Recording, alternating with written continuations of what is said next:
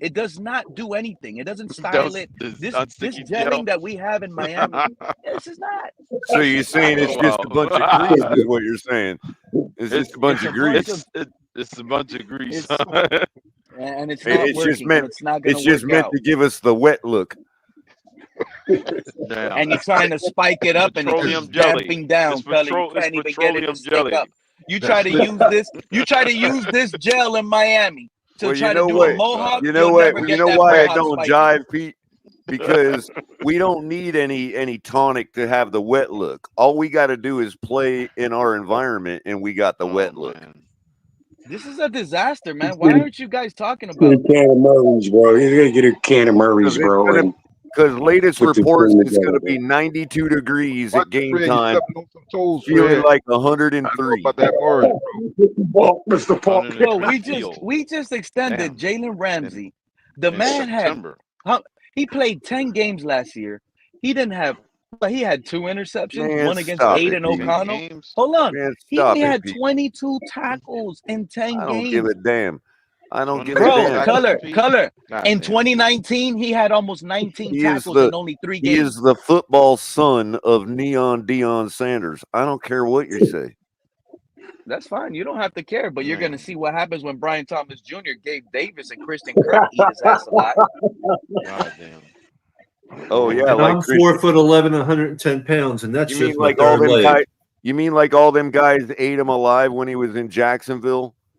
And they were in the AFC Championship game with Calais Campbell, Campbell on the field, Campbell on the field, and playing under a head coach who our defensive coordinator has worked under, Doug Marrone. Rock and roll.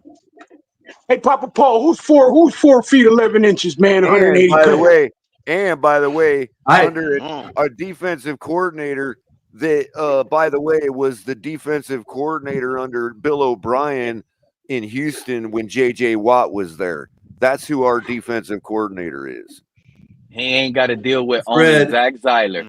That's all we got. I was commenting on Pete's comment. And I said, and I'm 4'11", 130 pounds, and that's just and that's and I said that's just my third leg. That's just your third leg. Wow. That's terrible. Oh my God. Y'all need to stop. Well, y'all got everybody going. Crypto, I blame you on this. I blame this and y'all want me to tell you something? Paul, what did I do? I was quiet as a church mouse. Hey, Didi, let me say something about somebody in the community real quick. Dudley Durong sat up here, right? Check this out. I want to know how y'all feel about this, right? Dudley Durong sat up here and tweeted out, everybody complained about Lamar Jackson. He's only a running back. Bro, the guy had more completion. Why would he say something like that? Because he dumped the game away. Yeah, Dudley Durong called Lamar Jackson a running back, talking about, people get mad when they call Lamar Jackson a running back. But yet, against the Super Bowl champ, Dudley Durong, I hope you're listening, Lamar Jackson had more passing yards. Lamar Jackson had less weapons. He didn't have Hill and Waddle.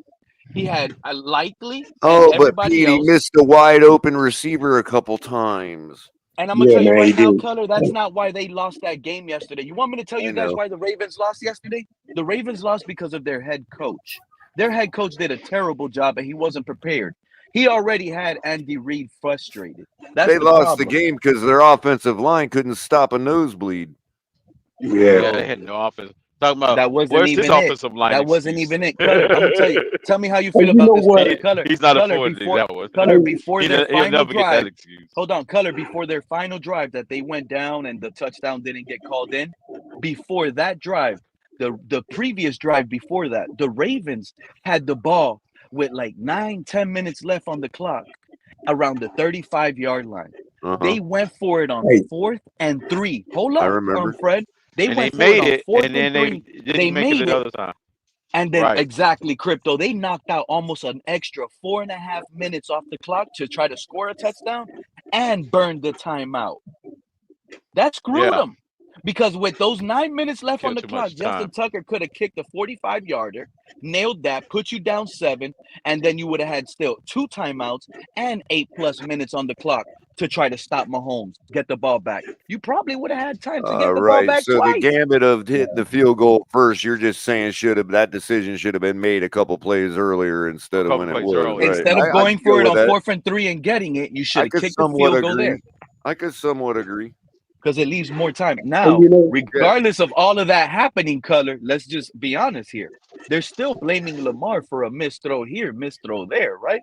But yet, all I saw is Lamar come back with a few seconds on the clock, one timeout from the 10-yard line. He hits Isaiah Likely for a touchdown that was called by inches. Right. Inches. Literally, if he was a size shorter on his shoe sides, it would have won that game. And I'm so pissed off. Isaiah Likely has a long 9 instead of a size 10. That big ass foot. Well, he should have went to Payless shoe stores and got a new shoe. Here's the thing. I thought that we all decided. I thought that most people decided that miscommunications just happened. I mean, isn't the Zay Flowers thing? Isn't that the same thing that happened to Tua against the Chiefs in Germany? Yeah, they blamed that as miscommunication. With Sherfield or somebody. Yeah. Another thing I want to bring up. Yeah, Color. Yeah, they did all those penalties they were calling the formations and all of that, right? Hold on. All of a sudden, that's the one play that costed the Ravens the entire game, and that's why Lamar Jackson is still just a running back because of that one play. I'm trying to hear all that.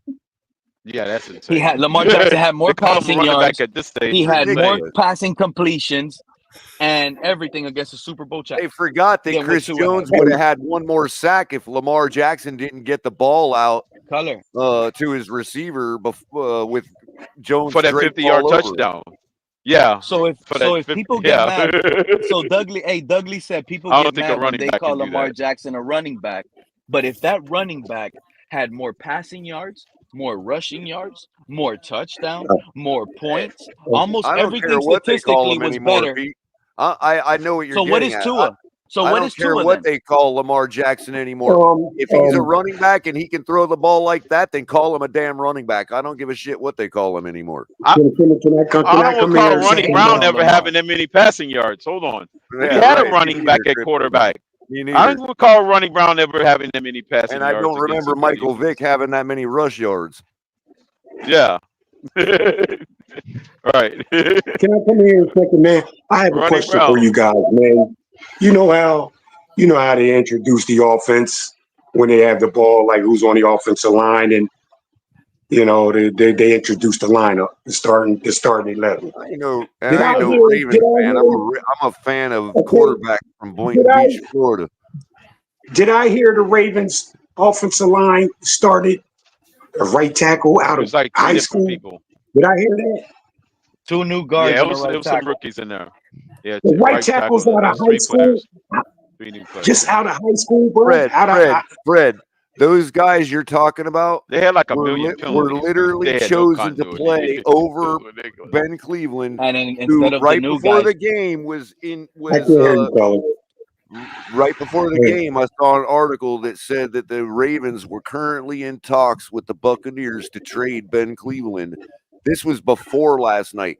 So those rookies were always slated to play. The Ravens didn't have any rookies. Yeah. They had Stanley, Voorhees, Linderbaum, right guard Falele, that big dude, and nobody said rookies. Ian Baller. We said 3 new guys on that offensive line. But they're new guys, right? They're new starters, yeah, but they're not new. They've been in the system, so. Yeah, because the right tackle was new. As a matter of fact, I thought I heard him say that the starting right tackle was right out of high school. Bro, they said it on the broadcast yesterday. 3 new offensive linemen starting for the Baltimore Ravens this game. 3 new for the Ravens. Yeah, the right tackle was out of high school. What's up, Lou? But only because they could also be a Jesse Davis in 5 years in. They could be bad 5 years in. The right tackle did not there too. The right tackle is Patrick McCarry. He's not out of high school. The right tackle is not from high school. He mentioned his high school. You have the option to mention your high school or college. Yeah, players all the time mention their high school, their elementary. Okay. He didn't mention his college. That's what they were saying on the broadcast. Okay. Oh, okay. Yeah, the right tackle is a 6-year veteran. And Color, you were in the space with us earlier, so you know when you hear what I'm about to say, that again in the space earlier, I was defending Lamar Jackson. I was defending him in the space earlier. I just think it is so fucking hypocritical for Pete to come out here and talk about how Lamar Jackson, they only want to complain about 2 or 3 throws, when that's literally all you fucking do anytime you talk about our quarterback is critique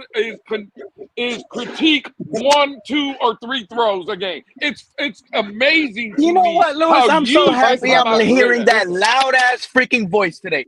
Let me ask you a question, Lewis. Hold on. Let me ask you a question, Lewis. Do you think we can compete versus what we saw last night on those 2 teams? Because I don't.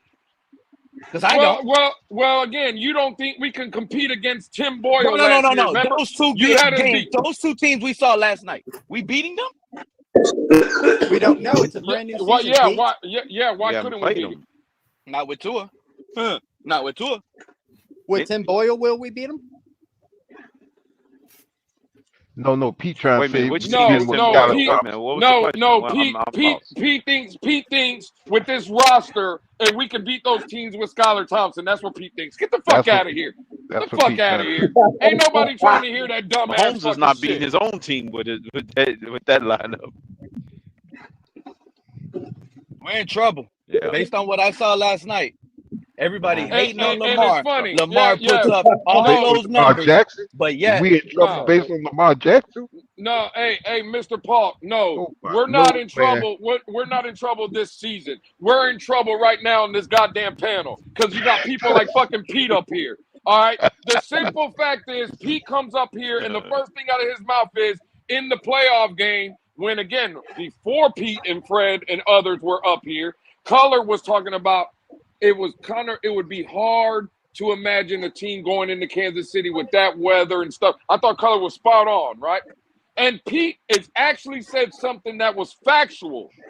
The Miami Dolphins, led by Tua, looked like trash in that playoff game, right? They only scored 7 points.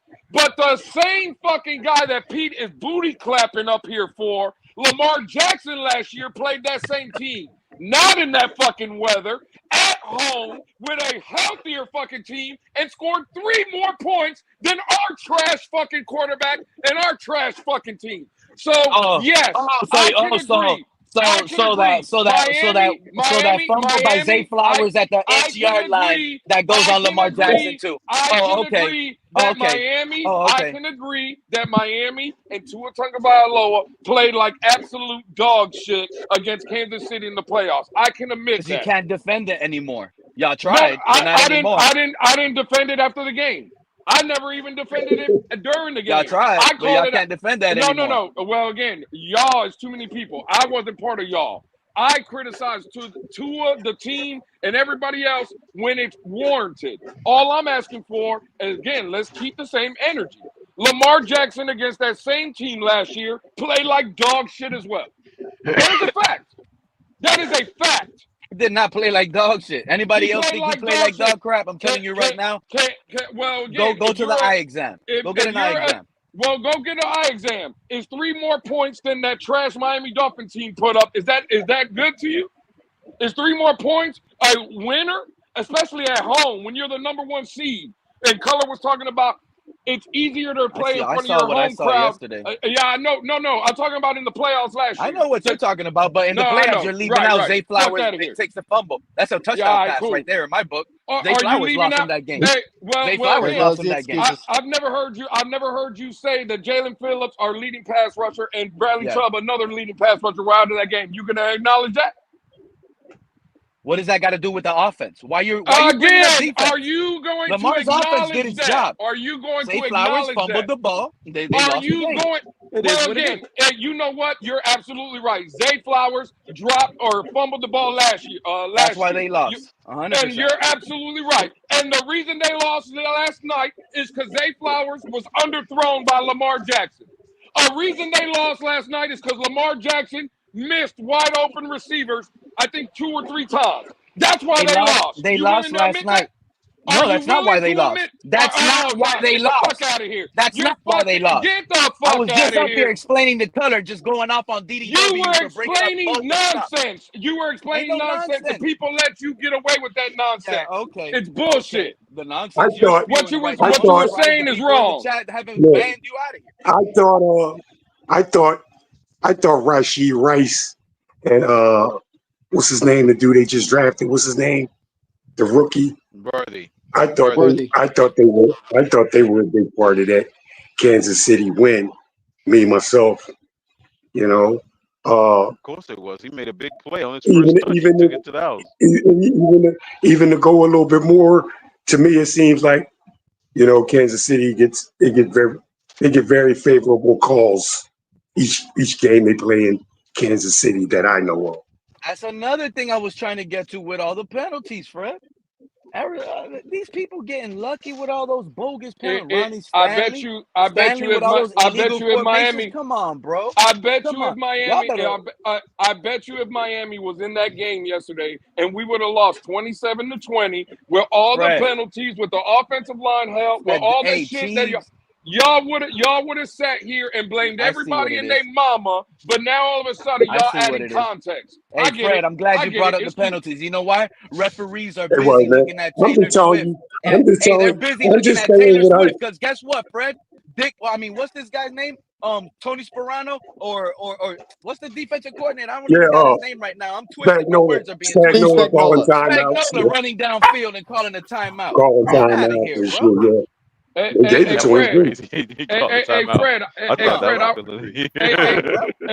Fred, I want to see if you're going to be honest up here, bro. I'm always honest, bro. I'm always honest. All right, bro. Let's see if you're going to be honest. If Lamar Jackson wasn't the quarterback yesterday, we're going to put Tua in the game yesterday, right? Tua played the exact same game like Lamar Jackson did, right? The exact same game. But they lost the same exact way, right? Everything's the same. It just is Tua instead of Lamar. Who are you coming on this panel tonight and blaming? No, I'm going to. And the turnout went the same way. I'm going to say, oh damn, just a toe. I'm not putting that loss on Tua, bro. Come on, man. That's okay. Right. Bro. I'm not putting that loss on Tua, bro. That's a great answer, Fred. As a matter of fact, I would praise Tua for making it try to compare what Lamar did. Tua can't even run for 100 yards in the season. Fred, that is a great answer, bro. At least you were fair. Now, Pete, let me ask you the same thing. Hey, that's a great answer, Fred. I appreciate. Ask somebody else that question, Lewis. Don't worry about me. You know his answer. You're a fucking clown. That's why. Because you're a clown. That's why. Hell no. I know. Nope. Straight up. Yeah, I know. Yeah, straight up. Can Tua give me 100? Matter of fact, can Tua just give me 30 yards rushing in one game? Hey, you listen to Sharif, man. He's going to give us 400 yards this season. That's what he said. Man, Sharif said he was getting 400 yards. Matter of fact, man, I hope Sharif comes up here because I got something saved for his ass about that. Let's get Sharif up here. Let's verify these yards. Sharif been up here. Sharif been up here for months talking about Tua's going to get how many rushing yards. Tua comes out talking about don't expect me to run the ball. Hey, Shake Money or Color, bring up Jermaine's comment. Funny, Pete, did you leave out Lamar Jackson's fumble last night? Did you forget about that, or why'd you leave that out in your spiel? Because you brought up Zay Flowers' fumble real quick from last year to playoffs. What about Lamar Jackson's fumble last night? Did you like that? Why didn't you bring up Lamar Jackson's fumble, Pete? Yeah, he definitely fumbled on his own 10-yard line to a strip sack. He didn't throw an interception. Mahomes threw an interception. Again, I'm not asking you about Patrick Mahomes. I'm not asking you about. I'm not asking you about. Did you not? Did you not just hear us before you clicked that link? We were just discussing how they had 3 new guys on that offensive line. And that's Chris Jones. Because you know Chris Jones is going to make a play like that in the game. That's no big deal. Why didn't you bring up the fumble? Why didn't you bring up the fumble? That's not a big deal. Oh, it's not a big deal. Bet. I'm glad you said so. Turnovers in the game is not a big deal. Is that what you're saying, Pete? Unless Lamar it's made like up for Tua. that. Lamar made up for that. If Likely had a smaller foot, if Likely had a smaller foot, if Likely had a smaller foot, they'll be going for the 2 and getting it and winning that game yesterday night. Smaller foot, yeah, okay. He's good with Pete, good with bro. Smaller foot. If Likely had a smaller foot, That they was would have almost won that like game damn. yesterday. What's his And name in Lewis would have been up basketball? He here stepped having on to the swallow 3-point his line. words. That was Kevin Durant all over again when he stepped on the 3-point line and missed the game-winning shot. Yeah. That was literally the Kevin Durant situation, played in football, when he stepped on the 3-point line, the tie to go to overtime. That was crazy. And That's they the first lost thing that game came to my yesterday, mind. Lewis, Kevin because Durant. of Harbaugh. That man is a boneheaded coach, wasting all that clock. Should have kicked the field goal from the 35 on 4th and 3. Pete, Went get in for the chat. and then still had to go over there and kick another field goal. I know. Hey, Pete, get in the chat real quick. Hey, Pete, that's the same thing I said. Pete, get in the chat real quick and look at Red, White, and Bill's comment. You want to read that? Look at the last comment for Red, White, and Bill. Why didn't you bring that up? Bring that comment up, man. Somebody bring that comment up. It said, Pete, if Lamar hit Likely in the corner 2 plays before wide open, they would have won 2. Yeah. Likely got hurt on that play. That was a bad throw. It was a horrible throw. Pete, why didn't you bring that up? And Likely was wide open in the end zone. Why didn't you bring that up? Because that's a post corner out route in the goal line. That's a low percentage throw. That's not that high of a. It's not that easy like you guys are making it seem. Are you telling me? Out of here. Are you telling me that Lamar Jackson cannot make a post corner throw to the corner of the end zone? Is that what you're saying, Pete? That was not a quick open guy. Is that what you're saying? That doesn't help your argument, Pete. That was a cross body, because he made a lower percentage play on the touchdown pass with 50 yards. They said that was less than 1% throw. Thank you, Crypto. You don't have the argument up, because he actually made a lower percentage play in that same game. Well, let me argue that point, Crypto. The only thing that was lower percentage about that play is Likely actually getting the yak to score a touchdown. But what Lamar Jackson it was the scramble that made it possible. What made it a lower percentage. You're right, 100%. I was going to bring that up now. But then I was going to bring up the scramble like you just did. And the way that Lamar Jackson saw that the defender was not looking back, he just threw it. That was a good pass. That takes awareness. That takes elite awareness to know that I'm gonna throw this ball to my guy because he's looking. The defender turned around on me. He don't know the ball's coming. What was special about that play was, like Crypto pointed out, the extra time that Lamar bought. But to me, it was how this guy was able to score. I thought, okay, a catch. Which means the corner post should have been a piece of cake for him, based on his performance. That one was easier. The other one was like kind of a cross body. That one was another cross body. He was more confident on this one because he already made his decision. I wonder why he ain't looking. Let me just throw it to my guy. Emojis. I wonder why Tony's in the chat putting up cap emojis when Pete's talking. I wonder why that is. Can anybody tell me why that is? Wait a minute. Damn, the sliders, man. Put the sliders up in the chat. Hey, Crypto, this man is saying Pete is a liar, and this man has bought Pete ice cream before. And he's calling him a liar. I know. That's crazy. God damn, that's crazy, Louis. You're right. What are we lying about today? That's crazy. They can click that link. They can click that link. It's Friday. No, don't nobody want to click the link. Don't nobody want to click the link because you're up here. Trust me. Fine. If you weren't here, they would definitely click the link. I feel like that's how they feel about you, but we'll just keep it there. Well, again, call it what you want. Hey, can I ask the panel? Can I ask the panel? Louis, hold on, Pete. Hold on, Pete.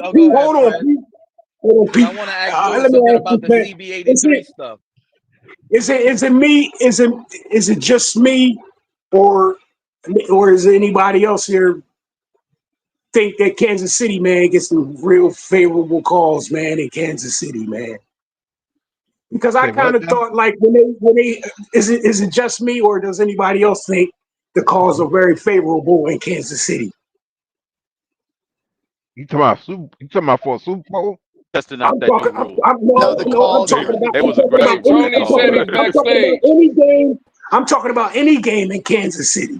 Do the call seem favorable for the Chiefs? Oh, it was okay, I crazy. see what you're saying. Talking about the referee calls and all that.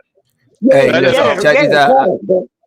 That guy, that right tackle should have been called more for Kansas City. Hold on, Crypto. Let me get my. Hey, listen. Oh, what happened, Tony? What am I lying about? I want to ask Color and Shake. I just want y'all to do me one favor because I'm not gonna be up here with this madness, right? But can you clip every time Pete came up with an excuse for Lamar missing throws? And I just need those clips. Because the minute he get on his page and start critiquing Tua every throw, I'm just going to replay all those clips that you came up with and all those excuses you gave for Lamar. That's all I want.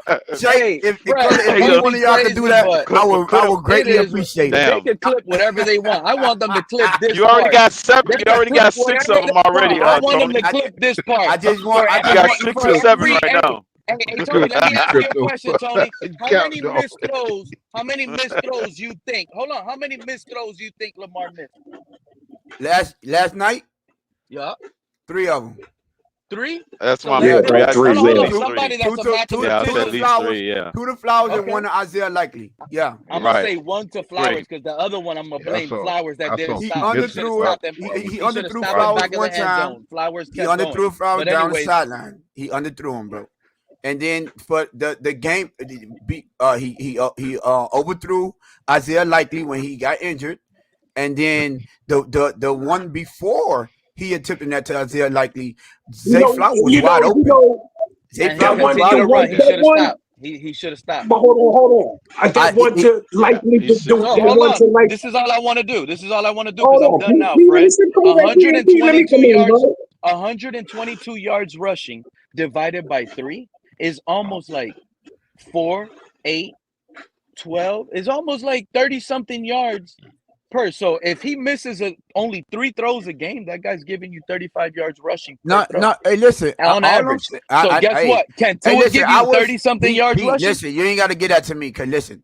Okay. I said Lamar Jackson was the best Lewis ran off last night. You see Lewis ran off. Well, because he know I was about to kill you. But look, I said Lamar Jackson was the best player on the field last night. Baltimore Ravens will have not been in the game if it was not for Lamar Jackson's play. But for all the people, Pete number 1 on this list in the world, and the Freds and the Mr. Negatives of the world that critiques Tua, every throw, not just 1 or 2, every single throw, y'all critique. And then you got, when the game is on the line, you had 3 opportunities. And I hope y'all ready for that. Hold on. No, y'all was talking. Whoa. He had 3 opportunities. And 2 out of those 3 opportunities, he missed the throw. I'm not going to count the one that Isaiah Likely stepped out of bounds because he put the ball where only his receiver could go. That was a great throw. But 2 out of the 3, he missed them. If that would have been Tua, y'all would have not mentioned nothing about what happened before that. That's the only thing y'all would have focused on is he had an opportunity, 2 opportunities to win the game, and he folded in the clutch. And now y'all up here caping for Lamar Jackson. I just want to clip these shits up because I'm not even gonna argue with you niggas no more. I'm just gonna play the clips of how you niggas were trying to give Lamar a fucking excuse. This nigga said that was a hard throw. I'm sorry for saying it. Bro. You forgot. You forgot how you criticized Tua? Both of y'all criticized him. I don't forget anything. And now y'all criticize Lamar Jackson. You're talking about a back-to-back MVP. All he had to throw it to hit the python. Someone that was talked about in September to be an MVP. We're talking about the guy that just won MVP in back-to-back seasons like that, bro. Okay. And let's not forget what making what he wasn't back-to-back MVP. And let's not forget why it wasn't. He's a 2-time MVP, not back-to-back. Not back-to-back. You're right. No. And let's not forget why I brought this whole Lamar Jackson to the table. Because it was all Dudley Do-Wrong's fault, DDW.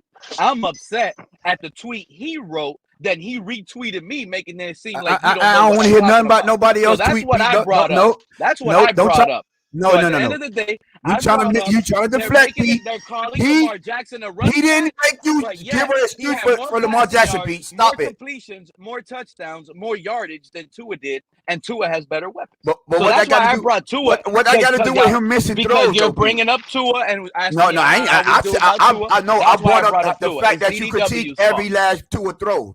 I didn't bring up, and that's why. Okay, so why they calling Lamar Jackson know running for back? a fact, Pete, if Tua had that same exact game, the only thing you would on this panel, the only thing that you are on this panel talking about is the missed throws that Tua did.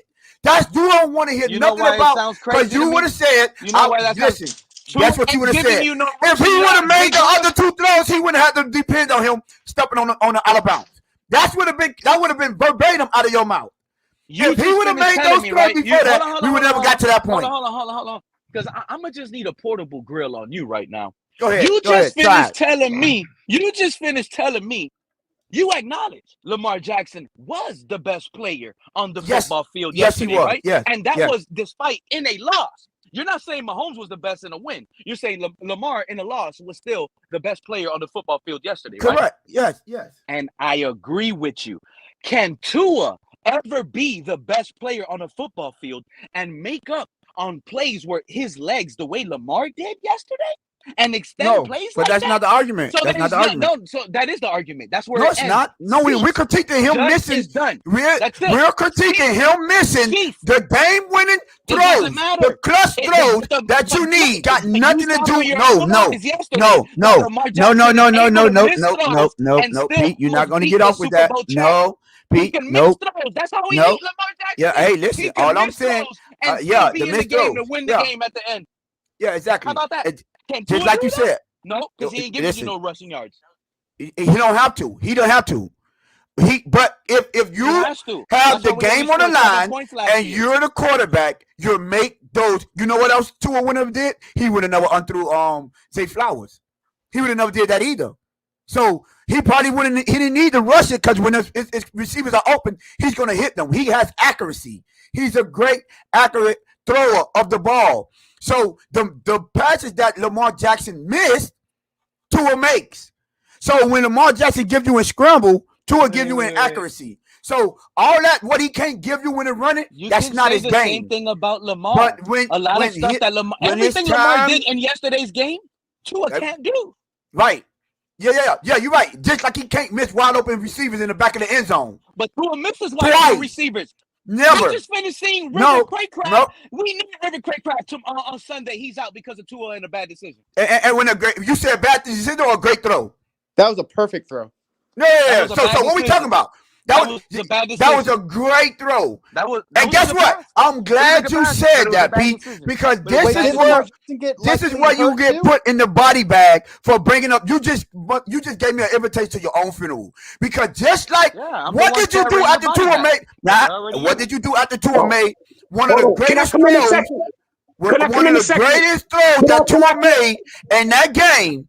The only thing you wanted to talk about was he had two other people open, and now River Craycraft is injured. Just like I said, the only thing you will be talking about is critiquing Tua, and that was a great throw. But you found some way, somehow, to critique him. So let me come in here. Can I come in a second? Can I come in a second? Because he's about to need Lewis to get his back right now. Help now. Go ahead, you need help now. I don't need help, but let me come in. Pete, let me come in and eat that up. Let me eat that up, man. First of all, what? Come in and do what? First of all, he said, y'all put him in timeout for that. Come in and do what? I'm about to eat up that bullshit you up here talking about. Hey, no, you not. Hey, yo, my brother, you got to pause that, bro. Hear me out, Crypto. Hold up. Let me come in there. You don't want to hear nothing after you talk about you finna eat something up, bro. You don't want to hear nothing. Yeah. Hold on. Let me eat that shit up. So first of all, hold on. First of all, Tua ain't even escaping from 7 of those dropbacks that Lamar had and had that pressure. That's for one thing. We already said that. So what are you talking about? Yes, Lamar. We said that already, Fred. Say something that we didn't say. Okay, well, I wasn't up here, bro. I had got a phone call. I had to take that. I wasn't up here. But 7 of those dropbacks with the pressure come. So you gonna repeat it after I just said we said that? 5 of those. Let him get it up. Let him get it up. 5 of those rushes, 2 a sack. Okay, he ain't making none of that shit happen to even be in the game. All right, so let's don't get it fucked up. Still trying to compare Tua to Lamar Jackson, bro, because it ain't happening. It ain't happening. You done, Fred? You done? It ain't happening. I tell you what, man. So what, Lamar missed a couple of throws. I don't know how it became a Tua comparison, but these two Aeneas with drives were there. It was not one moment in that fucking game that I thought Lamar was going to go 3 and out. Stop right there, Fred. Hold on. Fred, I don't think nobody's comparing them. Hold on. Let me take this for a second. Fred, you just said what you just said, but that's not what the argument is. The argument is that when Tua, hold on, you just said a couple throws, right? And what everybody's trying to say to you and Pete is that when it's never just a couple throws for Tua. It's always. I know where they're you going. understand what I'm saying? Like nobody's ever heard you say, "Oh, that's just a couple throws for Tua." All that I understand what they say, color, but those throws Lamar missed. That's the only place the argument's at. He's agreeing with everything else you're saying. No, okay, well, like I said, a lot of them throws Lamar missed. He was flushed, and under duress. So don't give me that. Hey, Fred, can I ask you a question, Fred? We've also seen Tua spin out of a tackle and throw a touchdown. Hey, Fred, can I ask you a question? I just got one question I want to ask you, my brother. Ask me anything, boy. Ask me anything. All right, so why did your homeboy Pete leave you up here? I don't know. Because he just set you up. He set you up because I was cooking him, and he left you. So let me ask you a question. Did you not hear me say that Lamar Jackson? I know. Like I just explained the color. I'm about to explain it to you right now. I got a phone call from him, and I left a little bit. So I'm gonna explain to you what I said. Welcome back, Pete. I said I thought Mike that check, Lamar but Jackson. can you guys hear me? Yeah, we can hear you. I said that I thought Lamar Jackson was the best player on the field last night. That's what I said. Oh yeah, I heard that. Yeah, okay, I agree with that. I agree with that's what he said, bro. So when you came up here talking about the scrambling and what Tua would have been done, I already agreed to that. So that was a mute point. You can be the best player and still make That's when I said that's when I said that was an easy kill. That's Jalen Hurts in the Super Bowl. He was the best player on the field. He just acknowledged the loser was the best player on the field. That's what happened to Jalen Hurts in the Super Bowl. Right. So now that we established that, right? My argument was, right, just like you and Pete did, because you was right there along with Pete. When Tua threw that ball to River Craycraft, beautiful throw, I might add, right? Right on the money, touchdown. Yep. All you two did was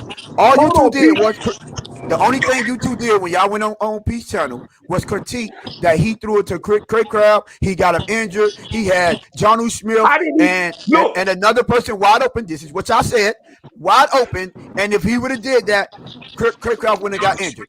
So just like I was telling Pete, just like I was telling Pete, when it comes to Tua, y'all critique his every throw and what y'all think he could have did, how bad he did. That was a bad decision. But then when we come up here and we critique Lamar about 3 passes, mind you, 2 of them with the game on the line, 4th quarter in the red zone, he missed 2.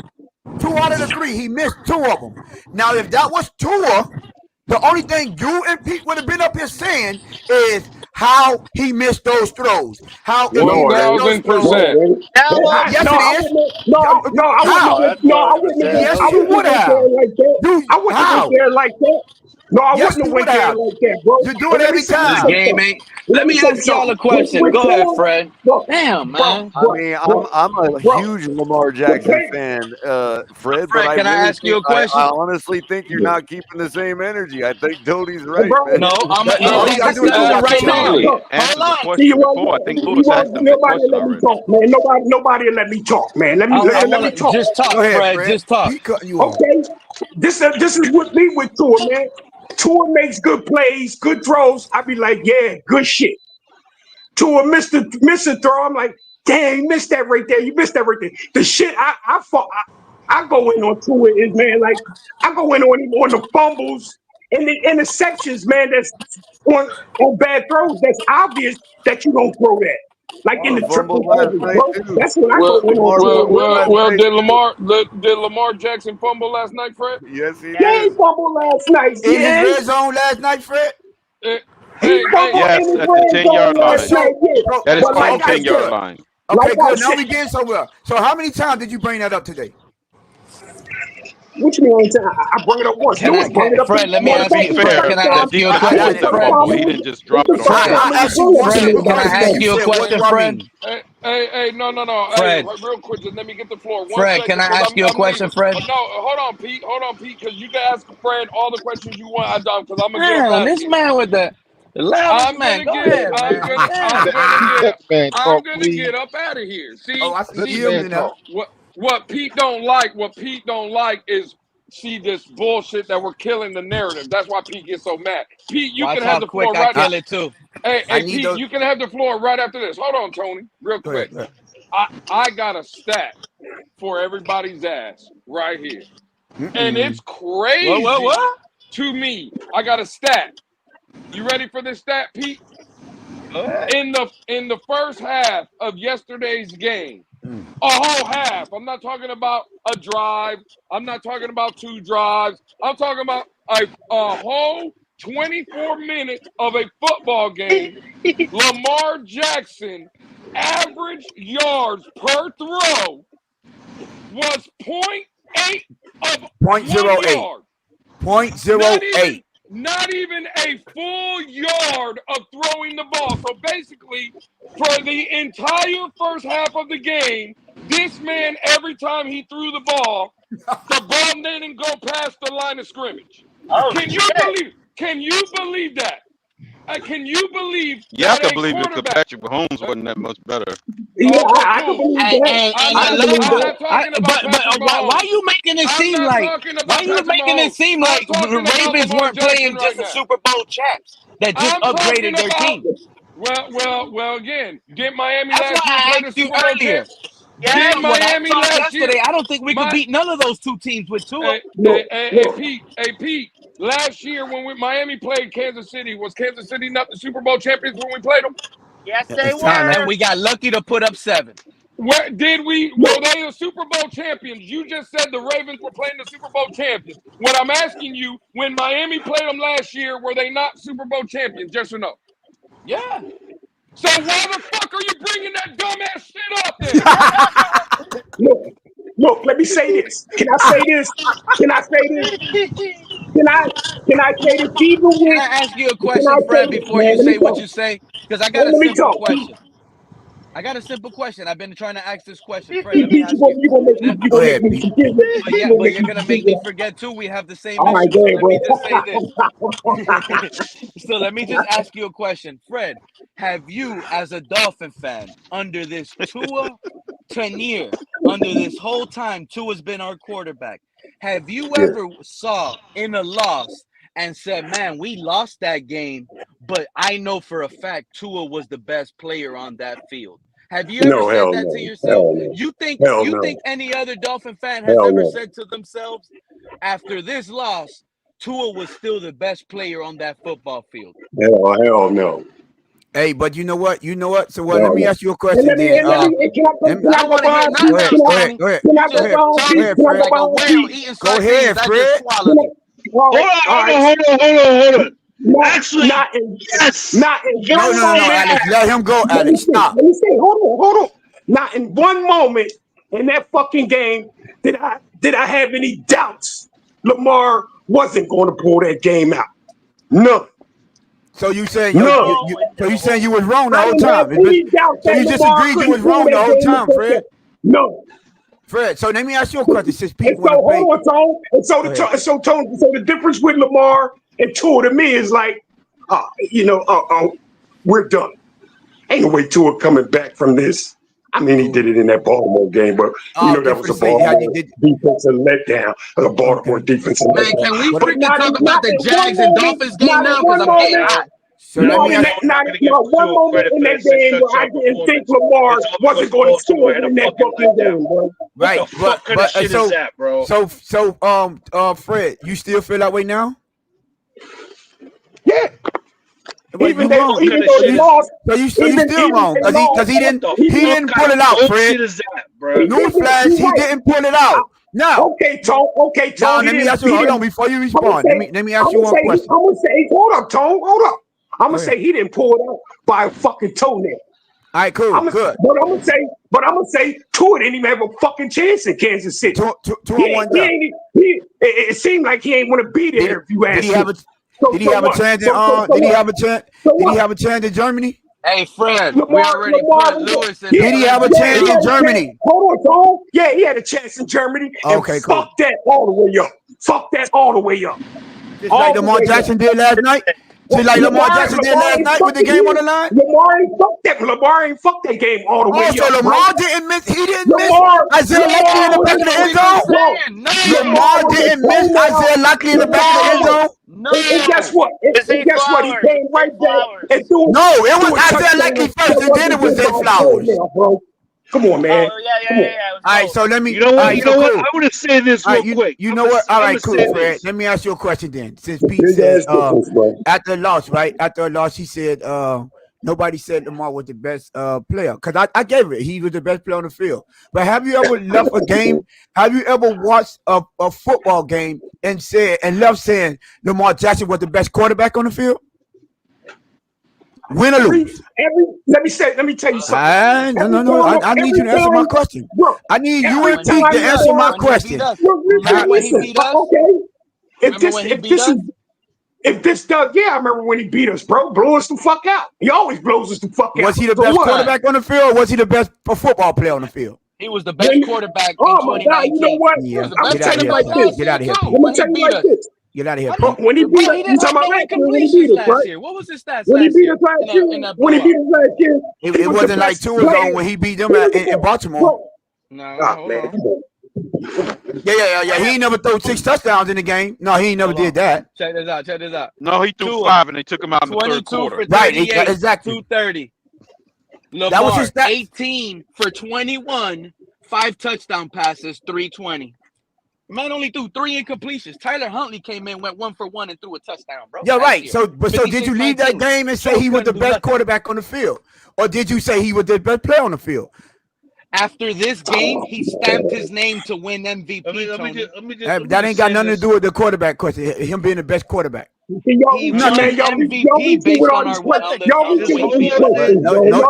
Well, Fred, your homeboy asked that question. Your homeboy y'all just reaching with these questions on Lamar, bro. You know, every time somebody come up with something, then you be like, so if Lamar do this. Zach Wilson was the best player when the Jets played the Chiefs. I just want to put that out there. You see that, Kirk? No, that's still wasn't. That's crazy.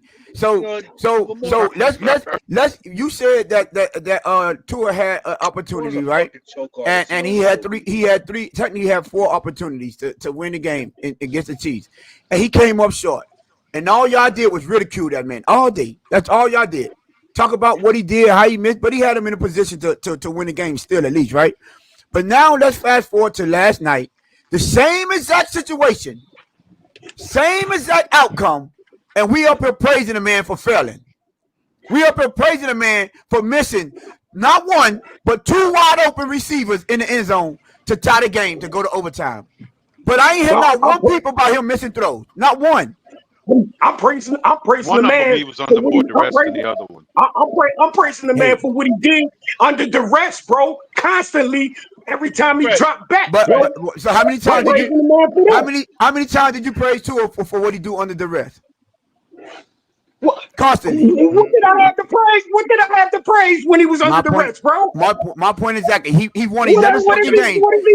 He won 11 games, but you ain't had nothing to praise, right? He won 11 fucking games. Led the league in passing, but you had nothing to praise. All right, cool. What did he do? What did he do under the rest, Fred, you're not helping yourself out, Fred. You're not helping yourself out, Fred. Fred. What did he do under the rest, bro? So we were down.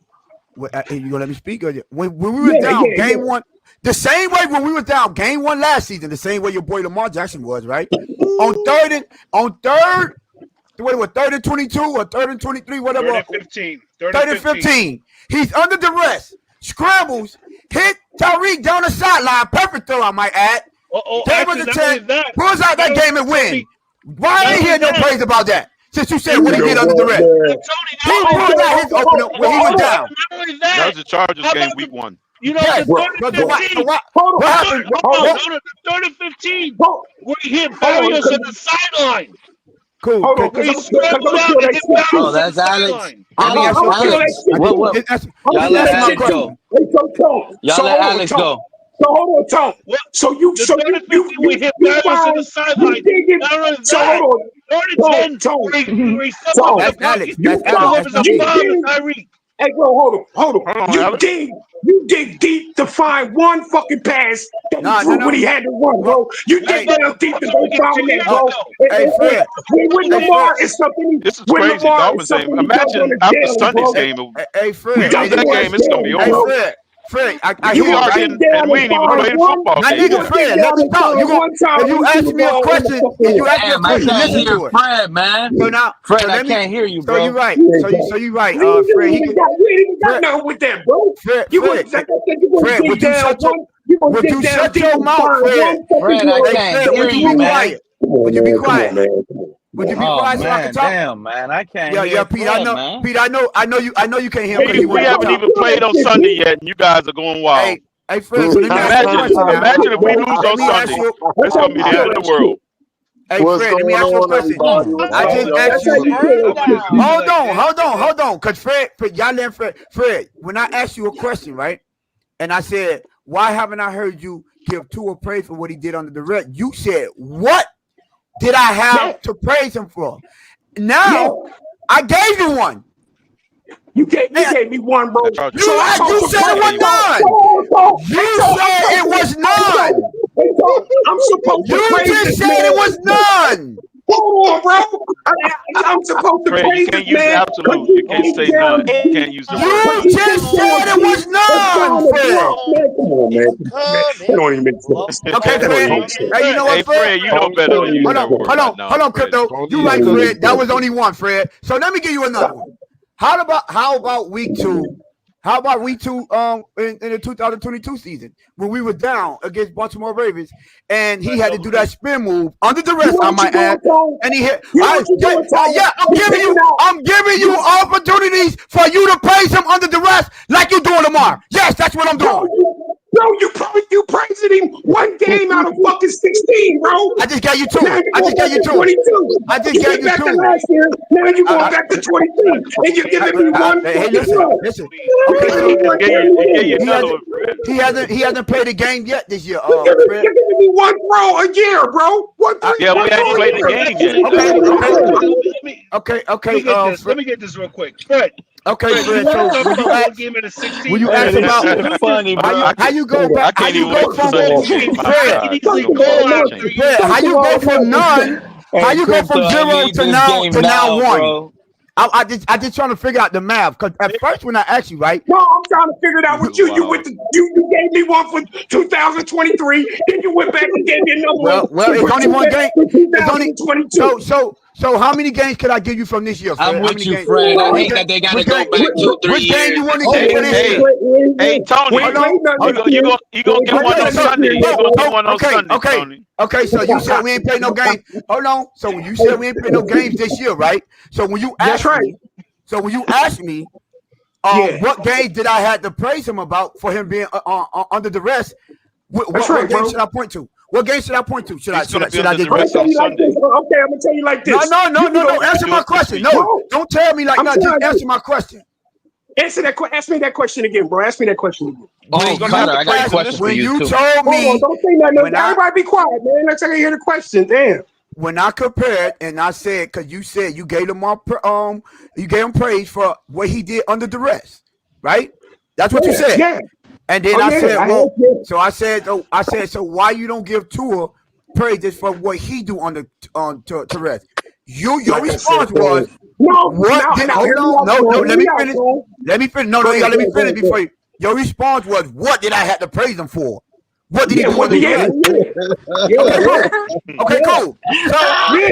So afterwards, right? Based on how they trashing the offensive line, he's gonna have a lot to praise for. So basically, hold on. Right, good. Right, Crypto. So basically, I went back and I gave you examples of Tua making awesome plays. You gave me one a year. You gave me one throw a year, bro. Okay. So I'm asking you, why didn't you praise him for that? I didn't say how many. I didn't say he had a lot. You the one said he had 0. You the one said he had none. Hold on. How you know I didn't praise him for that, bro? Because you just said it up on the panel. No. In the moment of that game, in that game when he done that, because of the fan, I was like, yeah, to him. Good shit. Well, that's not what you just said, right? I even gave him praise.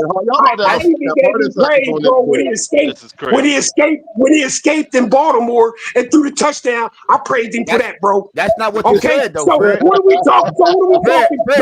That's not what you said. That's not what you said today. 3 times? We talking about 3 times that he did it, bro? In 5 years? I'm not the one that said 0. You did, Fred. Oh, right, shit. Yeah, you can't use 0. I wouldn't have said that. You said that. You put yourself in the corner where you say 0 or 100%. You use them 2 numbers. It's crazy. That's what you put your foot in your mouth at. So I went and gave it to him, and now you can't get your foot out your mouth. So now you get mumbling and humbling. Yeah. Nah, man. You literally gave me. Hey, Fred, don't worry. You have plenty of opportunity this season, Fred. Don't worry. You don't have to praise him a lot this season. And you gave me 0. He gave me an escape in 2023, then turned around and gave me another escape in 2022. Yeah. Okay. Come on, man. Come on, bro. But look, he's giving you one over the last several. But I'm giving you the opportunity. The time that he did.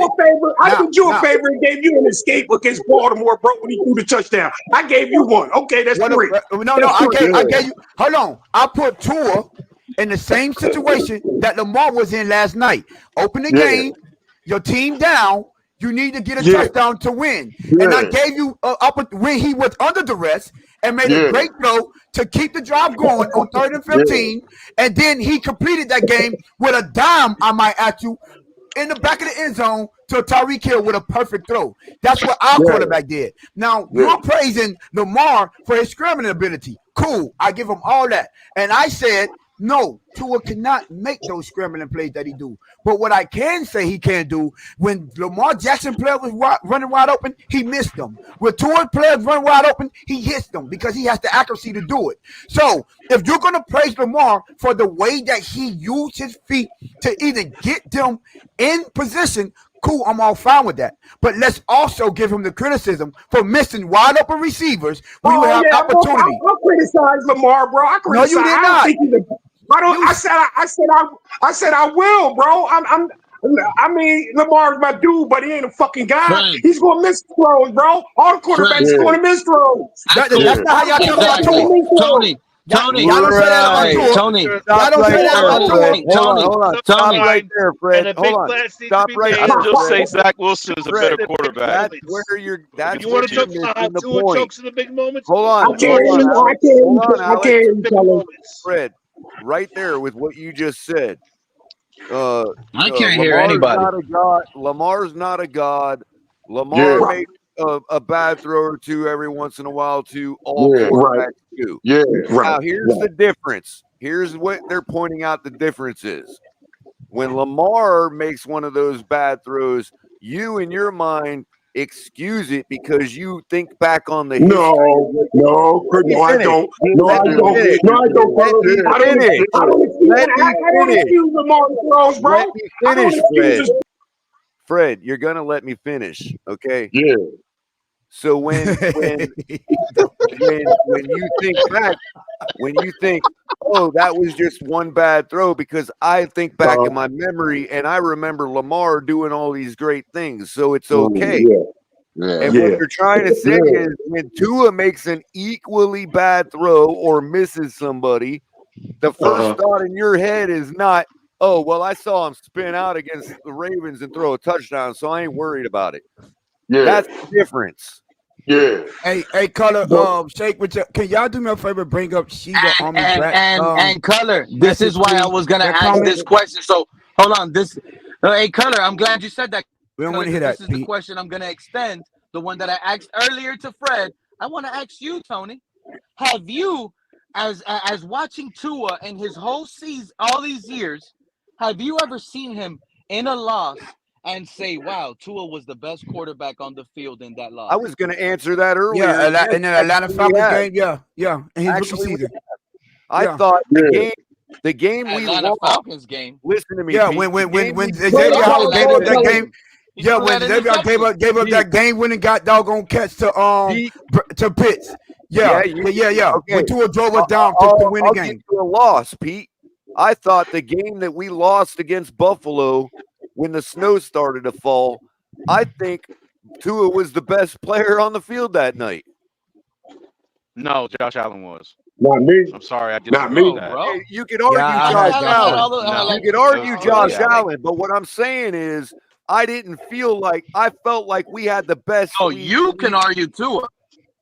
Nah, bro. I thought what he did on that drive and to get the 2-point conversion. You can argue Tua when they was down. He did better than Josh Allen. He did way too much heroic stuff because of the last drive. Because of the last drive where Josh Allen did Josh Allen things and got them to score in the snow. Yeah, okay, he wasn't as good as Allen that night. But what I'm saying is, having that feeling like we had the best on the field that night, I felt that way. I thought Tua was the best he's ever been that night, even in a loss. I thought it was Mostert. I think what Pete is asking is maybe best player overall. Like everybody's saying Lamar was even in the loss. You cannot sit here and be like, yo, when I know where you're going, Color. I know where you're going with it, though, bro. The difference in attitude, bro. That's what we have to offer, but it didn't succeed what they had. I'd respect you more if you said. I'd respect you more if you said, well, that's my quarterback and I expect more out of him. Okay, fine. That's one thing. But that's not what y'all are saying. Y'all are like, you look at a miss from Tua as an example of why he is what you think he is. And that may be fair in your mind, and it may prove to be fair. But what's not fair. But I don't think that's Pete's question. But what's not fair is when you don't default to, hey, wait a minute. I saw him do some great things before from the 10-yard line. I'm not going to go hard on him about that throw. We've seen Tua do great things from the 10, 15-yard line, bro. Yeah, we have seen him. I think he's saying best player overall in the game. If he misses hold on. If he misses a receiver and throws the ball out the back of the end zone or whatever, my first thought ain't, oh my God, here we go again. Yeah. And I wish we played last night. The Atlanta game will be more of an example than the Buffalo, but it was clearly Allen the best actual player in the game. Yeah, fair enough. I gave the Atlanta Falcons game. The Atlanta game is more of an example. I'm not going to lie. I don't even want the game to start. Debate. I'm just saying that, in general. I hope they push that game back or some shit. Hey, just make sure y'all don't forget to clip all those excuses that Pete gave for Lamar Jackson. Because, boy, I can't wait till the season start. You about not have not one I don't want the season to start, man. I'm nervous, bro. One complaint about Tua. What excuses? What excuses? Since I've worried when we're at about the 15-yard line. Cal, you wasn't here when he was giving excuses. I didn't hear what Pete said. Cal, what's happened? Real quick. So Pete said the first one that he missed to Isaiah Likely when he had him wide open in the back of the end zone, he said that was a hard, tough throw. He said that was a tough throw. That's a low percentage throw. Low percentage throw. He was more under duress than the one in the end zone, the wide open. Listen, you can't expect for him to make that throw. He can make it. It's just a lower probability. Yeah, he can still make it. No, exactly. He made the throw. It's just a low percentage of it being completed.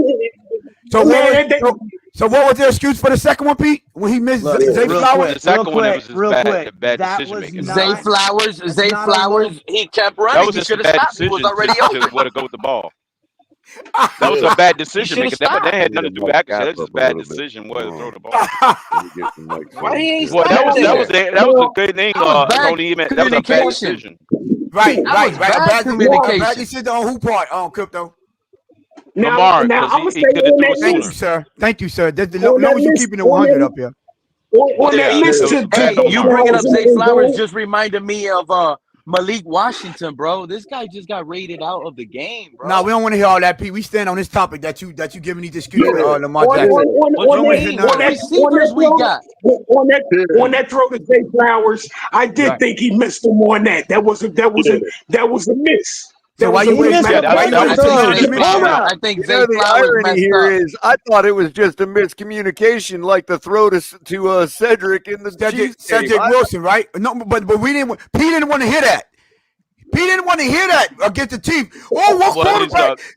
You got miscommunication.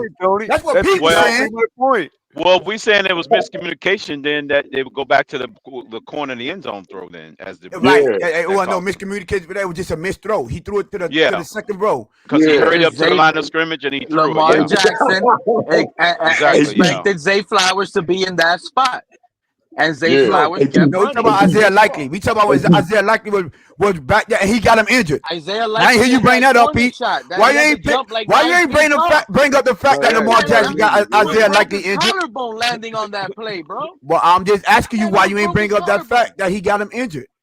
Yeah, because you blame Tua for the River Craycraft. So we got so yeah, he did get him dinged up there. Why didn't you bring that up, Pete? First of all, that's all we heard.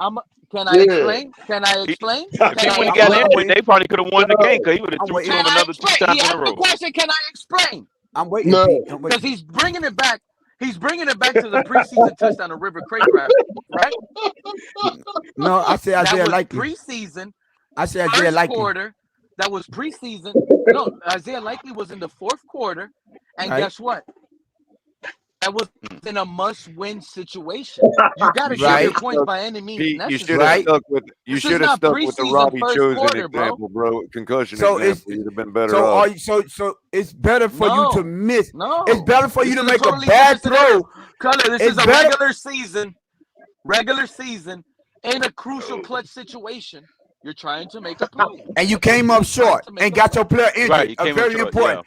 A very and important. You could have had him for an extra play, P. You could have had him an extra play. They probably would have won the game because they would have threw it to him another time. I was in the mountains during the game. I missed the last preseason game. Tell me how the injury happened. Was it a nice throw? Perfect throw in the back of the end zone, right in his hands. To Craycraft. That's what I'm trying to determine is that throw to Craycraft. That throw to Craycraft was a dime, bro. It was a dime, bro. It was a dime. It was a dime. So the defense injured him. How did he get injured? However, for fourth down and inches, I thought it was a risky call for 4th inches. He must have make that throw. Are you talking about the touchdown? Exactly. Hey, I was just trying to determine whether it was like the Robbie Chosen throw where it was like completely behind him, causing Robbie Chosen to have to stop and get slammed into the turf and get a concussion. That's all. No, it wasn't a throw like that. It wasn't a throw like that. No, he threw it in stride. He threw it in stride. It was on the hands, fellas. It was on the hands where only Craycraft could get it. You know what I'm saying? My feedback on that was against McDaniel for trying to high risk play like that on 4th inches, bro. You know, I thought, hey man, you run the ball, get the first down. That's what I thought. As far as the throw from Tua, I thought it was a dime, bro. It was perfect throw. Perfect throw. You couldn't ask for a better throw. What exactly are we talking? Hold up.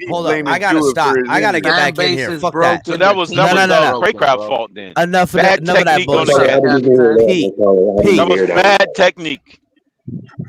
Pete. What's up, buddy? That's Lamar Jackson didn't lose and the Ravens lost yesterday He didn't make the throws to win the game, but that ain't the reason they lost that game. They got cheated. That was the worst officiating I've ever seen in my life, bro. That was, bro. I'm sorry, but where's Pam at? When you need it, where's Pam at? Before halftime, somebody go get that game took the piss out of me. I was like, bro. What the are you? They called that man for illegal formation three in a row. He got called like 8 times. Quarter between both teams, bro. It was no. Listen, first of all, no. In the first quarter between both teams. Hey man, can we let Cat talk, man? Can we let Cat talk? Can I hear Cat, bro? Let me just put it to you real, okay? Yeah. The game looked like we were gonna have a blow for blow game. That's what it looked like we were gonna get. And then the officials said, no, we're gonna give extra chances all first half to the Chiefs. My man, Cat. That's it. That's it. That's what I saw. You know what?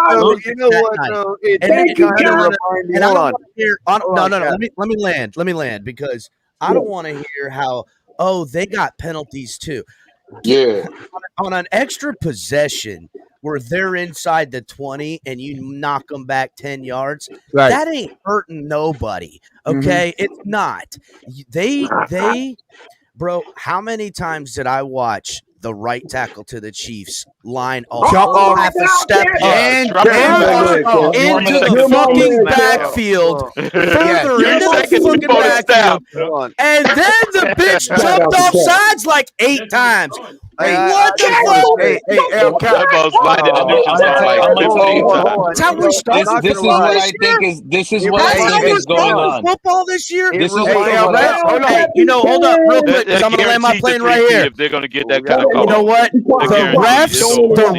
Hold on a second, everybody. The refs having the final say in that football game with the toe being over the line, whether it is or isn't, was all too poetic that was how it fucking came down in the motherfucking end, because the refs were deciding that fucking game the whole time.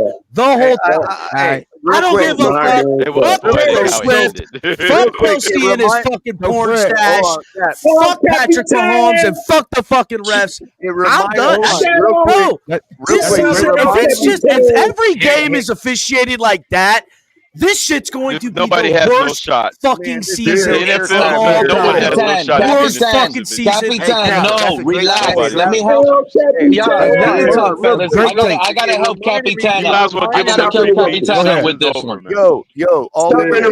He can't think like this. Capitan, let me break it down for you and tell you what's going on. One at a time. Hold up. One at a time. Let me say this to Capitan real quick. Congratulations. Let me say this real quick. All I remember is a game just like that. Color. Let them finish first, Color. No. I know what you're finna do, but they already want themselves in that body bag. Let them finish, because that's the same thing I'm finna bring up. I'm glad you on the same page as them. Who you body bag? Capitan, you think I'm crazy?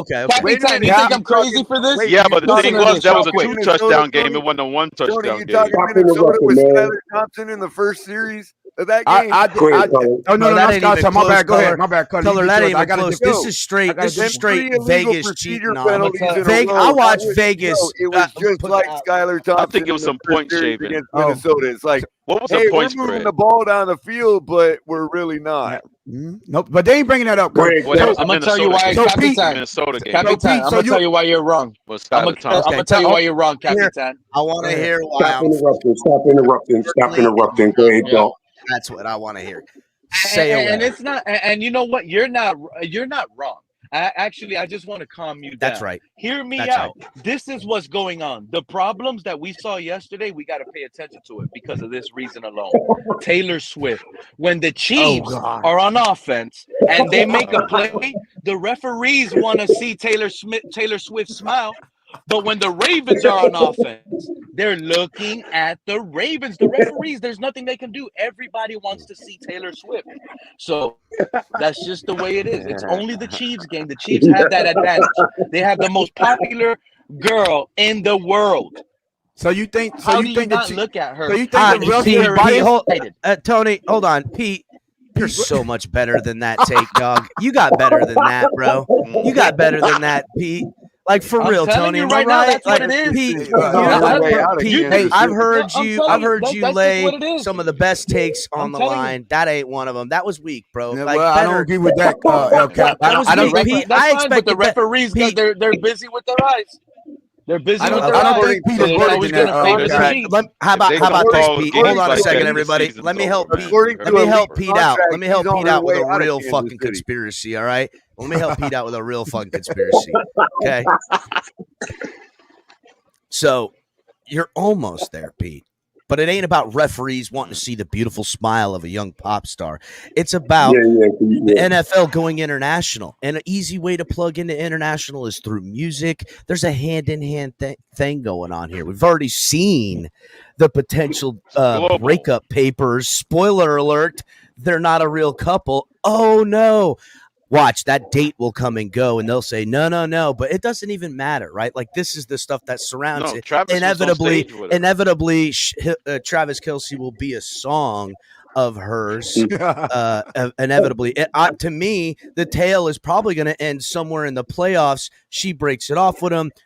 The Chiefs lose in the playoffs. Travis Kelce was inconsolable and wasn't there to help his friend out. He's so broken. He's so broken inside. Meanwhile, she's going to then move on. She's going to then move on to another special teams type of athlete in the NFL and keep this fan base rolling around while they expand. And it's all just to get the last sliver. The last sliver. This is all about selling. When's Ice Spice going to be dating one of these motherfuckers? It's all about her selling her new. She's going to be dating Waddle. This is all about her selling her new cover tune. Yes. Hold on. This is all about her selling her new cover tune. It's a cover of Fats Domino, Going to Kansas City. I don't know who this guy is. Talking about Pete out. I got a conspiracy. I don't know who that guy is. Theory. I got a I don't know who that guy is. I got a conspiracy theory, and it also can help you guys win money if you believe in it. Oh, okay, no. Hear me out. Do the opposite. Whatever he said, do the opposite, y'all. Hold on real quick. I ain't trying to put money on it. I have a conspiracy theory, and I have $50 brings you back $325 on the Hard Rock app. And hear me out. And this is the conspiracy theory I'm bringing up. Yesterday's game, you remember the kickoff? They barely ever ran any of those back, right? Hold on, listen and hear me out. Yeah, I'm listening. We didn't see any kick returns. All right. Tonight's game that's about to start, it's overseas, right? In Brazil. Those guys are soccer fanatics. Tonight's game on the Hard Rock app. Get Not on gonna there, bullshit. put the field goal kickers, 2 field goal kicks to make each kicker that's going to make 2 field goal kicks and pick the winner. You put $50 like I did, you get $325 back. I feel like this is I thought you were going to tell me one of these teams are going to return a kickoff. Sao Paulo, Brazil is, and they're going to return do field goals. They're going to return kickoffs. It's going to be a more kicking game. I'm just saying it's going to be a more kicking game. All right. It's going to be more We got it. Real quick, you pivoted. I thought you were going to say someone's going to take one to the house. I'm confused like a mother. What the hell field goals got to do with returning kicks? Easy money. Play it, don't lose it.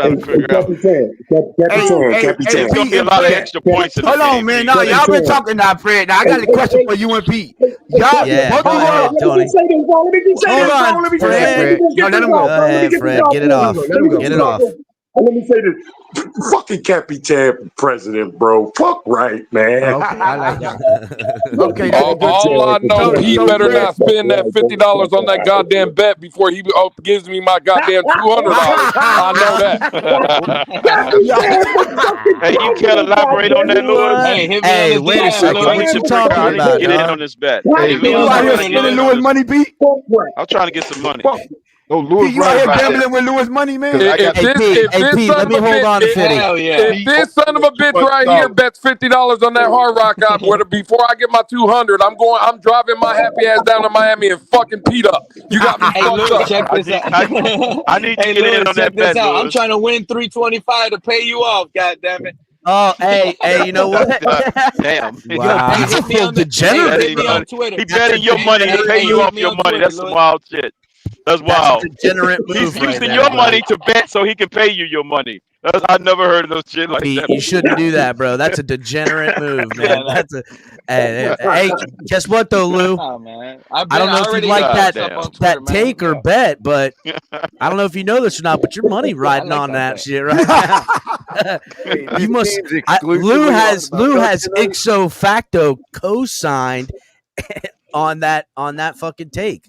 Damn, Lou, that's wild as fuck. I've never once on Pete on Lou. I've never once co-signed anything Pete has fucking said. I mean, your money on it, dog. That's all I know. You got money riding on some of Pete's takes tonight. You guys don't think right now tonight. Pete, those I'll tell you what. I'm gonna watch that game tonight, and if 2 field goals are made by each of the guys, I'm gonna be thinking of you, and I'm gonna think, damn, Lou's getting his $200. That's all I know. You gotta also pick the winner too. Don't forget that last one.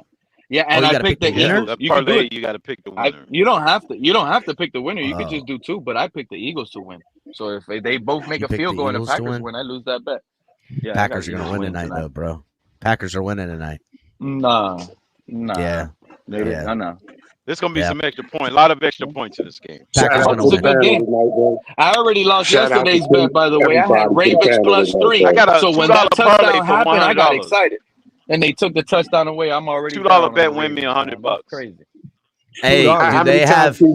Hey, hold up, real quick. Where's the prop bet for someone running on the field tonight? That shit is happening. That should have been a prop bet. That shit is happening, bro. I promise you, one of them soccer fans running on the field in their birthday suit, Cap.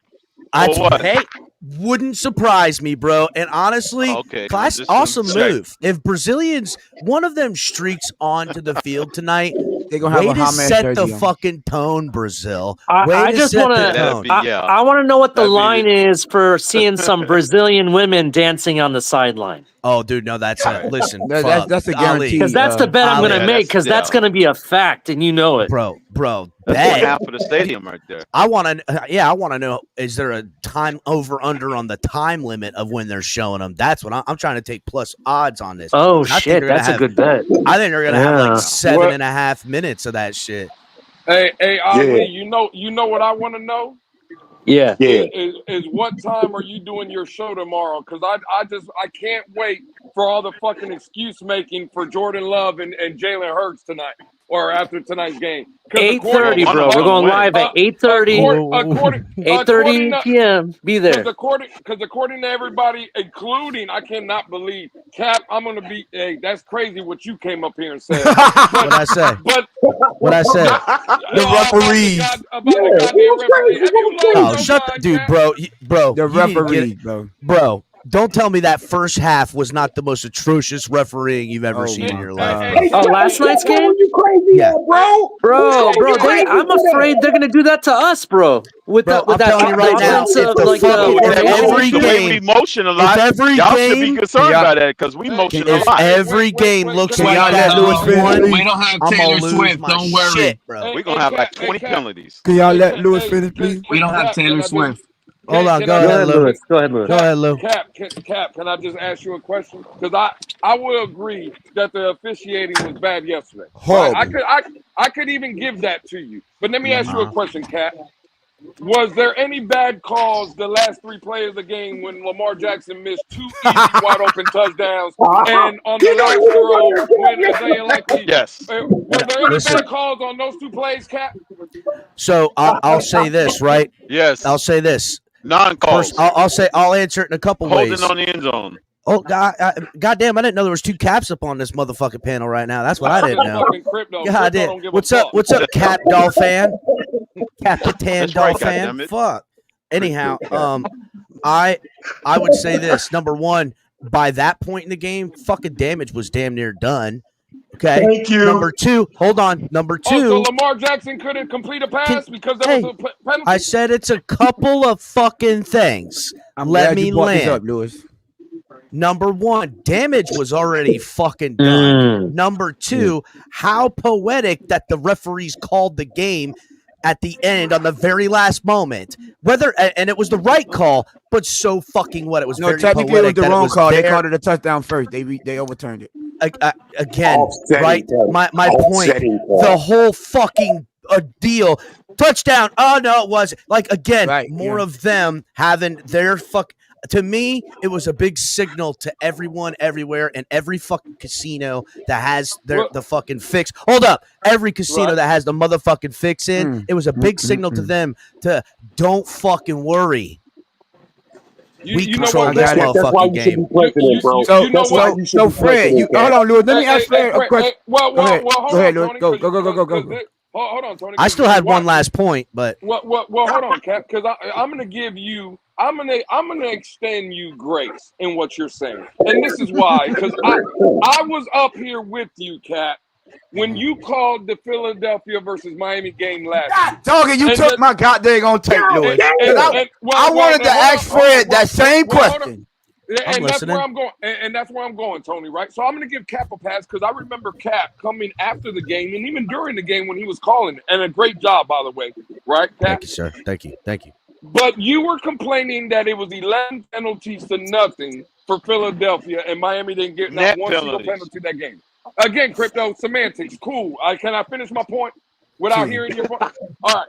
I'm just telling you. So, again, okay, cool. I got it, Mr. Semantics. I got it. So I'm going to give Cap a pass. We had penalties. Hey, crypto, can I finish? Can I finish my point? Yeah, go ahead, Lou. Right, go ahead. I gotta turn Lou's mic up because fucking crypto just whispers and it's like fucking crazy, dog. Go ahead, Lou. I got you all the way up, dog. So I'm gonna give you a pass, Cap. Right? That's good. Now, thank you so much. Yeah, you're welcome. You're welcome, Cap. Thank you. Know how we thank do. you. Thank you so much. Go ahead. Well, yeah, because I could kill you, but I'm not. Because I ain't like cooking shit. Go ahead. You ain't cooking shit. Go ahead. The simple fact is, though, I also watched Pete and Fred do a breakdown of the Philadelphia versus Miami game, right? Uh-huh. And Fred, not one goddamn time, brought up a penalty was the reason of the game. It was that Tua was trash. And Tua couldn't do nothing. So now that Lamar Jackson, even with, again, penalties, right? There was no penalties when he missed an wide open Isaiah Likely. There was no penalty when he underthrew Zay Flowers going down the sideline when he had his man beat. There was no penalties on that play. Why is Fred saying that Cap is the greatest gift to God's green earth? He called him president. That's right. Let me get him. I got. Hold on, Fred. I got this because don't worry, Fred. I don't need you. I don't need to dig out of your hole real quick. Let me help you out, dog. I'm gonna tell you why. At least you know he's in the grave, Cap. I'm glad you acknowledged that. Fred, I can still. Fred. You're still president of my book, Cap. I got you, Doug. I got you. You're gonna have to do it as the echo way longer than that. That grave he's in is deeper than. Don't worry, Fred. Hold up, Fred. Let me throw a rope down, dog, because I got you. Let me throw a rope down. I got you. Look, first of all, okay. The final take on that you had to get in. Eagles, you had to get in. Got you, right? Was that Lamar didn't win that game. But he's not the reason they lost, right? That's Cap. He had chances. Listen to what I'm going to say. He had chances to win that game, to erase every bad call that was made to that point, and he couldn't win that game. Couldn't do it. Could he in some other day? Could he in some other instance? Could he if the game was this tight and the refereeing not being that way? Could he if it was fucking, I don't know, what if it was at their house for the home opener? But that night, he could not win that game.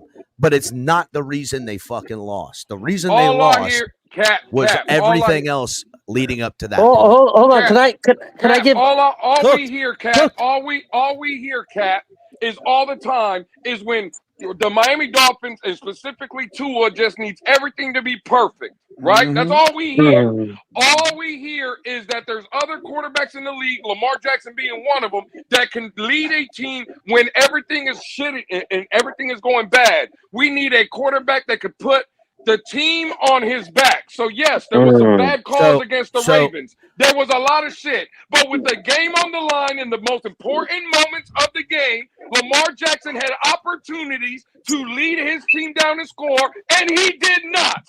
Absolutely.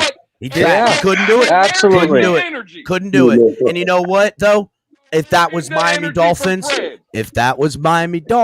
and Tua Tagovailoa, I'd have the same energy. I would be my energy be turned up 10,000. Can I ask a question? We got fucking this shit. The Dolphins get fucked. Can I ask a question? I would talk about the Dolphins getting screwed by the refs in that game until I went. Can I ask a question to Lewis, please? Because I'm letting everybody go, Lou. That's why, bro. No, we talk about Philadelphia last year. Hey, I got a question because I didn't listen. I listened to the spaces and shit, and you guys talking about Lamar this, Lamar that. He was the best player. No, he wasn't the best player. I've heard that, but one take that I haven't really heard, which is my opinion, Zay Flowers fucked up quite a few times during this game.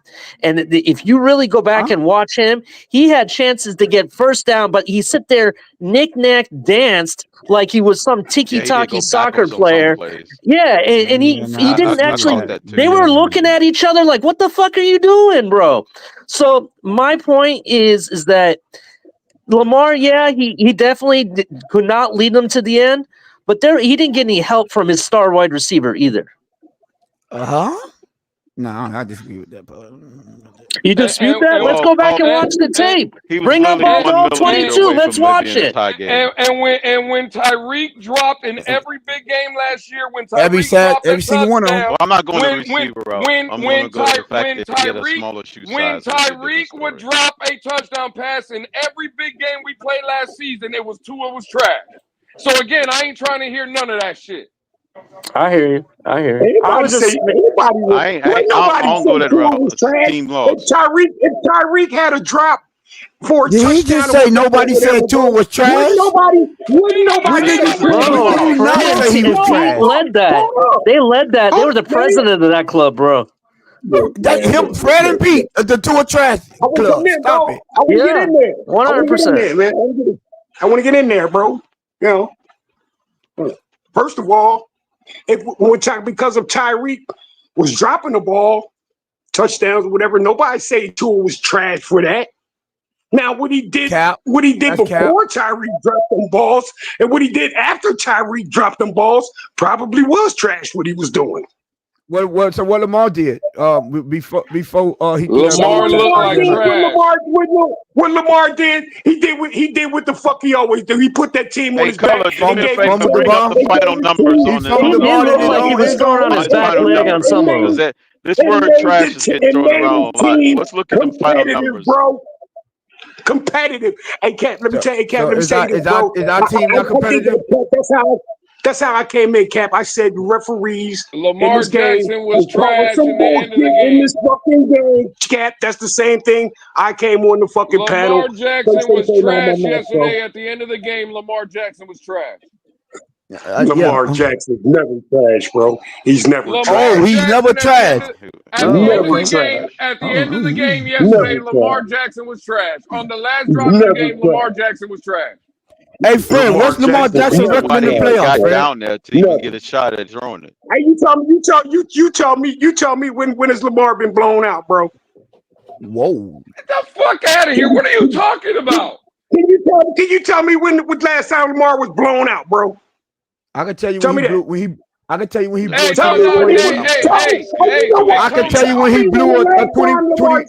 Tell me when the last time Lamar was I got him, Tony. I got him. By anybody. Hey, Fred. Hey, you're absolutely right, Fred. By anybody, bro. So leave Lamar. Shut up and let him answer. God, dog. Hey, Fred.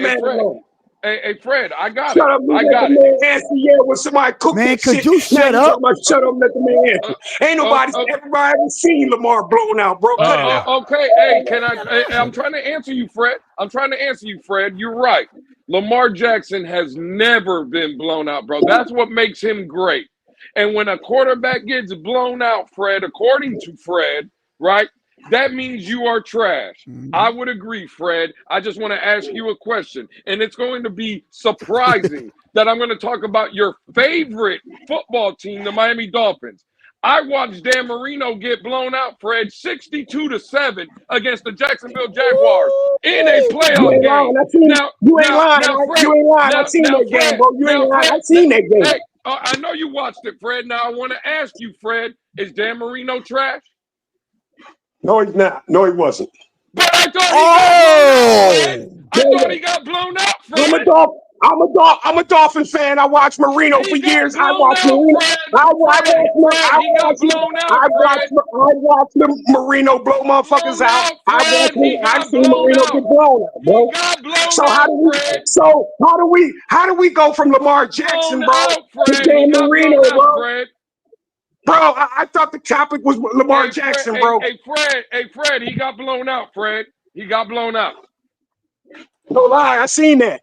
Do you see how stupid that shit sounds? But you said he ain't trash. I don't see how stupid that sounds because the issue, the topic right here is Lamar Jackson, bro. Well, hold up real quick. Hold on, just real quick. Fred, I gotta ask Fred a question. Go ahead, Cat. I know. Hold on. Well, Fred, I know you've been disappointed with this team's results. Most importantly, the quarterback. From this current juncture, heading into week 1, Tua Tagovailoa getting his extension. This team tripling down on this guy and where we're going. Is Tua still trash?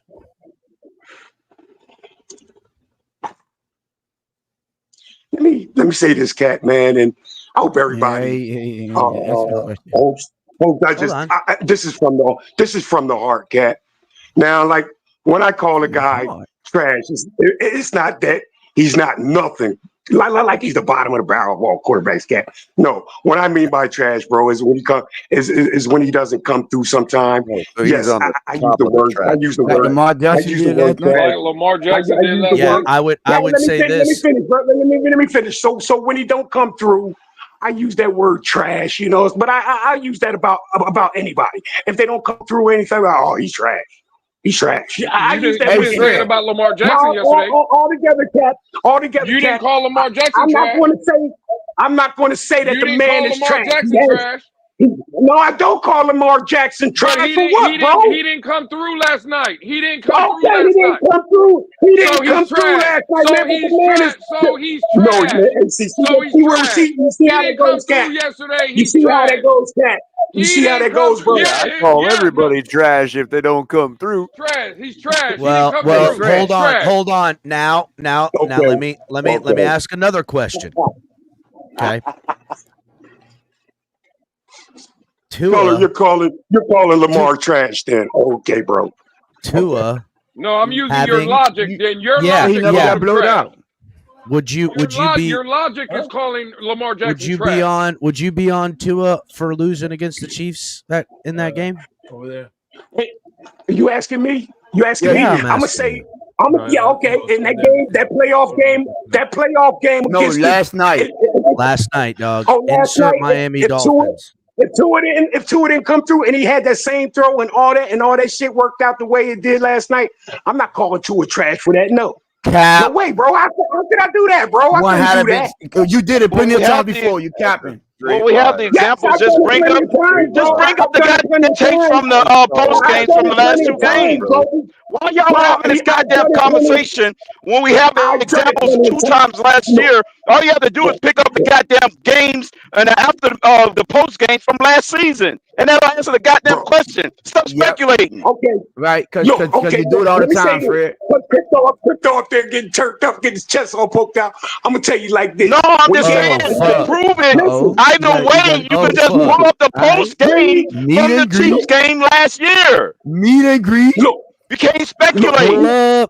We have post game instances from last season. Hey Fred, let me give you. I want to compare Lamar Jackson and Tua. Hey, y'all, come on, man. Let me give you. Let me give you. Hold on, Fred. Let me give you two of numbers, and then tell you if this trash, and then I'm gonna compare it tomorrow. Y'all acting like this is something new. Hold on. I want to see if Fred keeps the same fucking energy. So Tua goes 31 for 59, 365 yards, right? 1 touchdown, 2 interceptions, and he lost a fumble, but we lost 28-12. Is that garbage or not? Fred, I'm talking to you, sir. I know you're talking to me, bro, but I'm trying to take that in. Say that again, Tony. Let me gather that in. Right. Go slower. Tony, go slower. All right. He went 31 for 59, right? Hey, Cap. You got it? Hey, Cap, I'm taking back my vote now, motherfucker. You know what? Go ahead, Tony. Ask me that question. I love you, Fred. I love you, Fred. Go ahead, Tony. I'm taking back my vote now. 31 for 59, right? But he threw for 365 yards. But he only had 1 touchdown, 2 interceptions, and he lost a fumble in that game and lost 28-12. Would you consider Tua being trash in that game? No, that ain't trash. That ain't trash. That's one touchdown, 2 interceptions, and a lost fumble, 3 turnovers. That's not trash. That's not trash, bro. That's not trash. That's a bad performance. I don't give a fuck. 3 turnovers. I'm pissed. So you would say Tua had a great game. So you say he had a great game, even though we lost 28-12. Coughing the ball up 3 times. But I ain't calling him trash on that, bro. That's putting up good yardage. You know what I'm saying? A touchdown. Fuck yards, bro. You know what that's? 2 interceptions and a lost fumble. But that's not trash, Cap. That's not trash. I'll tell you, Cap. If you want an example of trash, I don't know what game y'all talking about. That's cool. So give me an example of Tua going trash. Go ahead. If you want an example of trash, I'm gonna give you an example of trash, bro. Go ahead. Three game lead with 5 to go, losing that goddamn division. All right, Fred, I can't talk to you no more. That makes no fucking sense. Wait a minute, what game y'all talking about? Who threw the playoff game against the Chiefs? That was trash. Matter of fact, it was trash plus. He didn't throw 2 interceptions in that game, Fred. Matter of fact, what game y'all talking about? He didn't throw 2 interceptions in that game. Tony, what game y'all talking about? Hold on, no, this is about Fred. There's nothing. I was trying to see if Fred he's not keeping the same energy, so I'm not even gonna finish that because that's a goddamn lie, Fred. Cap. Oh, I was just trying to see what game. I don't know what's that, I'm trying to figure out what game y'all talking about. We had a conversation about the fan base internationally. Yeah. This stadium is freaking sold out, bro. This place is packed. What? The game. I'm watching the game right now. Yes, that stadium is filled. Like it looks like people sitting on top of people. That's what it looks like. I guarantee they've sold 1.5 gazillion tickets in the whole town. They just told them a soccer match was going on. Nah, dude. No. There's actually there was a study done, Color. There was a study done, and they confirmed that internationally, the Brazil is like the 4th largest fan base when it comes to NFL. Yeah, they have over 22 million fans. It's like the UK, Mexico, Germany, than them. Actually, UK is less than has less fans than Brazil. Brazil was ahead of UK. Don't forget Japan. Yeah, Japan's. I want to say they got a lot of Seattle fans there. I think. Way to say Fred Ali. Good job by you. Fred, I just got to say, try not to look. I know Pete gets you worked up. Don't let Pete get you worked up, Fred. Okay. Oh, man. Let's try to look at this. Got you worked up. Because wait a second. For that game, I would say the whole offense failed more than it was just Tua failing. You know what I'm saying? Cat. That's bullshit. In that Chiefs game. Because the defense kept that man throws all over the goddamn field. All over the goddamn field. And everybody dropped them too. I watched a bunch of drops. I watched a bunch of short routes. I watched a bunch of slow guys. I watched a lot of people do a lot of things wrong in that game on offense. Mahomes had more drops. I got you. Yeah, but Fred, you got to remember, we were going in there with no defense. We had to get guys off the street, dude. Yeah, we need okay, a depth okay. piece. Let me say something. Let me hold up, Cat. Let me get him with this. First of all, you ain't no way you let your team fucking have to even go to Kansas City with a 3 goddamn lead with 5 to go in the damn division. Now you're changing the argument because I agree with that take. I agree with that. I agree 100%. You do what you got to do as the quarterback. You bring your team to get that fucking win and host and be the number 1 seed in the fucking playoffs. Oh no, you wouldn't be number 1 in that Buffalo game. You had to go on. You had to get a bunch of wins. I don't care. I don't care. Maybe you have to risk getting hurt. I don't give a fuck. You gotta bring the squad. Serious question, Fred. Do you think that Tua is satisfied with that? Do you think he's okay with that? Man, tell you the truth, I don't think he's okay with it. Well, this but goes that's not to the the point here, question. man. The point here, This goes to El the point Capitan here, man, earlier. he ain't get it done, man. Hold on, Fred. There's a reason I'm asking because it goes to what El Capitan asked you earlier. Do you still think he's trash? Like, can you imagine a world where Tua is not satisfied with what you're talking about and wants to do everything in his power to rectify that? Man. Because we ain't got no soft schedule this year. We ain't got no soft schedule this year. I say he wants to rectify that, man. Yes, I would say that he would want to rectify that, bro. Or do you think he's just standing there going in the mirror going, well, I guess I'm a choke artist. I mean, hey, did he? Hey, Color, let me ask you. Did he think it was himself like that, bro? Years ago, was it last year or the year before? Was he asking himself? Did he ask himself? Did he ask himself if do I even belong here, Color? If I remember, Color. He also Color. If I remember, I thought I heard him second guessing himself, bro. Because he wasn't a fully matured adult at the time. He didn't have no kid. He didn't have a wife. He didn't have life in front of him. Bullshit. I'm not. Listen, first of all, Fred. Fred, I'm with you. We shouldn't have been in that position to lose that game, right? Back when we shouldn't even have been in. Right. Kansas I'm City. just wondering if you think that Tua is happy with that, Cap. Like we know. No, ain't no way he'd be happy with that. No, ain't no way he'd be happy with that. Shouldn't have lost, like Fred said. But I'm saying he's acting like Tua is like sitting there going, "Yep, you know what? And I'm going to do that again." And I'm happy with that. I ain't making that sound like that, bro. It was what it was. You know what I'm saying? 3 games to go. I was talking shit to everybody. You know what I'm saying? Maybe it'd be taking it personal. But what fan isn't going to talk shit with his team up 3 to go? 3 games. I don't recall Lamar Jackson going undefeated last year. So hold on a second, Color. Hold on a second. We just got our first illegal formation of the game. Oh, I don't even have the game on. I got to put it on. But real quick, Fred, I think. Hold on a second. I don't want to let this slide by because I feel like we're getting to the crux of the problem. Peacock. Fred doesn't like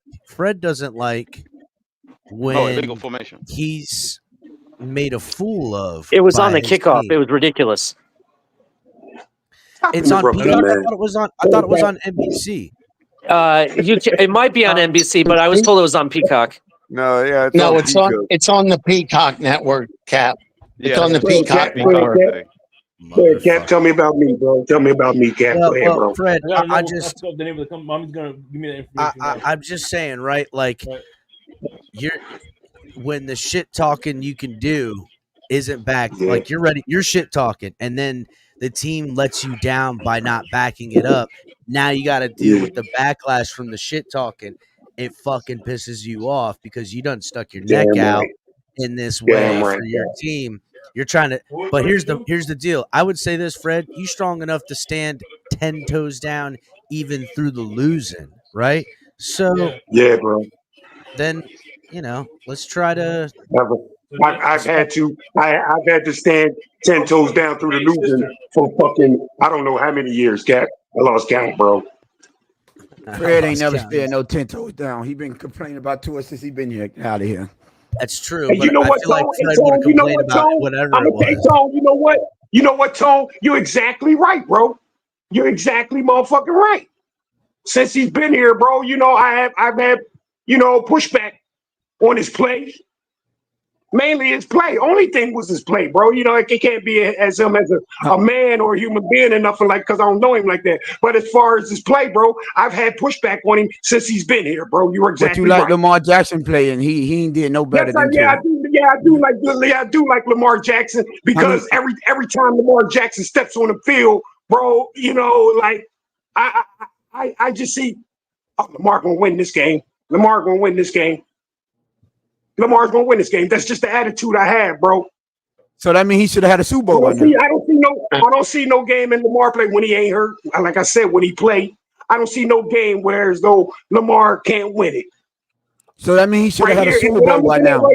What I'm looking at right now, Tone, I'm like, what it is now, I'm like, damn, can this quarterback be the winning team? Can this quarterback play in this way? That's why haven't Lamar won a Super Bowl yet? Why? How come Lamar hasn't won one yet? I don't know. Maybe the fucking stars ain't lined up right. I don't know. But you say every time he get on the field, you say he gonna win the game. Exactly. So every time Lamar gets on the Super Bowl by now. Every time Lamar gets on the field, I feel like he's going to win against whoever.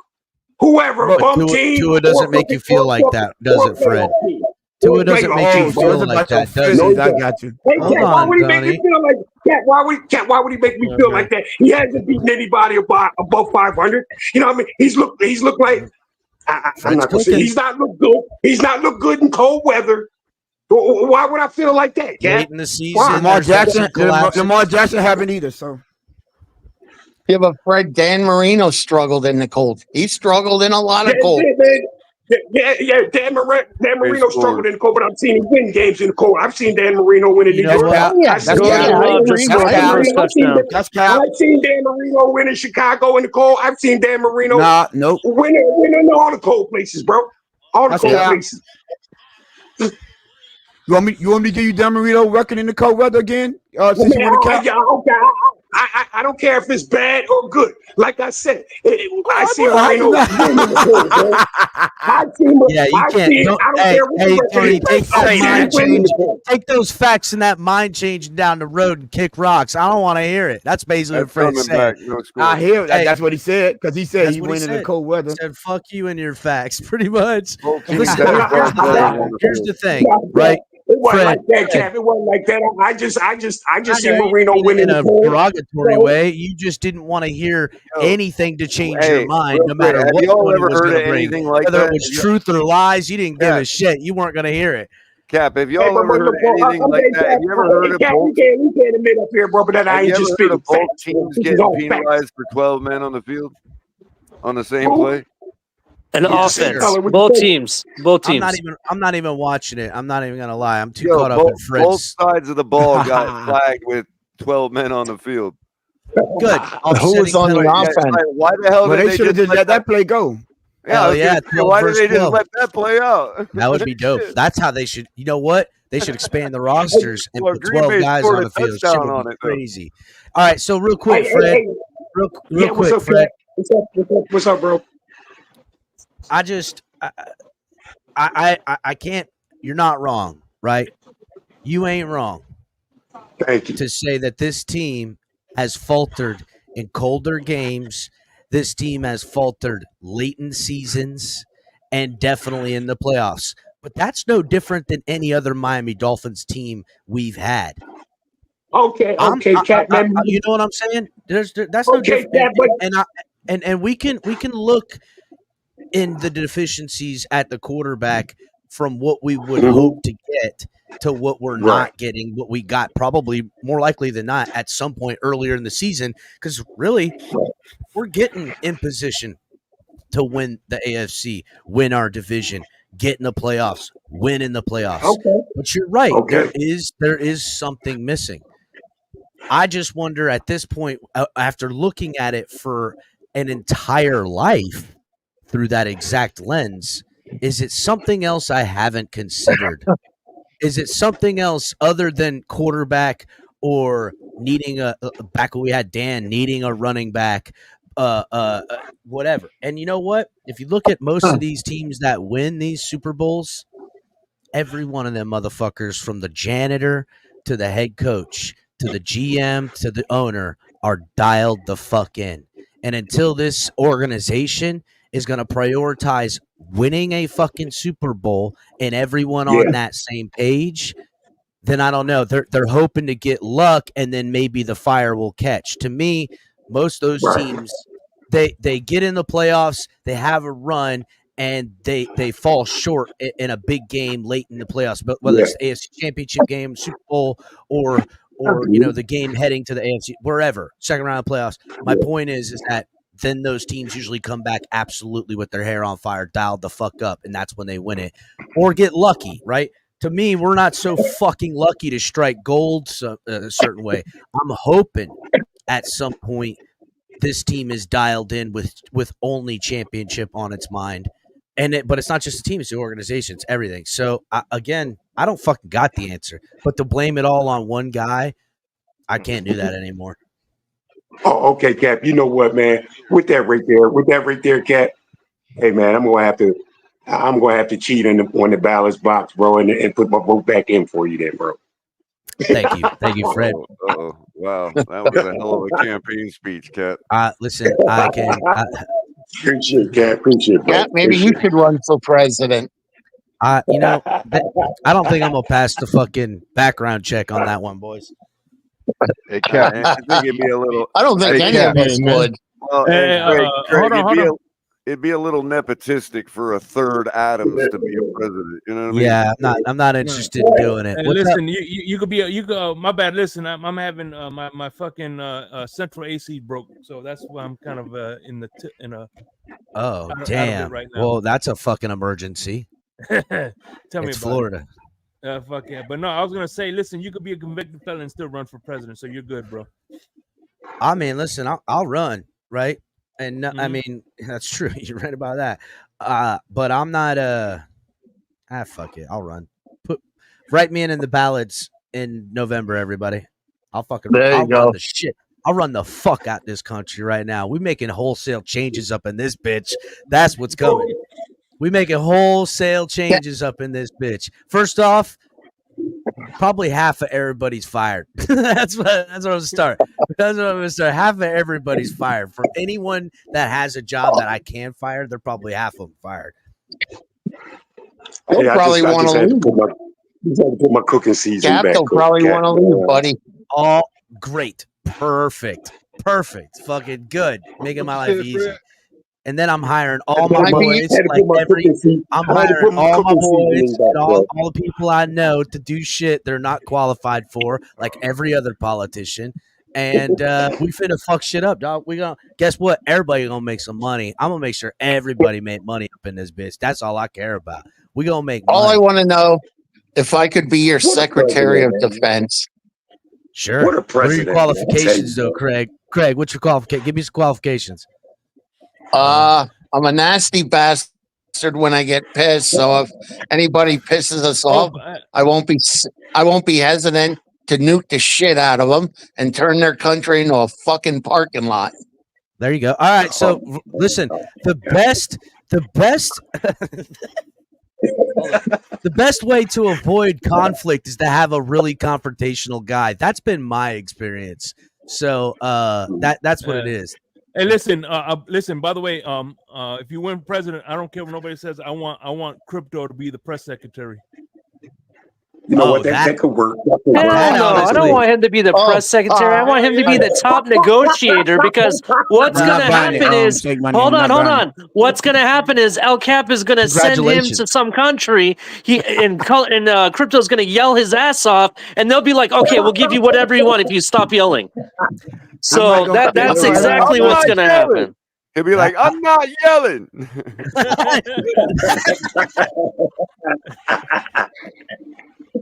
I'm not yelling. Oh God! I'm not yelling. God damn it!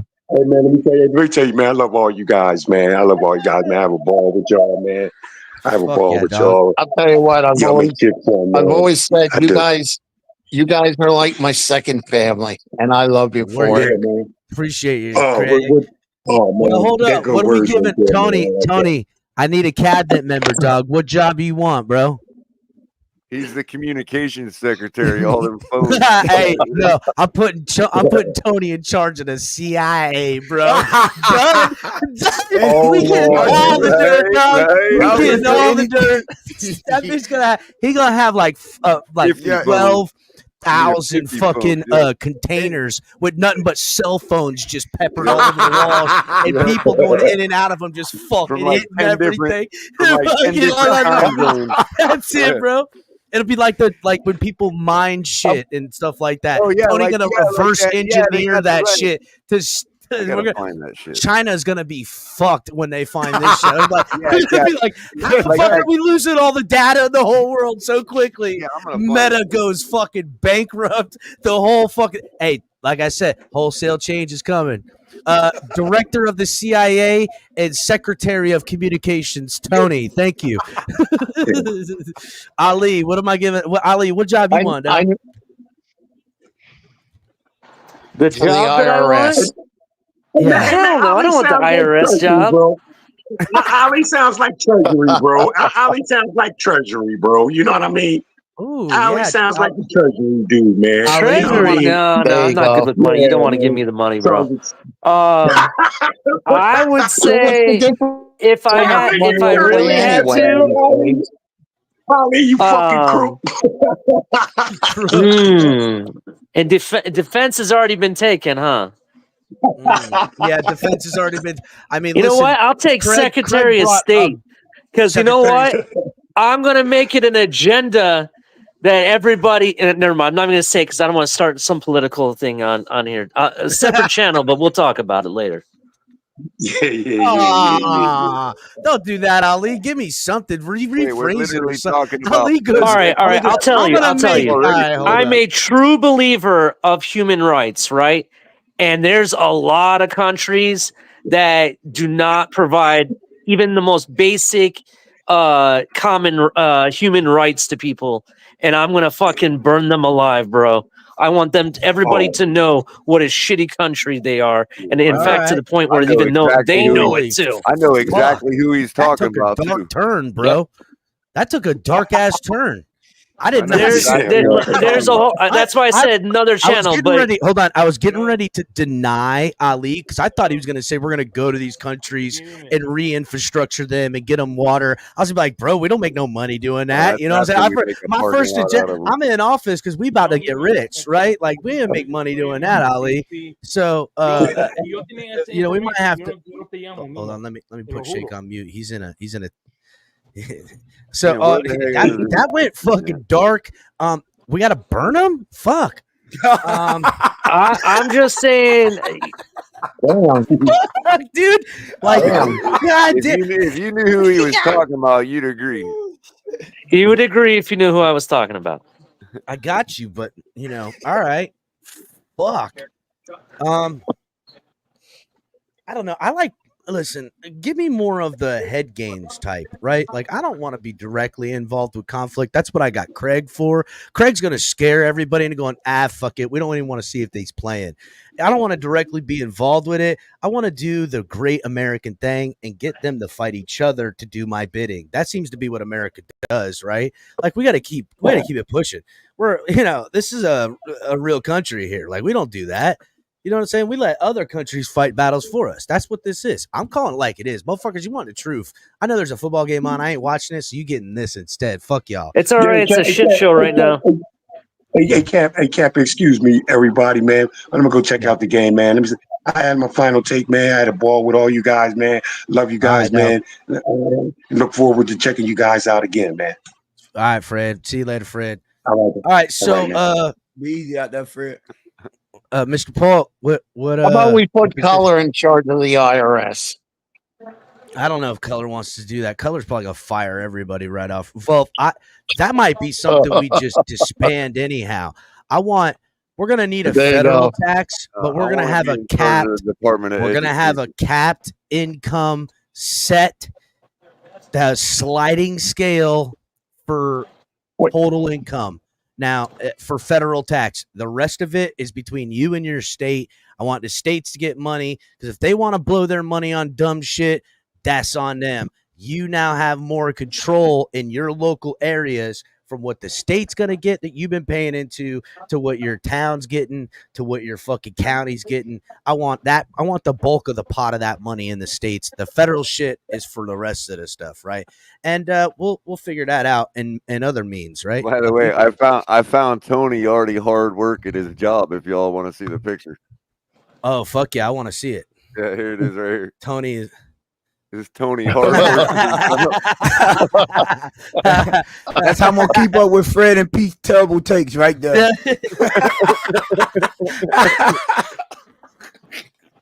Damn. That's the meme I think of every time they bring up your 5 cell phones. That's the meme I think of, man. But yeah, I guess. I think Color should be. I think Color should be in charge of judicial affairs. Judicial affairs, like head of justice, some kind of shit or something. No, like judicial that? affairs. You're the person setting the agenda. Like he wants to see me wearing one of those gray curly hair wigs. That's all it is. That's the wrong country, bro. We don't do that around here. We don't. Yeah, we do, bro. We'll go full Patriot style. That's England, I think, that does that. We have whatchamacallit, Great Britain. Congress and tell them what they have to vote on. You know what you should do, Color? If you did address Congress, definitely wear one of those. Right? Oh, yeah. First of all, catch them all off guard. Catch them. They'll be like, "Is this fucking guy kidding? What the fuck are you looking at?" No, I'm actually, you know what would be crazier? Like, I can't remember which Asian country. I don't know which Asian country it is, but they wear this like boxy looking hat. That's actually what you should do. It's like Lincoln. I'm gonna wear a top hat like Lincoln, like really fucking tall. massive one, dude. Like there you go. Just a hair under comedic. Where they like some people are, right. You know what I'm saying? It's not a joke like though. Gangs in New York, the ones they were wearing in Gangs in New York, they're like 10 feet tall. And you want to kind of say some shit to the guy, but you don't know. He might have a fucking cleaver on him or something, right? Oh my god! I guess. Like hold on. We got head of the CIA, Tony, who's also running communications. We got Craig in charge of defense. We've got Ali, who's all-time napalm guy. I don't know what job he's got. He apparently just Secretary of State. That's what I was talking about. And I'm not going to be napalming people as Secretary of State. My whole point is to start a propaganda I don't know. that everybody knows how shitty you really are. Yeah, propaganda of some sort. Somebody's pissed Ali off good. And watch out, because Ali's all-time flamethrower. Yeah, we might want to make him the chairman of the Joint Chiefs of Staff. Again, that's why I asked if Department of Defense was available, because then I had a whole different dark skin. What exact title is it, Color? I mean, I don't know all the fucking jobs, right? There are so many jobs you can't even keep track. Department of Homeland Security head. See, now that's a little different. You're kind of Department of Homeland Security. I mean, that's ultimately what Tony would be head of, because CIA falls under them now.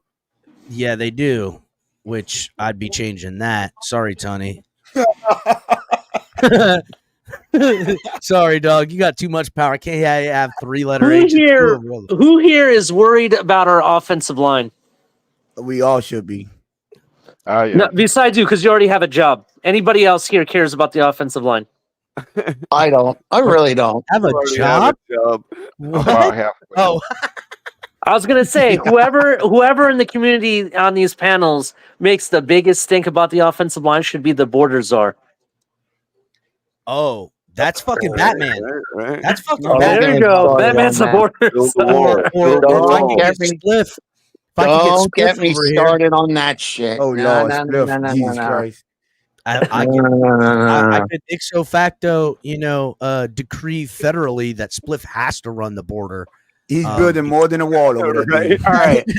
I can say, listen, I'm gonna come back and there's gonna be trenches with barbed wire. There's gonna be a fucking wall, and then on the other side of the wall, another trench that you can't tell how deep it goes. It's just a dark Damn. path. And on our side of the wall, real quick. On our side of the wall, there's gonna be nothing but Spliff laying in a lawn chair, smoking a big stogie. Watching all these fucking drone cameras I'm watching all these drone cameras on the device Tony hooked him up with that has 12,000 cell phones on it. Hey, real quick, El Cap, since Lewis brought up how he was going to wait till tomorrow's episode to see all these people bitching about both teams or whatever, I'm going to go ahead and give you the first excuse that's going to get brought up: the freaking pitch, the field. The field conditions are so bad. They just had a kickoff. When the ball hit the ground, it didn't even bounce. Damn, it's oversaturated. Yeah. Saturated. Barkley on his first carry freaking slipped and fell on his very first carry. Touched the ball and fell to the ground. Well, did they have rain down there? It doesn't matter. I don't know. That's the NFL knowing that they should be fucking all over that shit. Again, another to me, that's what they want. That's what they want. They don't want the game moving too fast for the rookies watching it live. That's the facts. Again, catching the NFL. Who's in charge of fucking getting the NFL? And we're exposed. First of all, context asks in there. Are you giving us the UFO disclosure as first of all, damn near everything is disclosed off rip. But I don't say everything because some shit I might find out and go, yeah, motherfuckers can't know about this. You know what I'm saying? Like some shit that ain't gonna be good for peoples. But for the most part, UFOs, just fumbled a snap. We're NFL and Vegas in business, and how it's being utilized with like special action committees to fucking watch that type of shit from happening. Where lobbyists have fucking. First of all, oh man, fuck it. I don't want to get it too deep, but I don't think these motherfuckers should have jobs half as long as they do. And these lobbyists got to go, bro. They're fucking. Eagles coach just said fuck on TV. Yeah, because Jalen Hurts is giving the game away. That's why he just handed it to him. Hey, Cap, I resigned my Secretary of Defense. I want to be in charge of UFO shit. All right, Craig will be a part of. Craig is going to now lead. We're gonna have to figure out a title. We'll have to just make one, Craig. We'll figure it out. He's the head of Space Force. There you go. There you go. No, I like that. Head of Space Force? No. We got to give you a title that puts you in charge of all that shit, right? We're consolidating this in a way where you're gonna have access to all of these beyond X-Files type bullshit. And Area 51, all of it, bro. A paranormal in charge of what I don't know what. No, paranormal is like. I'm only gonna say. Paranormal is like the paranormal activity shit. Anything and everything. I don't give a shit. Fucking Bigfoot, Yetis, ice wall, flat Earth, fucking Haley Bob Comet, aliens, give it all. I want it, but before we release anything to the public, we have to confer as a cabinet and find out if this is what we should do. Hey, Craig, good. There's about 20 people I hate, so I'll send them all like searching for the Yeti, Bigfoot. So if they get killed, I don't give a fuck. All right, okay. I'm gonna have to okay that with our new Secretary of Defense, Ali, if we could do that. And yes, the Epstein file list, that shit is on a presidential decree, standing in front of a podium in front of the White House, reading them all off with my Homeland Security and my CIA and my fucking Secretary of Defense already in place to grab every fuck that was involved in this shit. Can I ask Craig a question? Hey, Craig, if you wouldn't consider doing Bigfoot and Yeti if you're doing UFOs and all that? Sure, I would. I told you. I'd send 20 people I hate, 10 each, and if they get killed or eaten by any of them, what do I give a fuck? Okay, well, I'd like to be a part of that committee. All right, so all right, you can be my associate assistant. You can be like my assistant. Well, we might. Here's what we might do. Here's what we might do. Well, fuck. I don't know. There's some military stuff you guys have to be tied to in this scenario because we got to have the military. We'll have to talk sometime. Yeah, we're gonna have to. I mean, this is a bigger fucking deal. So any of you motherfuckers don't piss me off, or I'm sending you to look for Yeti, Bigfoot, and what's the one? Oh, the Loch Ness Monster. I'll send one of you mothers piss me off. We ain't sending nobody for a Loch Ness Monster. We're gonna dredge the entire fucking lake out, Craig, and that's you the end of leaving that. out you leaving out Luke Carew also. Pardon me? You're leaving out Luke Carew. Okay, I'm sorry. Yep. Yeah. So there's the couple. All I know is that the world ain't gonna like what America's doing. That's for sure. They'll be like, these motherfuckers talking about UFOs. They're fucking. Oh, also skinwalkers. Oh yeah. Fucking right. And witchcraft too. Like let's go all the way. Like about voodoo. Now, witchcraft got to be with paranormal. That's paranormal. Okay. Is it paranormal though? I don't know about voodoo. Because honestly, voodoo scares the fuck out of me, bro. Like, I had a friend down there. He was on a West Coast trip. Like we went out west, and he went through New Orleans. He said, "Craig, I never saw so much voodoo shit in all my life." Well, yeah, because it's like it's got its thing, right? But I don't like voodoo. Like that shit's not cool. But you won't like Louisiana. It's they got a history of that. They have a history of that, man, big time. Yeah, they do. It's deep. They deep in that today. I can't remember the movie. There was a movie. A guy went down. I think it was Jamaica, and he was looking for. So I wish I could remember the movie. I'm sorry, I don't. But he went down to Jamaica to kind of disprove the voodoo, and he got like put under, and then he got put in the ground and shit. And oh, I know what you're talking about. And they put a fucking tarantula. They put a fucking tarantula. Yes, and they put a tarantula in the crate with them. The movie's called The Serpent and the Rainbow. Yes, yes. I've seen that movie. That is a good movie. That's isn't that Michael Douglas in that movie? Well, I don't remember. I think the girl from the Cosby Show was in that one too. But they put a big spider in with them. That's a great movie. Okay, no voodoo. I'm not doing voodoo. No. We might have to. Yeah, you got to put that on paranormal. Yeah, that's somebody else gonna have to head that up. Witchcraft and all that. That should fall on the paranormal. I want to ask you guys something. Did you guys ever see any of that Paranormal Activity movies? Yeah, I've seen them. I'll tell you what, scares the shit out of me. I mean, that's kind of. You never seen Ghost Hunters? Ghost Hunters is kind of scary. They've been around for a little while. Oh yeah, they study like actual like former places like I want to say insane asylums and different boats and houses. I'll tell you what, it's pretty scary when you sit and watch that late at night at midnight and is anybody here? And you hear voices like, oh shit. Yeah, listen, first of all, I just want to point out context, perfectly putting it in context. Only Bigfoot and aliens, no voodoo for us. You got it, context. The way it's put and said is hilarious. Yeah. Oh my God. Give me all the aliens and fucking Bigfoots around the world. That voodoo shit's where we draw the line, goddammit. Yeah. That's funny. Have you seen the movie As Above, So Below? No. It's a movie with these people. They want to go look at the catacombs in Paris, right? They want to.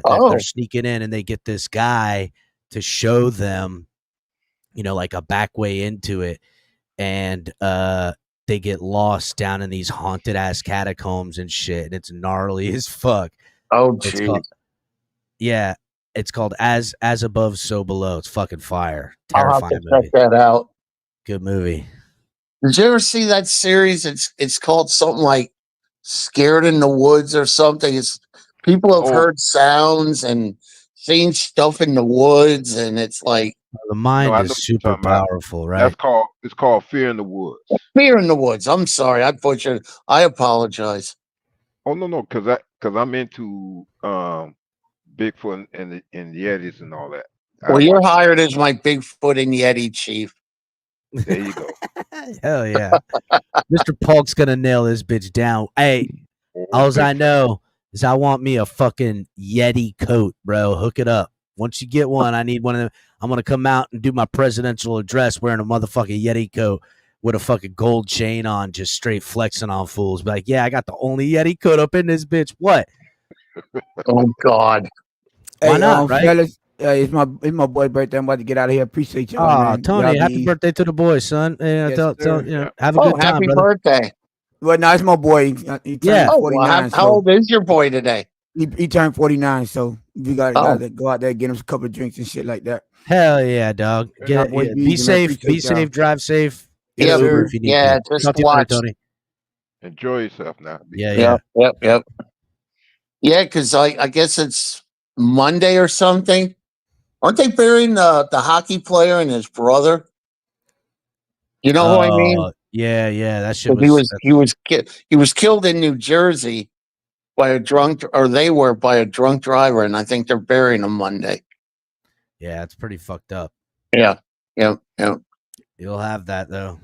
Yep. It's the luck of the draw. Yep. Hey, I've almost died 4 times, so I'm lucky. What's almost dying, right? Like, not to go too deep, but like near death experience, you know. Well, let's see. I had I shouldn't say almost done, but close to it. Let's put it this way. The last time was way back in 2006. Any of you guys know what a brown recluse spider is? Hell yeah. Yeah, I've seen a few. Hell yeah. I've had a couple buddies bit. I've got a couple, but they have to fucking pull a piece of your ass and put it on the skin for a skin graft.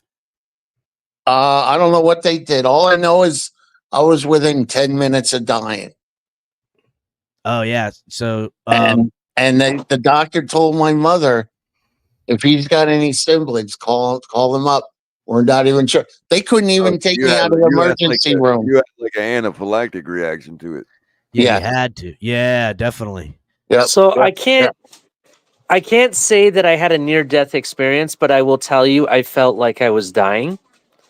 I had 3 kidney stones lodged in. I couldn't pass, and I had what they call an attack, bro. Yeah, and I kid you not, it hurt so bad. I had someone call an ambulance for me because I didn't know what it was at the time. I didn't even know I had kidney stones at the time.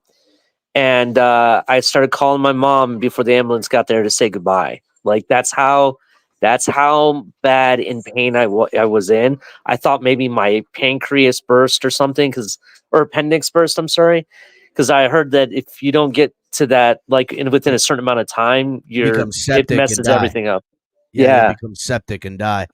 Yeah, so that's what I thought was happening, dude. Like I didn't know what was going on. It was so painful, and yeah, it was the worst pain I've ever felt in my life. What did they do for that, Ollie? So they doped me up with some cocktail that I'm not going to I don't even know what it was, but I will tell you I felt like $1 million for a week until it came off. It wore off, and then I went back into pain again. Like a I had to make several stops into the hospital like once a week because whatever they were having me do, drink like a shit ton of water to try to pass it, wasn't working. I thought they were going to have to go in and surgically remove it or something. It was really bad. Yeah. Finally, somebody came up to me and said, "Hey, you've tried all this stuff. Have you tried like an amber brown lager?" And then I was like, "They told me not to drink. I've been drinking water and fruit juice. That's it. That's all they told me I could drink." And I had lost so much weight being on this thing too. And I was like, you know what? I'm feeling like I'm near death, like over and over again. I might as well just try it. I drank a Yingling, and I kid you not, an hour later, I passed all 3 stones. Wow. I mean, and they say beer is bad for you. Look at fucking that. Yeah. That's how I passed them. I don't necessarily recommend it because I'm not a doctor, but it worked for me. That's all I'm going to tell you. It'll make you pass stones that you didn't even have to start the night. Yeah, probably. Was it just because like the beer was like making you more go easier than the water and the other stuff? I don't even know some old guy that I used to work with, and I don't mean nothing. No offense to people that are older than me, but he was very much older. He was a senior to my age at the time because I was in my like late 20s, and he's like as old as what my dad is now in his 70s.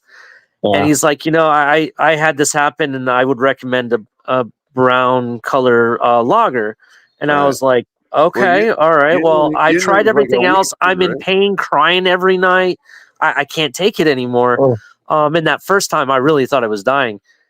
So I drank one, and like I said, an hour later I passed all three. So Yinling's like a wheat beer or something, right? I wonder if it's in the wheat or something. Maybe. I don't really know the science behind what allowed it to pass. All I can tell you is that beer does make me a lot more relaxed, and I get drunk faster on beer than I do hard liquor. Maybe so I don't know if that had something to do with it. I don't know, but muscles. Yeah, that's probably what did it. Probably what it is. Also, if you're trying to avoid, if you're a soda drinker like me, like I drink soda from time to time. Well, I used to be more in my 20s, but now I'm kind of off soda right now.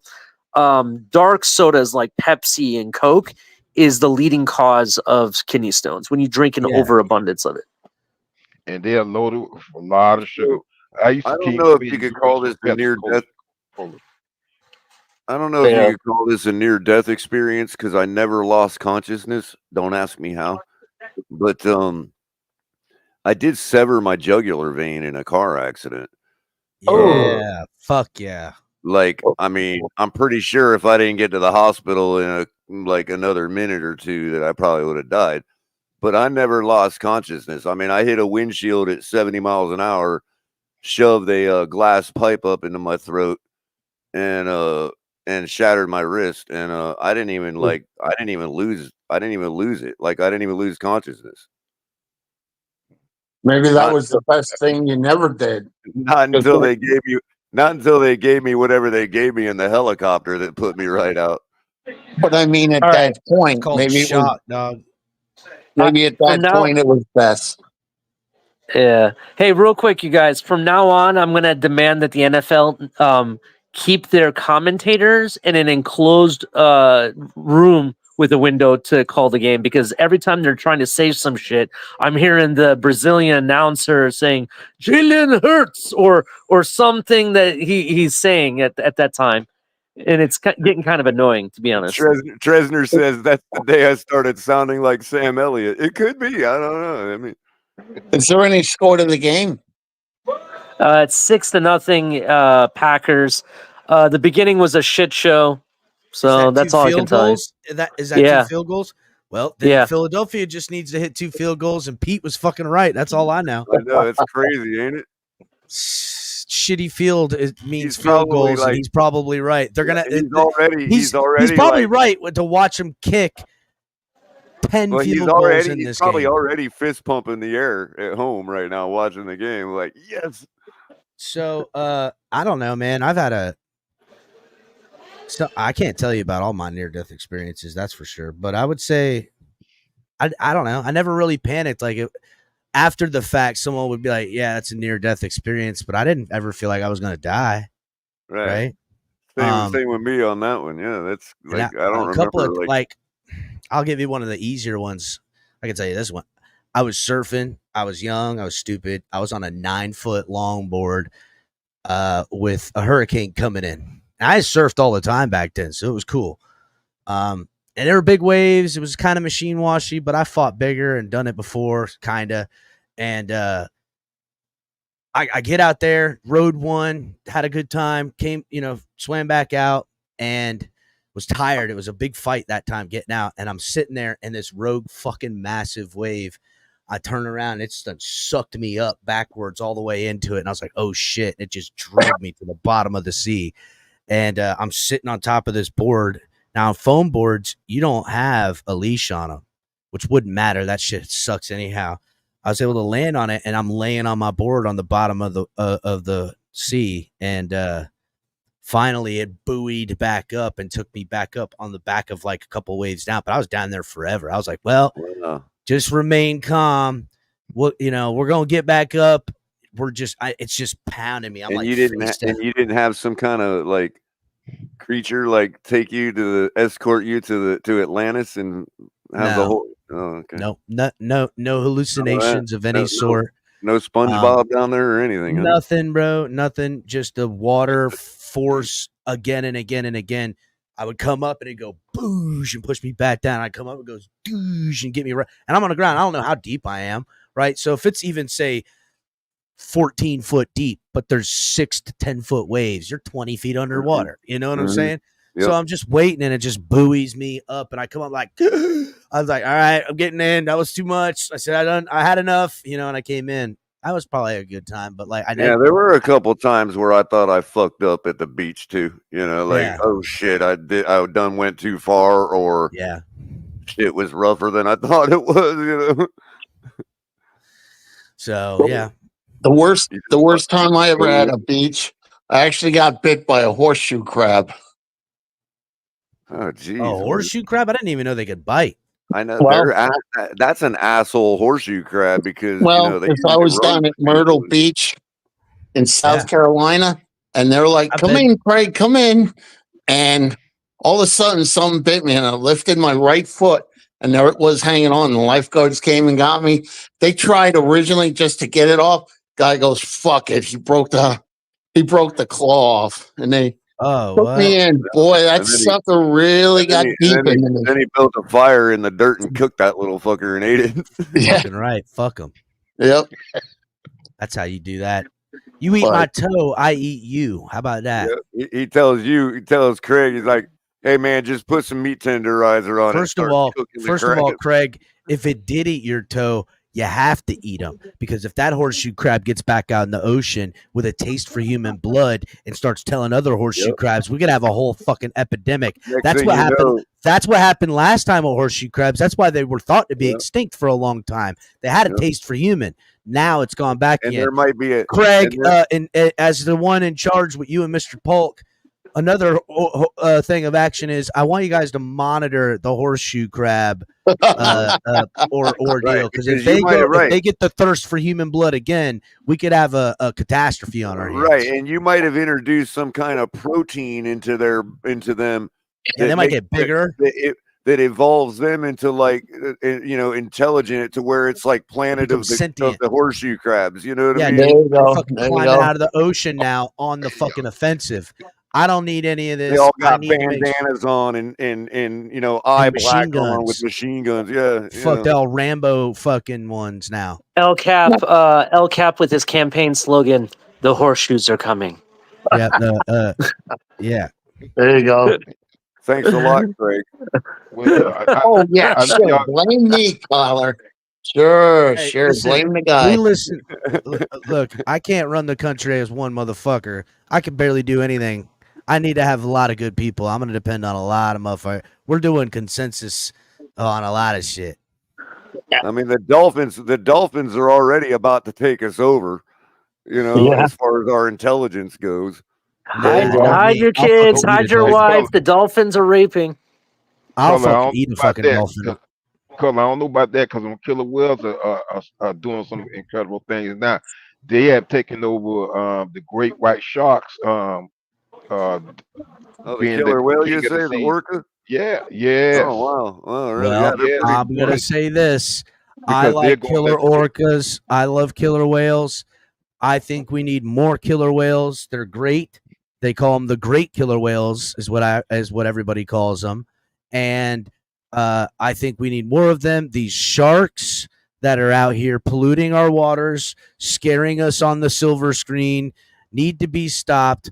I would like to petition an action from the cabinet to put together some sort of action committee to arm all killer whale orcas with laser beams to their freaking heads, because I want laser beams on my Killer Whales God. heads. And we're gonna train the Cap. Dolphins Okay, like Dr. Evil. Velociraptors.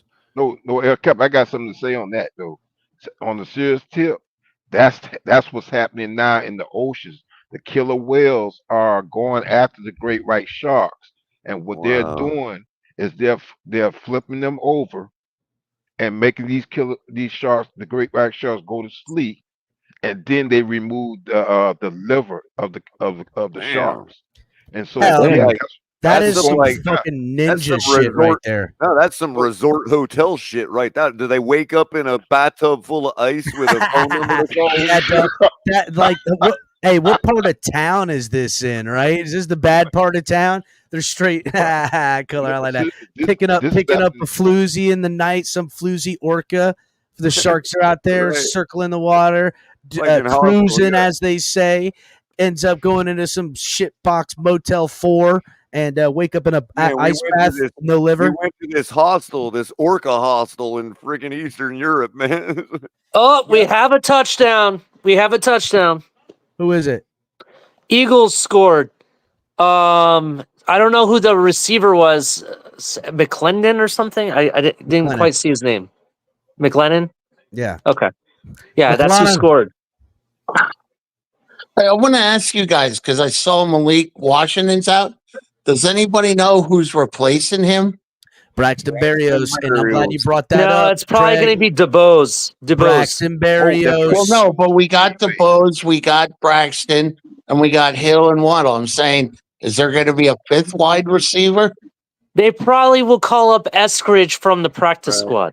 Or maybe Robbie Chosen. Or they'll call nobody up because we don't need nobody. They're going to go heavy fucking personnel with the tight ends. Yeah, Tanner Connor the whole way, bro. They're going to go Tanner Connor the whole way. To be fair, Braxton Berrios is already listed on the depth chart as the number one. By the way, if anybody wants to make a bet, I'm betting $5 to make it cheap, just so someone will take the bet, that Tanner Connor gets a touchdown. I think that Braxton Berrios anytime touchdown is going to smack dog. Yeah, so that's true. It could be Braxton Berrios. You're right. Braxton Berrios is listed as the backup on the depth chart to Tyreek Hill. So his role is different than Malik Washington's anyway. So they may call somebody. Listen, Color, they're not going to call anyone up over Braxton Berrios.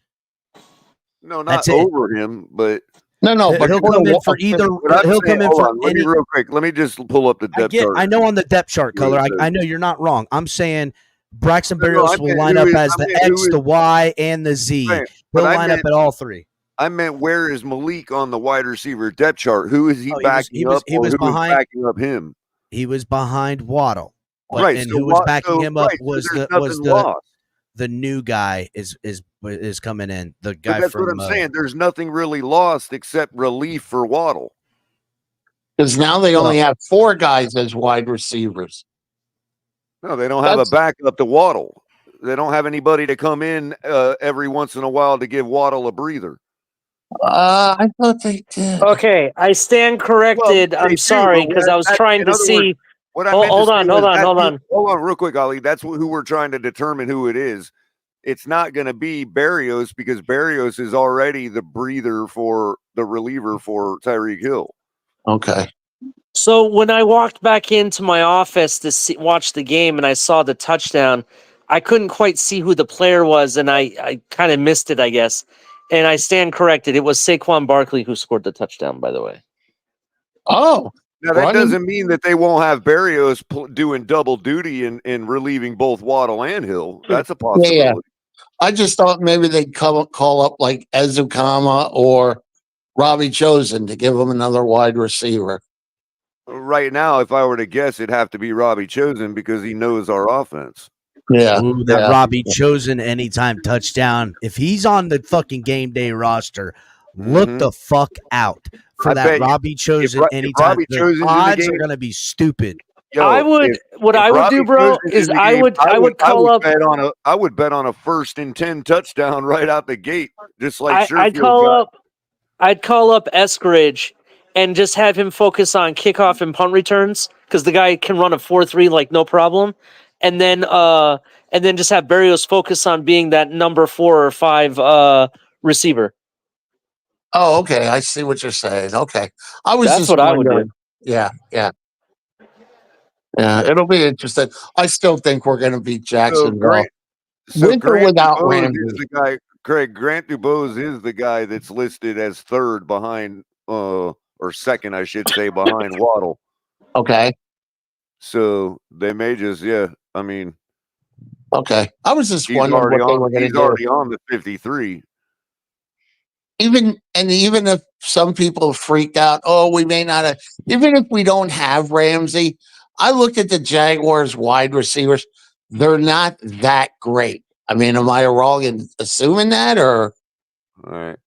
Now, the one thing I do see is Braxton is listed as the number 1 kick returner and punt returner. Okay. Devon Achane is backing him up on kick return, and Malik is third. However, on punt return, they only have Malik listed as second. So they may need to figure out somebody to back up Berrios or relieve Berrios in punt return duties, but I don't imagine. Yeah. I mean, they can almost grab anybody to do that. Yeah.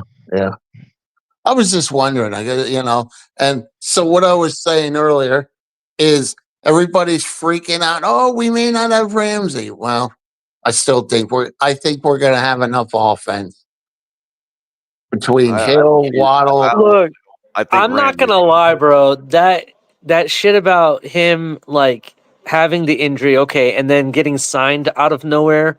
Okay, but then he goes straight back to practice after signing. That doesn't make sense. That's why I kind of do think Lewis, who was yelling about it, he does have a leg to stand on. It does seem very weird, to be honest.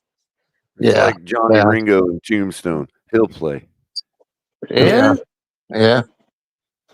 Well, like I said, I have us winning 31-21 on Sunday.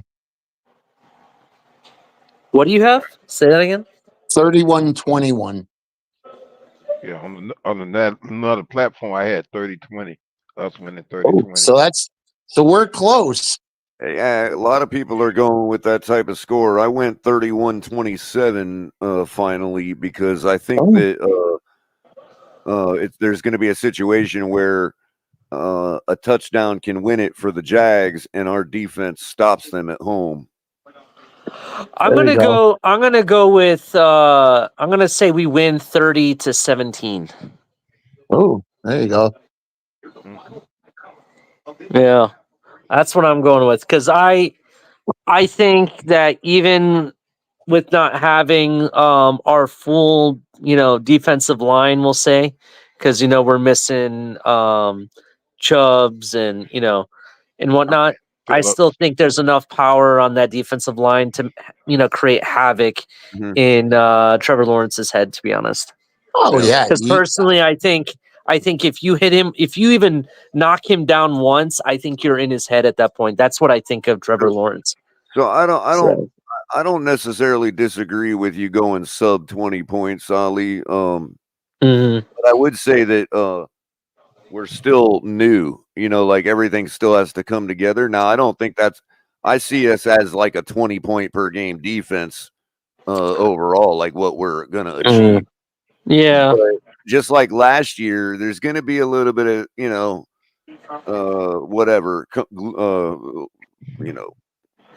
lack of continuity, but I suspect it's not going to be as bad. Like I can see the Jags outperforming their point per game average to the tune of like 24, 27 points. Oh shit! Packers just scored, bro. Reed. I don't know what to expect with us, but I should at least expect our average from last year, which was 30 points. So I figure 31. You know what I mean? Yeah, I understand. Look for me. I just think our defense is going to struggle at the beginning of the game. Yeah, I can understand maybe in the beginning, but here's basically where I'm at with it, right? The Dolphins generally play some of their best football in the beginning of the season. So that's why I think that first month we always start strong, and I think that it's not going to be any different. To be that's honest. why I could even see them running it up quickly to 20 something, and then them being at 27 and us scoring a touchdown that takes the lead at 31, and then our defense saying, yeah, forget how the game started. This is what we're about. We're at home. It's going to be murderously hot. And we get that last stop, that defensive stand that keeps it at 31-27. You know what I mean? I couldn't find it, but Andrevius says that's what I'm going on for game script. Yeah, I couldn't find it, but Andrevius said that the Jaguars media team posted a Twitter post that had like a picture of all the times that they beat the crap out of us and everything, and they included like the first one was the one against Dan Marino or some shit. If that's true, I want the Dolphins to freaking blow them away, bro. I want the Dolphins to like put the foot on the neck and not let go. Yeah, like they have anybody remotely close to Fred Taylor's ability. Yeah, just saying. And we ain't coming from across country having just faced the Raiders in a slobber knocker, you know. By the way, the Jaguars are leading the all-time series by one game. I think it's only like nine or 10 games. There ain't many. Yeah, there's not many. Yeah.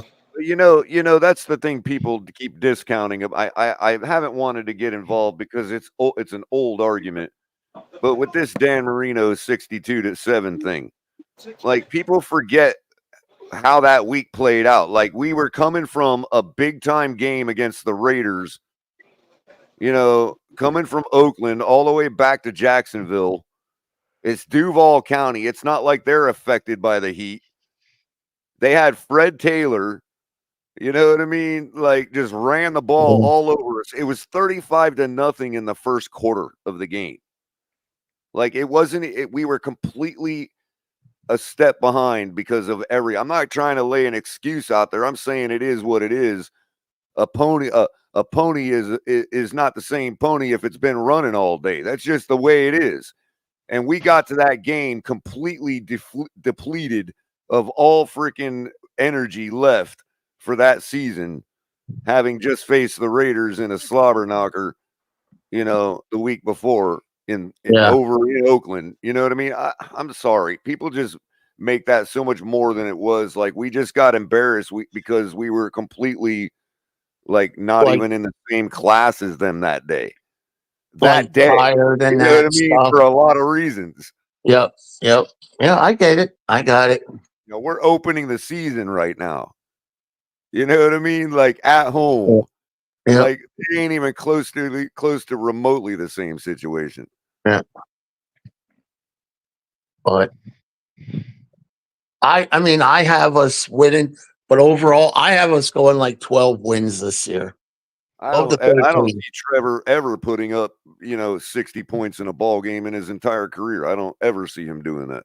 No. You know, he was supposed to be, I remember when he was drafted, he was supposed to be the chosen one. Oh, what he did at Clemson. Well he's had good. I think he's a good talent. I mean, the guy played through injury last year. You know, and it still affected him the way we thought it would. The injury last year still affected them the way we thought it would, but he still showed the moxie and played through it. Yeah. But we'll see Sunday. Like I said, I still like the guy, but I'm not sold on him being a nobody yet. No, I don't think he's going to be a nobody. I just don't think he's the chosen one like they sometimes make him out to be. You know what I mean?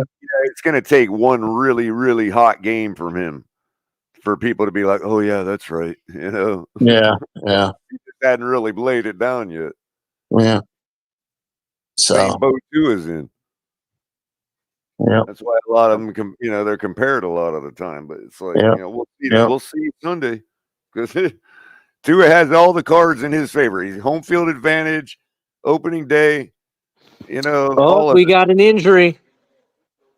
Uh-oh. The field judge has broke his ankle or something. Are you kidding me? No. Oh, jeez. Well, if that's happening, the field must be garbage. I have no idea, bro. They were just showing him on the stretcher, and they had Dolphins. They were checking his ankle out. Ali, didn't you say that somebody had made a kicker punt and the ball hit the ground and didn't even bounce?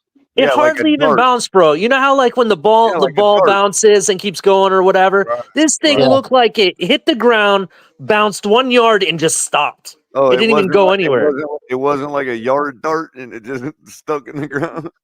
Almost. That's what it kind of looked like. Wow. I've done that before, the yard dart style. Just... And then you got running backs slipping and falling. It's ridiculous. Yeah. Well, keep in mind, you see how our radar has looked the past week, Ali, up here in South Florida, right? Yeah. And I actually made the joke a couple days ago to my buddy that that it looked like our radar looked like it was South America down here. Because this time of year, that's what it's rainforest down there. That's what it's like nothing but showers all day long in Brazil this time of year. Yeah, let's not joke about it. Don't bring that karma because it's supposed to rain tomorrow too. So I don't want to hear about it. Well, I saw the what I looked probably 4 days ago, Ali, at the first at the extended outlook, and it said 40% chance of rain, a pop thunderstorm here and there, which means no rain all day. You know what I mean? And it was like 92 for a high with a heat index of 103. So it sounds like it's gonna be a typical opening day cooker, man. Dress accordingly. Are you going to the game tomorrow, Color? Especially the women out there. Dress accordingly. Yes, I'll be at the game. Color will be at the game too. Okay. That's on my bucket list to go to a Miami Dolphins game down there someday. I think my seats are under the shade. I'll be really happy if they are, depending on. You're on the third level, right? Yeah, but I don't know if the angle of the sun peeps in there. Are you on the end zone or are you on the away side? I'm on the end zone. You know what, though? Then you have shade, bro. You have shade. Yeah, and you know what, though, Ali? When we went there for a preseason game, it was evening time, and the sun was setting, and the sun was right in my eyes for about 20 minutes. Oh, shit. I didn't know that. Well, it's fine. It's not a big deal because there's rarely a game where you're going to be there at sunset like that. But but the thing of it is because the start time for that preseason was like 7 o'clock or something. Yeah, that's right when it's sun's going down. But if the sun was facing me like that, peering through the end zone, that's the west. So that means that I should have shade all day, Sunday. Mm-hmm. Because the sun will be behind me or right above my head. I do not know what people see in Jalen Hurts. I am just not a fan. I know quite a few Eagle fans that aren't a fan. I'm at the tailgate tonight for drive time. I'm gonna pop in. What's up, Hooked Up Joe? What's up, man? What's happening? I won't be here long. I just wanted to pop in. Oh my God, Hooked Up Joe, you're alive? I haven't seen you in ages. Yeah. Hey, by the way, Hooked Up Joe, I was hoping that your graphics will make Tua talk, but man, I like putting the overlay over your cam too. That's pretty nice. It should be an easy modification to make in OBS, right? Yeah, it is. It's OBS. Yeah, that'd just be a matter of when I get my cam back going, that'd just be a matter of putting my logo right over, over top that overlay. Can somebody answer me a question? I didn't see the full statement. What's up with OBJ that he's not happy with the Dolphins about putting him on IR? What does anybody know? Oh, he just didn't want to be on IR because he wanted to play. Oh, yeah. He wants to play. I'm getting a really incentive contract too, Yeah, I'm getting a real Hakeem Talib vibe from him. Like we just took that contract off their hands as a favor. Well, so contract off. Oh, he was a free agent. Yeah. Oh yeah, that's right. Okay. Maybe I need man. No, I don't have vibes for him. He can still play. Will Fuller feel like. There you go. Those are better vibes. Yeah. Well, isn't he? Who's our fifth game against? Isn't it the Colts? After we just watched what Jalen Ramsey perpetrated, y'all think it'd be odd that OBJ just wants to take his time? Come in at the right moment. That's true. Yeah, I think we're just saving him. And we have roster problems, you know what I mean? And just stash him away. Well, that's what I was might be thinking. I was trying to say that without actually saying that, Hooked Up Joe. But yeah, that's what No, I'm in it's agreement with you there. I'm perfectly okay if that's what they're doing, because to be honest, when Chubb comes back, we have decisions we have to make. You know what I mean? Are we really going to have all these defensive ends? Not only that, but I firmly believe that OBJ's job is solely to be able to use his veteran experience to sit down in the open spots of the zone for Tua to pick apart. You know what I mean? Yep. So Yeah. you don't need to go through the rigmarole of training camp for that if you're a veteran of his status. You don't need to go through the early season struggles. No reason to risk injury like that when we could have very well been without him this season and still have Super Bowl hope. So, Plus, I don't. He was, even if we kept him on the roster and he played, we just scored it. Eagles just scored a touchdown. You must have very nice. Saquon Barkley again.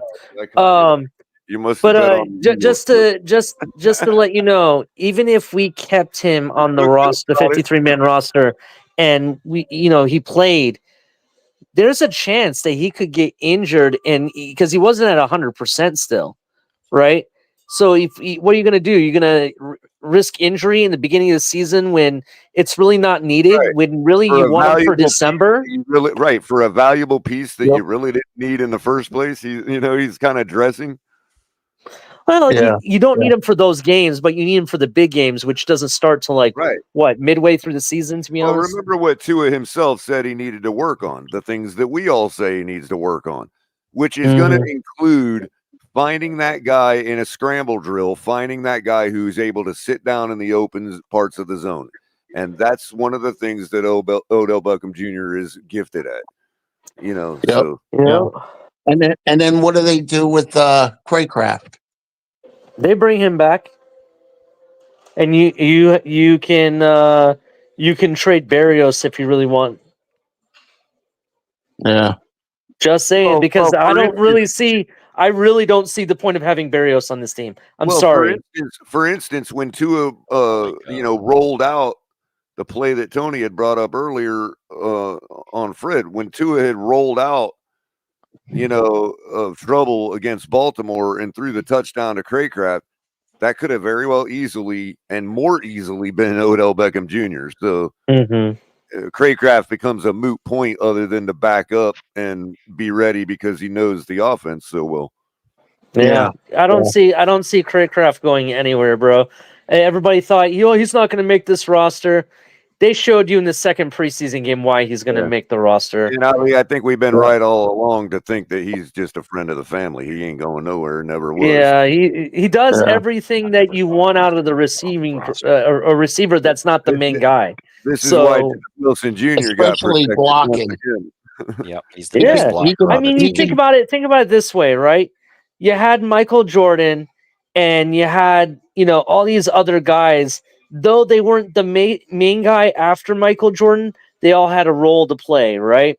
That's exactly what he does to the finest grade ever, is play that role guy. And the other thing, Ali, is, and I'll apply this to Jeff Wilson Jr. as well. When you're playing, when your camp and your preseason and your practice level is at a level where it gives your coach an excuse to protect you because he likes you personally. In other words, a coach doesn't want to make it obvious that he's protecting a guy because they're old friends. You know what I mean? But if the guy's also having a great camp and always doing his job right, he may not be the superstar of the team, but he's going to be protected by a guy that considers him your friend. And in the case of like Jeff Wilson, the way I saw him performing in camp, I never had a doubt that he'd find a way to keep him on this roster. And so it's not, the Brooks thing wasn't really surprising to me, and nor is Craycraft ever surprising to me because the guy catches everything thrown to him. Yeah. And he's the best blocker, and they really put a big emphasis on blocking. I mean, if you don't block, you don't get the rock. Hooked up, in his case, you could add blocking / being in the right spot where Mike McDaniel's play needs him to be. Yeah, I mean, yeah, definitely. And if he's even drawing somebody to him, he may not be blocking on a play, but if he runs his route right and he's in the right spot that Mike McDaniel designed for that play, Mike McDaniel designs a guy to be in a certain spot in order to make the defensive player assigned to him or assigned to that do something. And if they're not doing what they're supposed to do, even if they're not part of the getting the ball and all that, if I'm 2 feet over or 2 yards over from where I'm supposed to be according to this play, it may not draw this certain defense player far enough over that Mike McDaniel needs him to draw to get this other shit done. You know what I mean? So besides blocking, it's every bit as much as Craycraft is in where he does his job, just like Durham Smythe.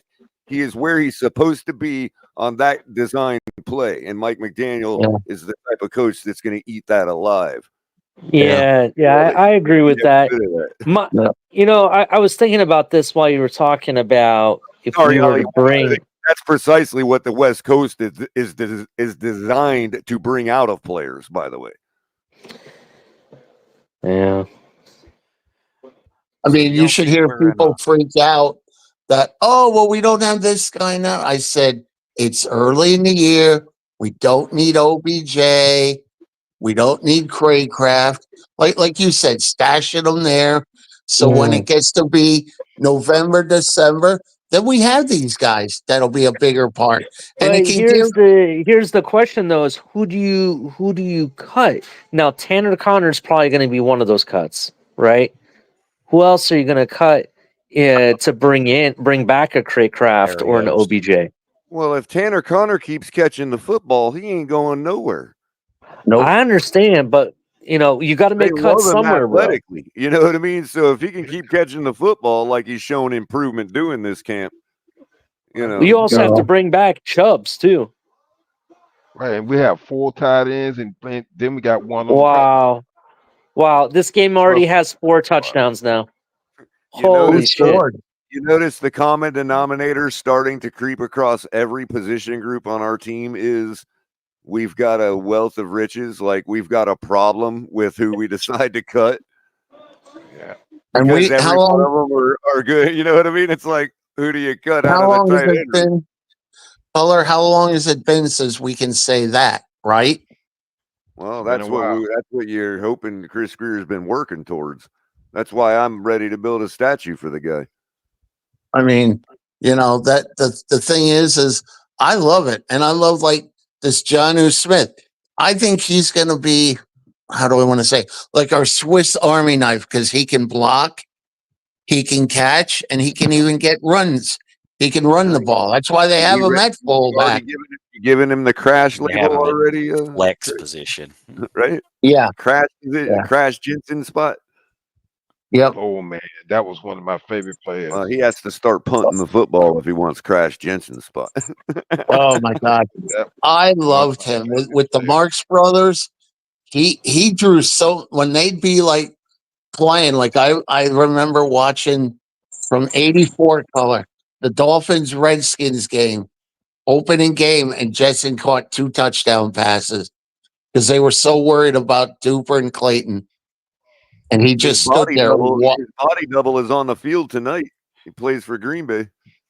Oh, who's that? I'm not watching the game. Mac Hollins. I think he's his body double. Hey, just to kind of talk about the Packers for a moment. I'm not gonna lie, bro. They look kind of scary right now, and I don't know if it's just like the first game they splurging or whatever, but. We got to play them, they're in December? My exact. No, we play them Thanksgiving night. Thanksgiving. I'm sorry, Thanksgiving. Green Bay? Green Bay looks kind of scary right now. Let me reiterate what I said before the game and why I picked them. Green Bay's on a mission, bro. Do you think they knock out Detroit? From last year's success, man. They're on a mission. Isn't this the anniversary of the very first Super Bowl? Not the very first Super Bowl, but maybe it was not the first. When did Green Bay play Kansas City in the Super Bowl? 67. 67. I want to say this Yeah, is something anniversary of that. I don't know. Sure, it was 67. It was the first bowl. It would have been earlier than that, right? No. The first Super Bowl was 67, and at that time, I don't know if it was the first one. Okay, go ahead. I'm sorry. What it was though, called the Super Bowl. They called it the AFC versus NFC Championship game, and they always thought, oh, nobody from the AFC could win. Well, until Joe Namath and the Jets won.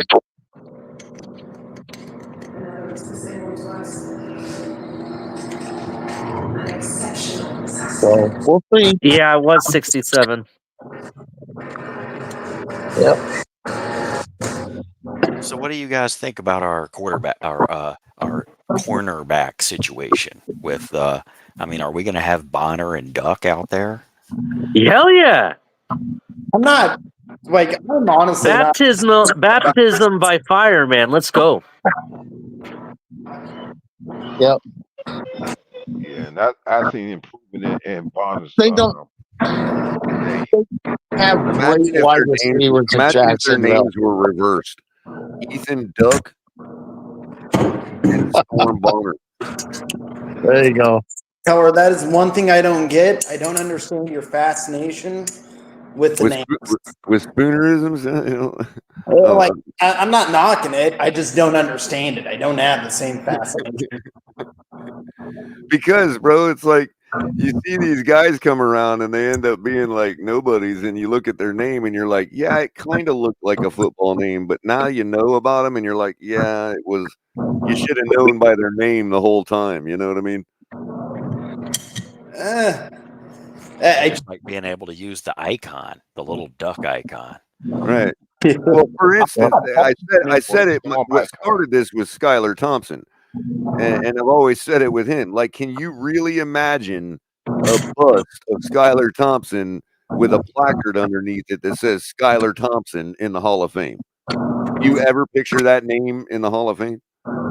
No, but I never honestly pictured Marino's name in the Hall of Fame before I heard Dan Marino. Dan Marino, that I mean, now that it's in though, you're like, okay, I could see that. But Skylar Thompson, like really? It would have to shock the whole world to ever have that name make sense in the Hall of Fame. I wonder why that ain't happening. Like you knew before he ever took the field, but just by his name that he was never going to be in the Hall of Fame. Be honest. Yeah, I'm trying to be. I don't make Skylar Thompson like in the Hall of in the HOF, bro. We can't even get Richmond Webb in the Hall of Fame. It's just a travesty.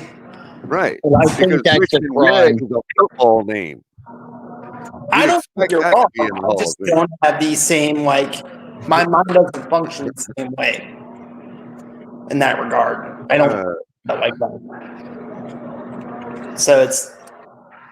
Think about, here's another one. Avon Austin. Great little, whatever you call him back.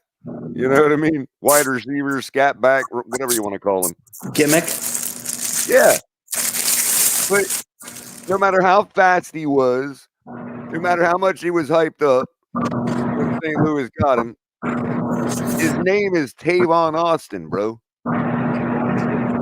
Like, that is not a football name. I'm sorry. I'm not even coming at you. You're wrong for your opinion on that. It's just a thought process that doesn't occur to me, man. It served me well over the years. Yeah, dude, especially when the name is obvious, like Skylar Thompson. I can't judge you on it. Not even trying, dude.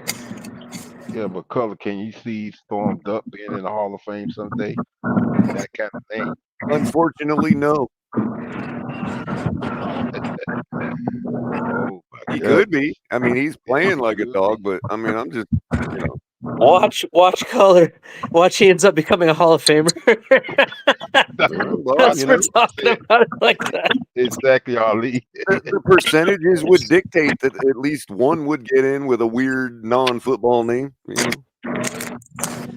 Favre, he can't even say it right. That would be crazy. Storm the Hall of Fame. That question you asked me earlier today in the Spaces cover, that was a good question, man. Oh, right. Oh, by the way, I went and looked it up. I don't know if you saw my reply to the actual comment I made in the thread for that space. No, I didn't see the comment even. But yeah, I looked it up. Chris Jones wasn't even the best player on his own team last night, statistically. Who was, out of curiosity? I did. Let me pull it back up real quick. Pull up the tweet. Do you think that Lamar Jackson's going to remain the #1 rusher for the whole week with 122 yards? No. Jalen Watson was a win. I don't think they're going to be all that great. Their corner, Jalen Watson, but of course he's a corner, so that we can't really compare. Let me go to the first. You got linebacker Nick Bolton and linebacker Leo Chanel and defensive end Michael Dana and linebacker Drew Tranquil, all similar positions to Chris Jones, who had better stats. Chris Jones had 3 combined tackles, 1 solo, 2 assists, 1 tackle for loss, 0 QB hits, 1 sack. That's obviously a given because that was with the forced fumble and all that, which he did have. So the highlight, forced fumble and all that.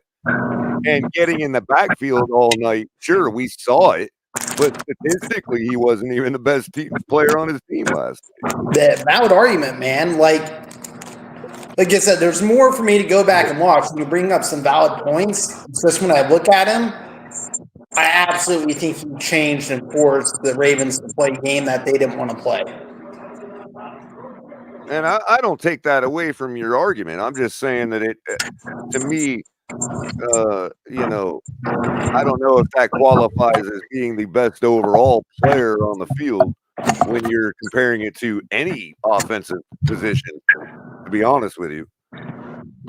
Like a wide receiver really has to either do nothing or drop everything to have to be considered. You know what I mean? Like even if a wide receiver drops a football, if he's got 3 touchdowns on the night and 200 yards, he's the best player on the field, even if he dropped 3 balls.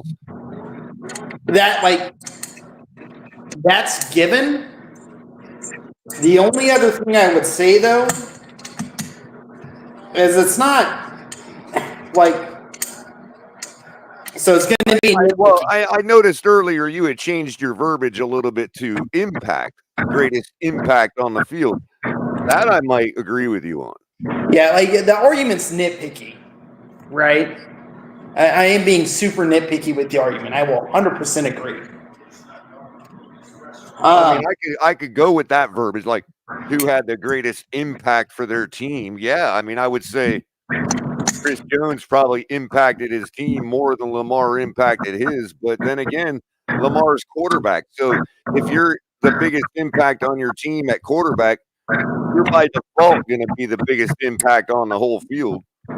And if you were to take away even, so my answer would definitively change if 1 or 2 things happened. 1 or 2 of those deep shots that he overthrew were hit,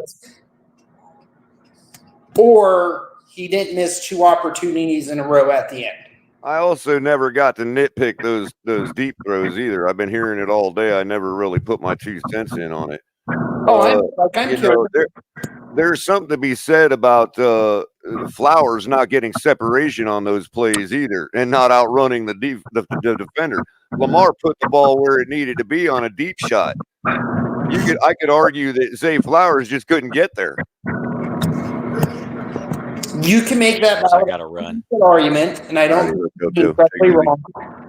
The one thing I would say about that, though, somebody has said Zay Flowers was wide open on one of those deep shots. I didn't see him wide open on any of those deep shots. I think wide open would be a stretch, and I don't think I said that. If I did say that, I misspoke. No.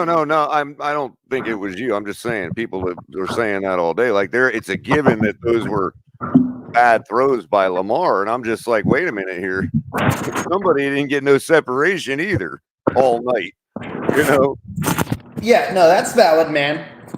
And like the other piece, it's probably what caused him to wiggle around so much on that last throw and caused the miscommunication. Like he's so tired of not getting separation, he just put the jiggle on the guy too much for Lamar to lock down what he was doing.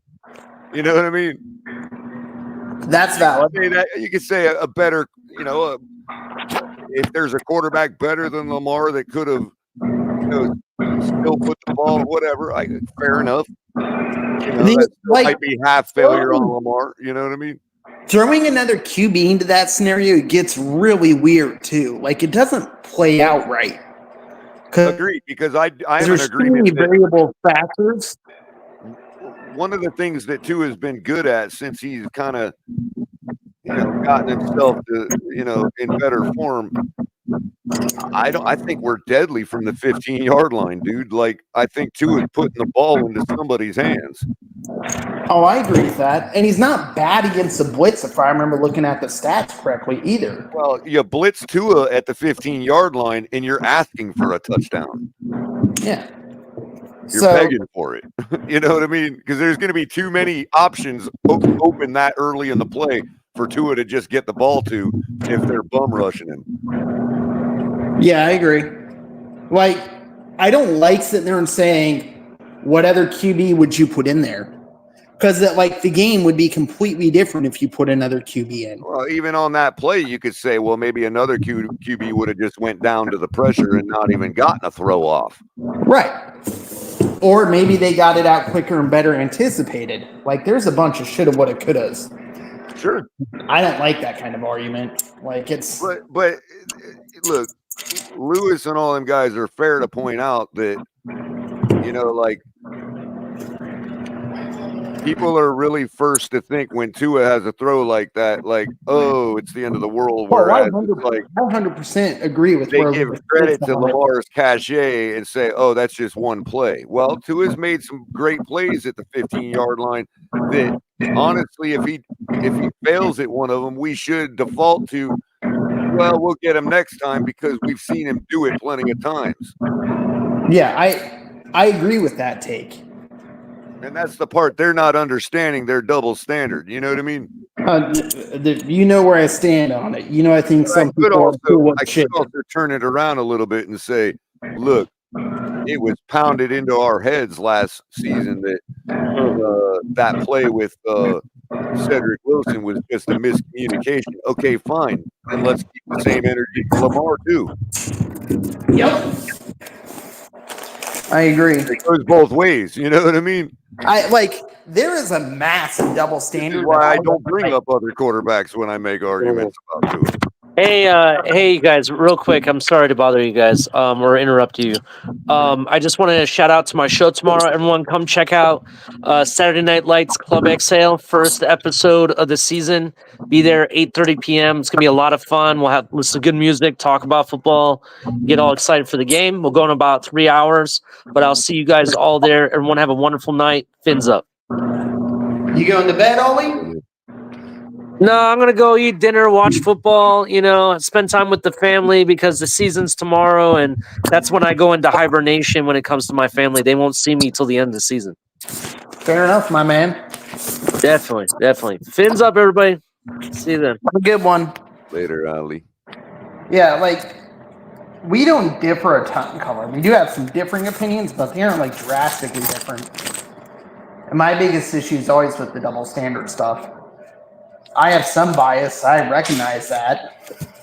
But I would agree with you that you take Chris Jones off that defense last night, and it ain't near the same. No, I think that game plan changes entirely. Well, I mean, a good player like that at the line opens up all kinds of stuff. Your secondary has a lot more flexibility, all kinds of stuff, man. Yeah. And there's stuff with the Ravens, too, that we don't know yet. Week one is always a liar. Always. I don't know, it kind of is for everybody. I really didn't expect the Chiefs to come out in playoff form. That was kind of surprising and actually good on them, you know. The Chiefs. Partly why I picked the Ravens, because I figured the Ravens are Lamar. He's going to want to come out and beat the King and all that. And the King is like, I'm the King. It's the first game of the season and blah, blah, blah. I just didn't expect them to come out in playoff form like they did. Oh, they came out way better than I thought they would have. Way better. I mean, they didn't look like, I mean, the result wasn't playoff form, but like that's because Baltimore's a good team. You know what I mean? Like it played out like a playoff game, in my opinion. I don't think you're wrong. It's hard to go on raw stats in those types of games. You know what I mean? Like, so there's one other comparison that kind of drives me nuts with that game. When you look at the decision making, and I don't know where I sit on this, and I could very easily be persuaded the other way, and it requires more thought. But when I sit there and look at it, I almost think Mahomes played a more intelligent game, is the only way for me to describe it, than Lamar did. And if maybe patient is a better word, like that might be it. That might be the word. Because if what Lamar and the Ravens are doing is intentional, then you could say that they're being intelligent too. You know what I mean? It's just didn't work. You know? Yeah, like we'll go patient. I'm fine with that. But cerebral maybe is close to intelligence, but not in that same way. You know, like yeah, intelligence. There's reason I give pause to the word intelligence, but there's some mental aspect to where it just wasn't clear, right? Like Mahomes was definitely the better player in that scenario. And there, I don't know, man. It's weird. It's really hard to sit there and say one was better than the other and call it out like that, because I don't think they played the same game at all. And yeah, I have bias towards Mahomes. Like, I just think Mahomes is a better player, period. But evaluating that game, Mahomes or Jackson looked electric. And he looked kind of like he was playing out of control. Mm-hmm. Mahomes did not look like he was playing out of control. The one aspect I would just offer to you is that consider if Andy Reid had Lamar Jackson from the start of his career and totally built his team for that guy like Andy Reid has for Patrick Mahomes. Now, I'm not saying that they're not doing that for Lamar in Baltimore. I'm saying that's where the comparison between a guy like Harbaugh and a guy like Reid has to be made. Like, agreed. If all things were switched, and not just switch the players in the moment and the teams, no, you need to talk. Make Andy Reid Lamar's coach instead of Patrick's coach. You know what I mean? Yeah. And I'm just wondering how, like, first of all, how different it would also be, but also how equally successful, if not more, it could be. You know what I mean? Yeah, you are right. It could be way better if that were the case. He's saying the same thing in reverse if, like, we did a counterfactual. You know what I mean? And, like, Lamar was the guy in KC his whole career, and Andy Reid was his coach, and blah, blah, you know what I mean? Like, if we did a full counterfactual, we could be seeing the same difference between Lamar and Patrick, just reversed.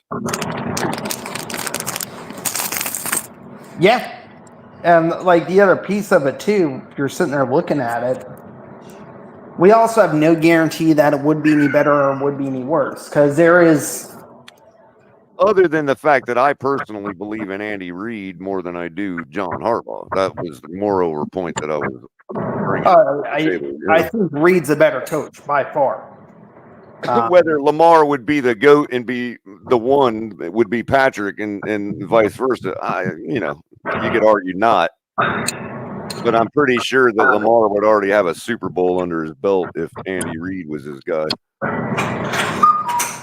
Yeah, I don't have a huge issue with that thought process. I don't think all of Lamar's failures are on Lamar.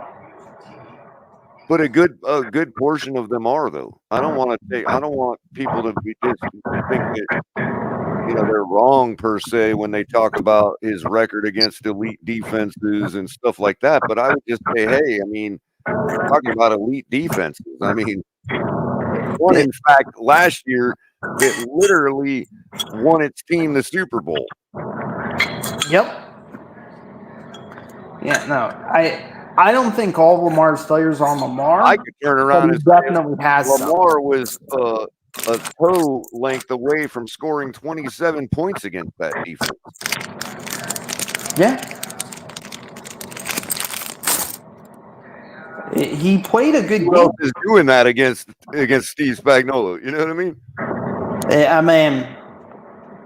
We only have one game to go off of right now, but right now, but even last year, their offense was subpar at best. Until playoffs, yes. Yeah, their offense took advantage of their great defense finally in the playoffs. Yeah, I would agree with that. But they wouldn't even be sniffing those playoffs if it wasn't for that defense. Yeah, I don't see any error with that statement. If you want to talk about like us being one and done all the time lately, and you look at our record and our stats and where we rank in various categories, that's traditionally where we are, and the Chiefs were there last year, yet they still won the Super Bowl. That's when you can say, yeah, well, every quarterback has to have has to play with a bad team every once in a while, and every quarterback needs a great defense. Yeah, sure, that's where that applies. And I don't even think that's a fair argument. You know what I mean? And their defense is good. Patrick Mahomes is just good enough to have said, hey, this is how we're going to have to win this year, and I'm going to do my part whenever I have the opportunity, and that's what makes him the GOAT. What I like about Mahomes is how calm he is in the face of everything. And if you're asking me a guy that I won't bet against, it's that guy. He's also like Brady in the respect that he treats every play like it's the last one he's going to play in the NFL. Yep. I'm happy we get to see him play. I'm happy he's not in our division. I honestly have legitimate concern that does that team go undefeated this year? If they play every game the way they played yesterday, that's a problem. I don't know, man. It's a tall order. Hard to have an answer for all 17 offenses when you're Steve Spagnuolo, you know what I mean? No, I get you. But if they play every game the way they played yesterday, that's a problem. I don't know. I think the Ravens could have taken more opportunity on. Did they score on the turnover they got? I don't think so. Did they?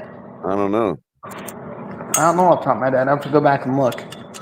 The Ravens shot themselves in the foot several times. That's for damn sure. Now, I'll give you that. Yeah, the Chiefs are going to be our back as far as why anybody would say they have to be back when they just won the Super Bowl. But what I mean is what we know about the Chiefs with their high-powered offense is back. Yeah, that could be a huge problem. Oh yeah,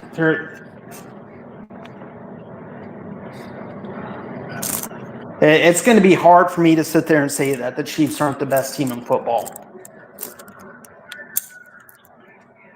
Regardless of what I want to say, keeping it a buck. I'm be hard pressed. But then again, there's the week 18 thing. If you've got the number one seed and all that, it's just so hard for anybody to go undefeated. Yep, and it's generally not worth it for them to even try anymore. Right. Yeah. But there's more money. There's more money in just winning the chip. Yeah. You just honestly get to the point of people wanting the legacy at that point in time. Like that's where you end up sitting with it. Besides the fact that they've got the three-peat legacy to go after this year, so they don't even care about undefeated. I mean, their main goal nobody is ever to cares get that about third it in a until row, we man. get there. Nobody's ever done it. That's their main goal. It's fair. Because they could say, forget tying somebody's undefeated record. How about we take our own record with 3 in a row? That's fair. If it had ever been done, that's amazing in all these years in the Super Bowl era that's never been done. I mean, yeah. Patriots came the closest. They have they have 4 wins within a 5-game period. Thank you, Giants. It was the Giants that screwed them up on that, right? Right, and if it would have been a different year, they would have got their 3 in a row. Yep. Like it's one of those things, man. Like if the order of those opponents would have been reversed, they would have got their 3 in a row. They effectively did it. 4 wins out of 5 appearances, but none of them in a row. It was 2 dubs, 1 L, and 2 dubs. Man, I'm happy we get to see Mahomes. I'm happy he's in a different division because that guy's fun to watch. But I don't know, man. Like, I'm trying to be fair with everything. And what I want to see from Lamar is I want to see more just consistency in his big plays.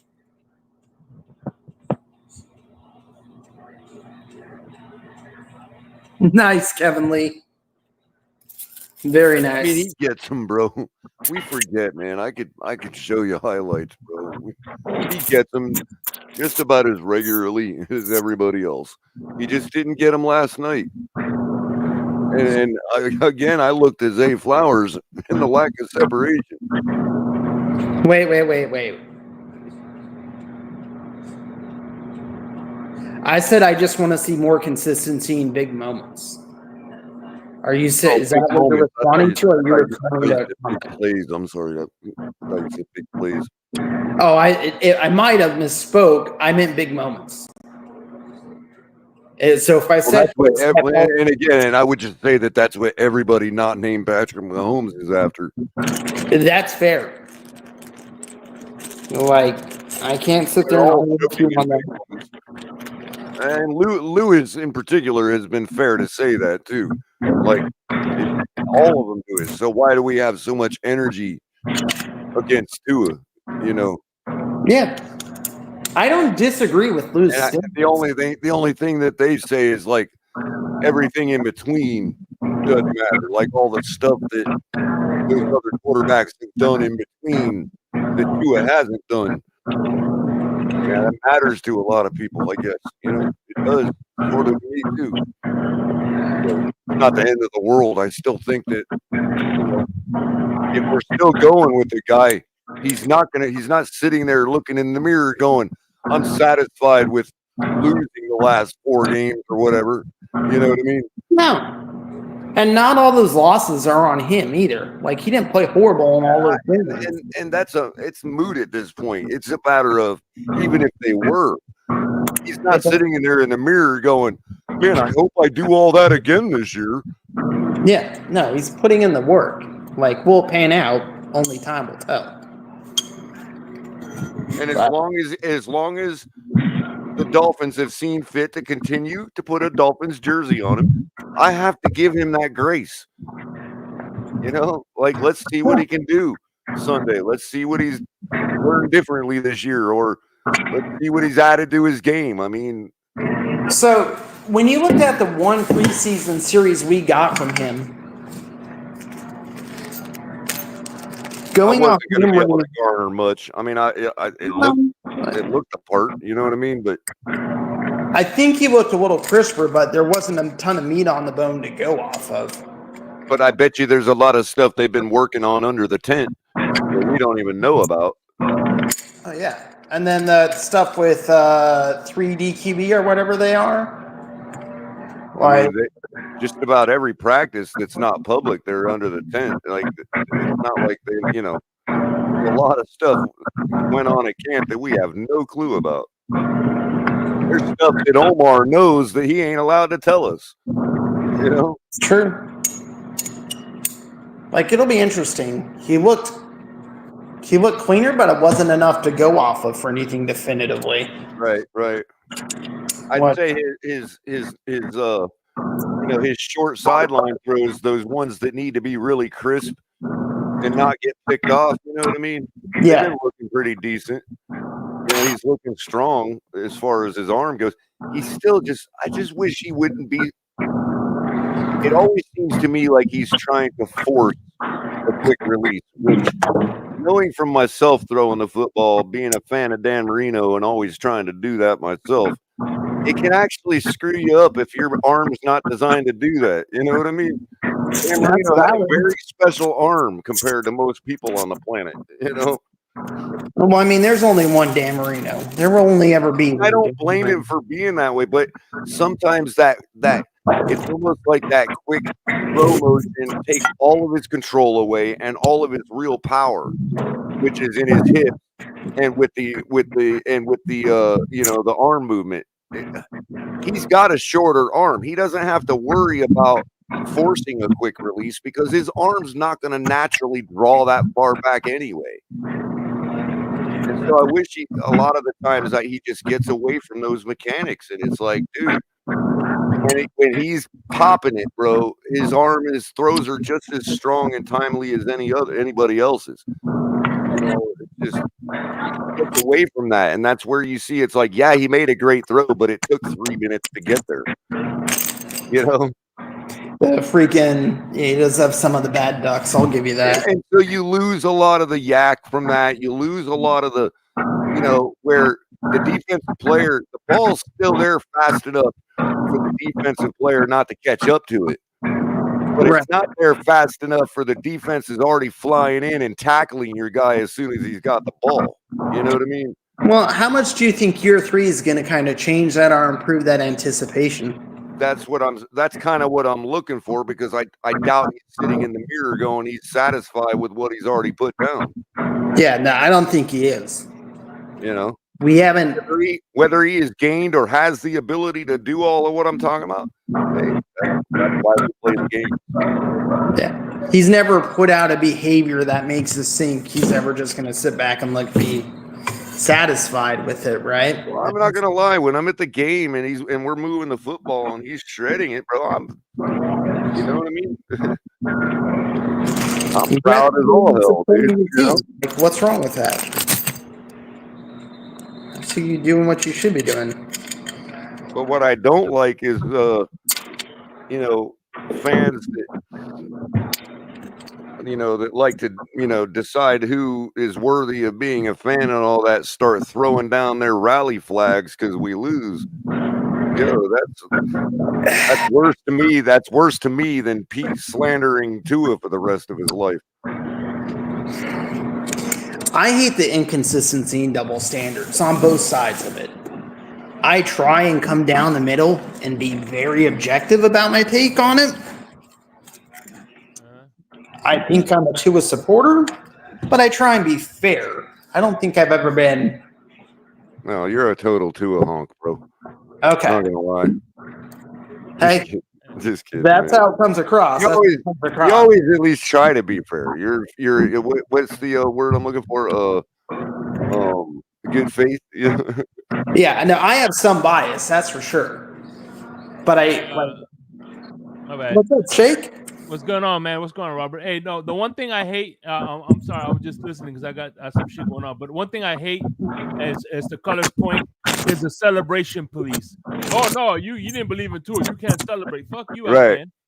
That shit's fucking. Or remember the first year shake, the apology letters. Like, really? Like, apology for what? I was never wrong. I've literally said my takes I've plagiarized Tua before, and people still call me a hater and say I have to apologize for something.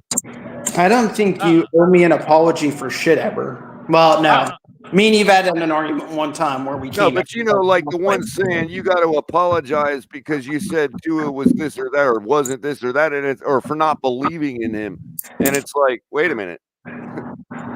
So I said, here's a list of things that Tua needs to do to be better and to be the guy in my mind, and everybody said, oh no.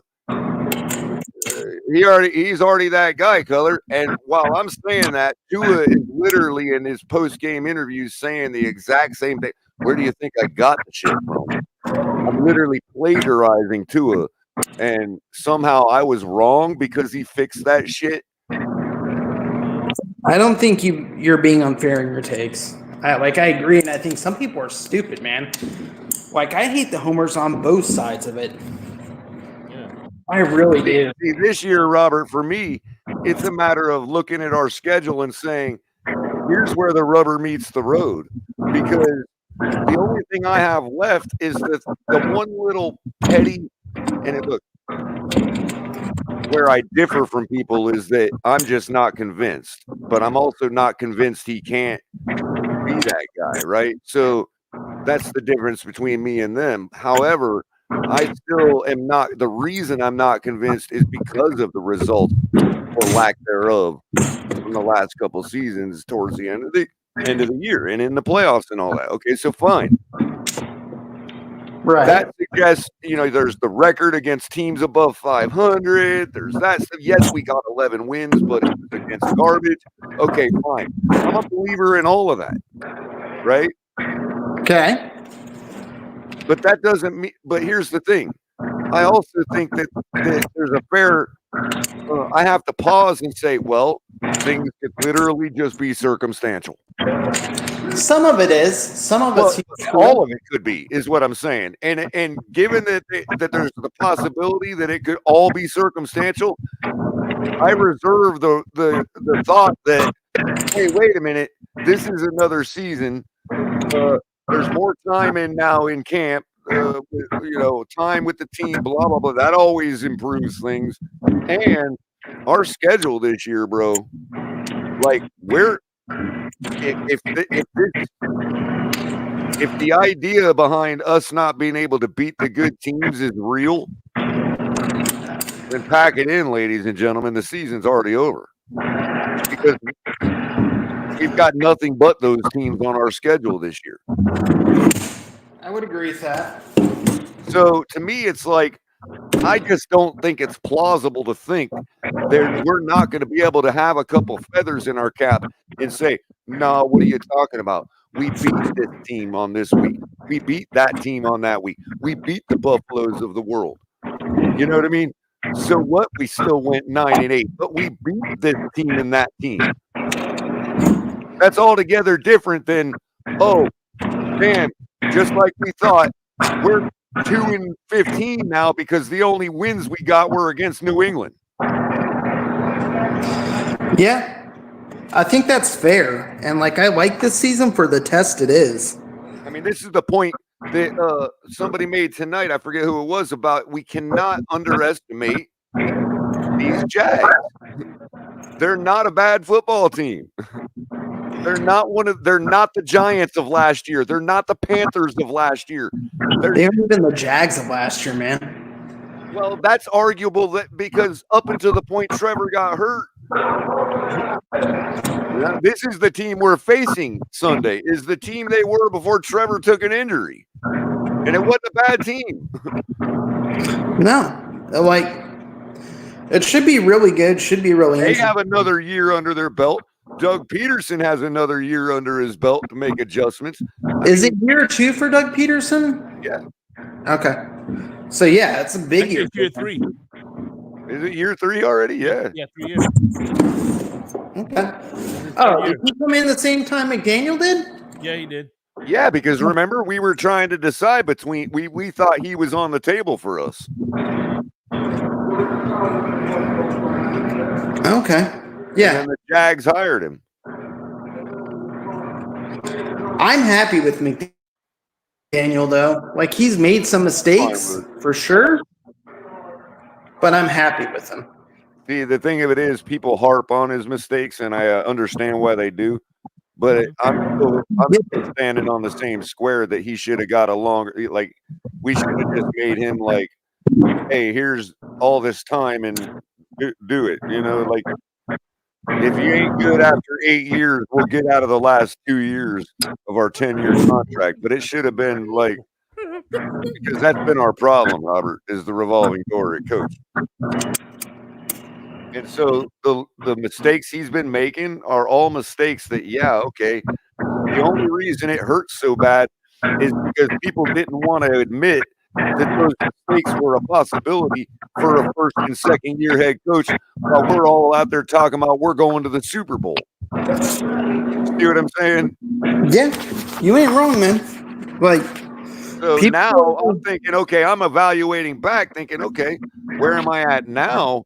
Well, yeah, mistakes were made, but all of those mistakes are mistakes that everybody since the beginning of time has made, and they will, I wholeheartedly believe, will be corrected over time.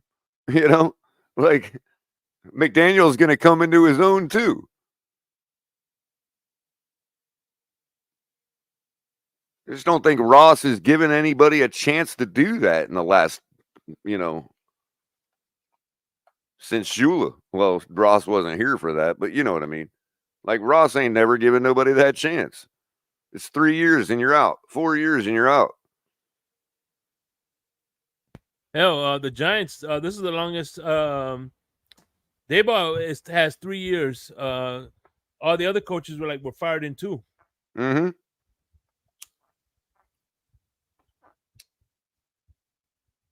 Which I think Daboll is going to be out of here next year too.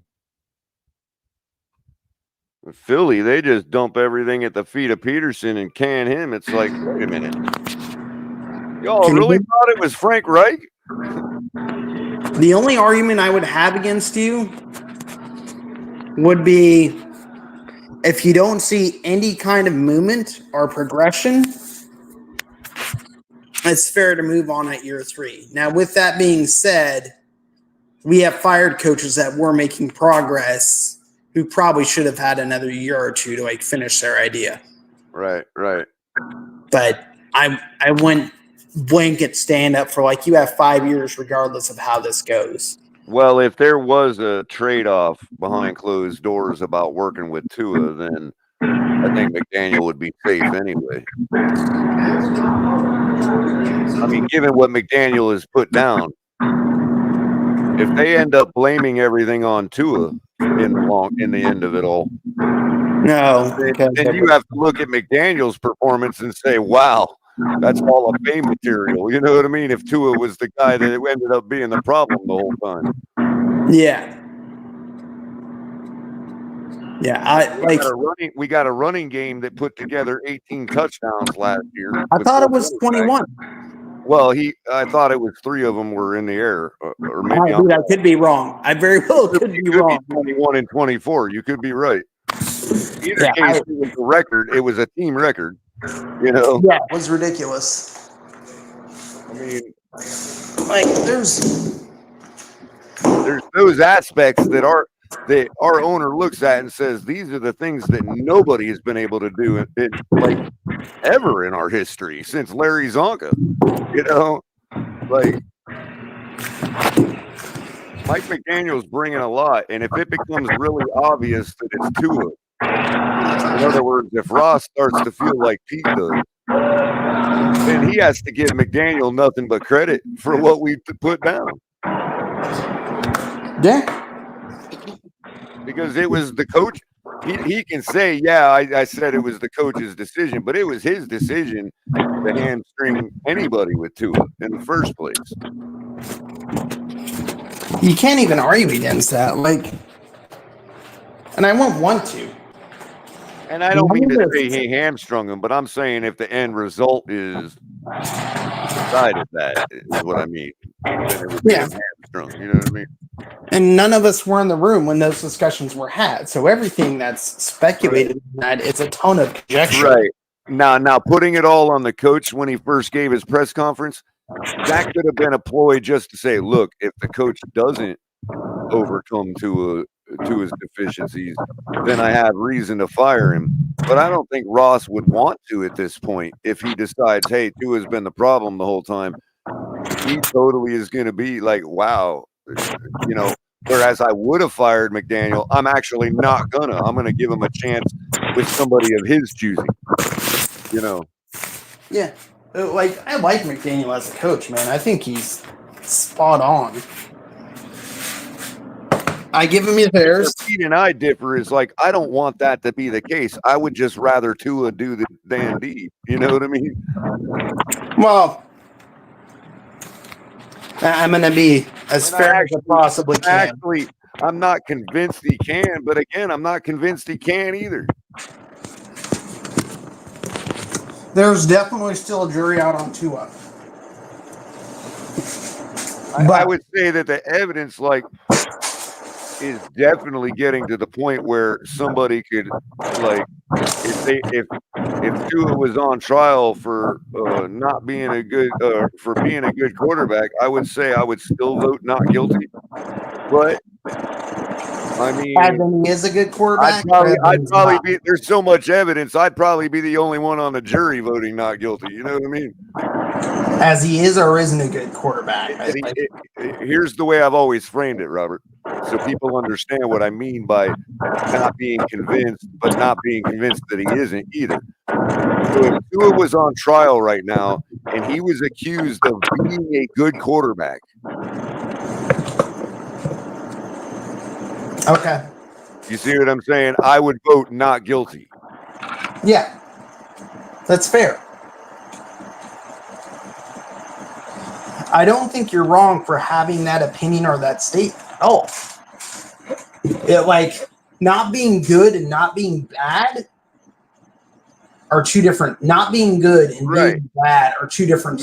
Now here's the thing: if somebody wanted me to vote guilty, prosecutor, let's say, then the burden of proof would have to be on them to show me the evidence that he's guilty of being, beyond a reasonable doubt, of being a good quarterback, right?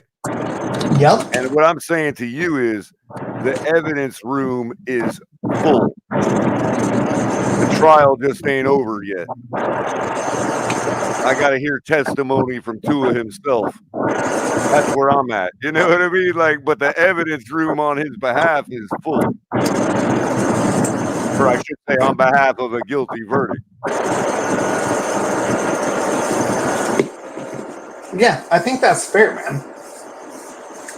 I don't think not you can convinced call yet. on. I'm not convinced yet. I'm that asshole on the jury that wants to hear Tua testify. You know what I mean? Mike, this season will tell us a lot. This season will tell us a whole lot. But what I think is going to happen at the end of the season is you're still going to get some people, and I don't even think it's a small sect. It's either a very large portion or a very loud portion, and it's probably just really loud. You're going to get a sect of the fan base, so that is so dug in on a biased opinion that they won't be willing to change their mind or change the way they view it, regardless of what's put in front of them. And it's on both sides. Right. Regardless of whether it's good or bad, both extremes are super loud. And I don't know if Jermaine's talking to me or not, but regardless, it kind of is apropos. He says, you talk about Tua like he's some undrafted bum with no talent. And that's kind of what I'm trying not to do. I'm trying to say that the evidence Okay, year one, there was no evidence in the evidence room. You know what I mean? Now there's a ton of evidence. You know, just not quite enough yet to have convinced me. Yeah, I don't have the chat up, so I can't see the chat. If you get into specifics, if you were to get into specifics and put him on trial for some of the specifics, I'd be convinced already. Does he have a sufficient, strong enough arm? Yes, I believe that. Can he make really good throws in tight windows? Yes, I'm convinced of that. You know, I mean, there's a lot of things you can name that I'm already convinced of that are favorable to him. Yeah. I don't think you're overly unfair. I think you're pretty fair on it. And I don't think we differ a whole lot. Do I think we have a shot if we were right now, fast forward, regular, normal season, type season, 11, 12 wins, in Buffalo, in a playoff game? There is no evidence whatsoever that tells me that anybody on our team is going to show up, let alone the quarterback. So I will give you one counter. But it is also incumbent upon the quarterback to be the one that shows up in those situations.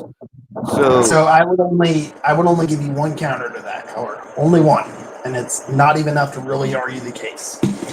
But 2 years ago that he played at Buffalo near the end of the season? Yeah, I've given him credit earlier tonight as I thought that he was the best player on the field that night. So that is the only case. You know, because it's funny because we were kind of, the discussion came up differently than what you were talking about as far as Chris Jones, but it was a similar discussion. And I think Tony was wondering, was asking Fred, have you ever thought that Tua was the best guy on the field after a game, or somebody had said they never think that or something? And I'm like, yeah, I kind of thought that in that game against Buffalo. And Crypto debated me a little. He thinks it was Josh Allen that night. But that's because Josh Allen did his thing in that last drive and got the game, got where they needed to be to score. But overall, when you talk about the impression I got of Tua that night, he by far wasn't, he's one or two the best player on the field that night. So, yeah, even in the loss, I have felt that about Tua against a good team. Yeah. Why I'm not, I still am not buying into the idea that we just can't beat the good teams, in the tough situations, because it could just happen, because it either has to happen or we're having a shitty season this year. You know what I mean? Because we got nothing but talent on our schedule. Let me ask you a question then. For the Green Bay game, right? Mm-hmm. Where you have the concussions, do you believe the concussions occurred, or do you just think he went and played to shit? If I answer that, then people are going to want me to show them my PhD in doctorate. I don't care about your PhD. I'm just asking your opinion.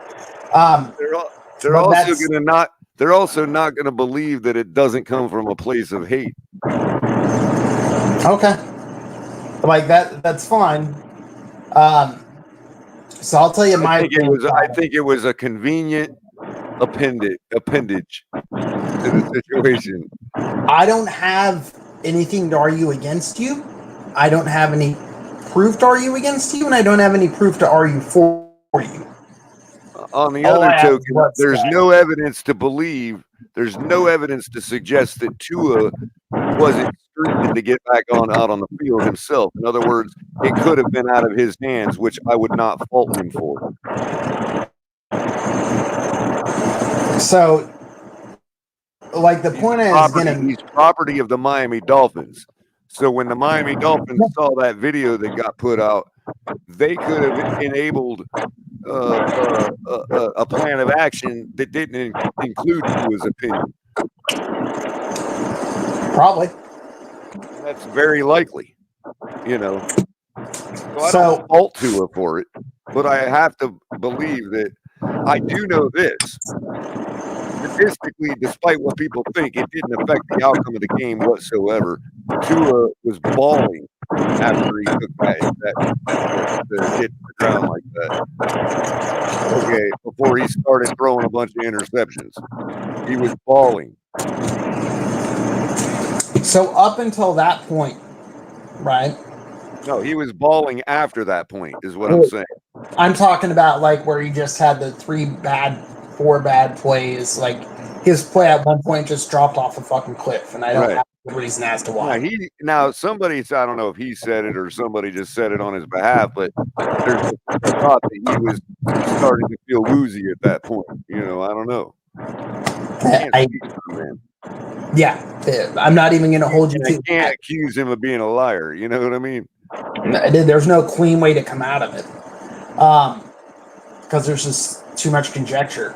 But like the piece that I would want to know, or the statement that I would make, is up until the point where his play, and it was drastic, and it was a large portion of the game up until this point, you could very easily make an argument that he was probably the best player on the field up until that point. I mean, again, he was bawling. You know? Yeah, like that's why I was asking what your thought was. And when I say bawling, if you add the one big play from the first half, or let's say from the graphic that Florio had showed was his statistics before the supposed concussion and after. So it was shortly after halftime. So it was almost one half in the second half, almost, right? But it showed like if you just added the big play to Waddle or to whoever it was from before he got concussed, if you add that one big play to his stat line on the other side, it was identical. Interesting. Like one was like 8 for 13, the other was like 7 for 12. You know, the yardage was literally like 45 yards lower, of course, big play to Waddle. You know what I mean? It's like if you take away the one big play, the stat line was identical. Dude. He was balling on both sides of that hit. So that's why I kind of think it's a little disingenuous for people to be relying on the injury as causing those interceptions, because what they're doing is they're completely taking away from the performance he was putting down. They could have just said, man, he was balling out and then shit just went to shit and it happens. And I would have said, you know what? You're right. He was balling out. It's not a case of junk time. His stat line for that game. So no, it's not. It happened. I wouldn't have been happy about it, and I probably would have been a collapse and all that. But all they're doing is taking away from what he was doing before he started throwing the interceptions by saying, "Oh, well, the interceptions were caused by the concussion." Well, okay, so was he doing nothing else the whole entire half? Because if a concussion caused him to play that good, maybe we should be knocking him on the head.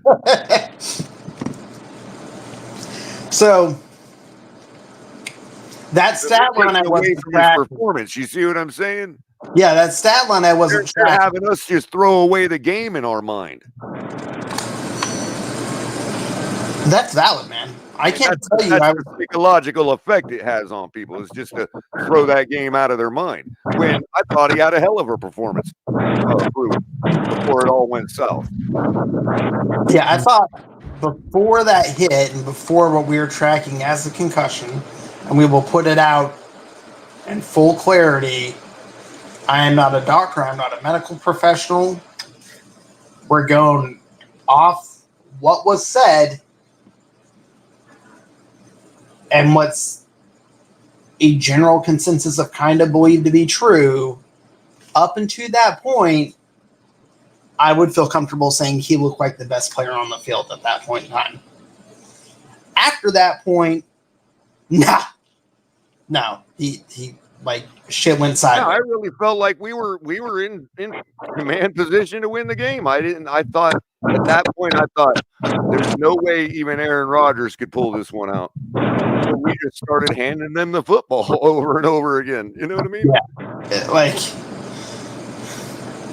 there's as a fan in your own house, when everything is live and you're winning and it's like you're moving the ball and all this, why would you expect, even if Aaron Rodgers scored every drive that he'd have the football, we would still be able to run the clock out before that could happen because we were just moving the ball just fine.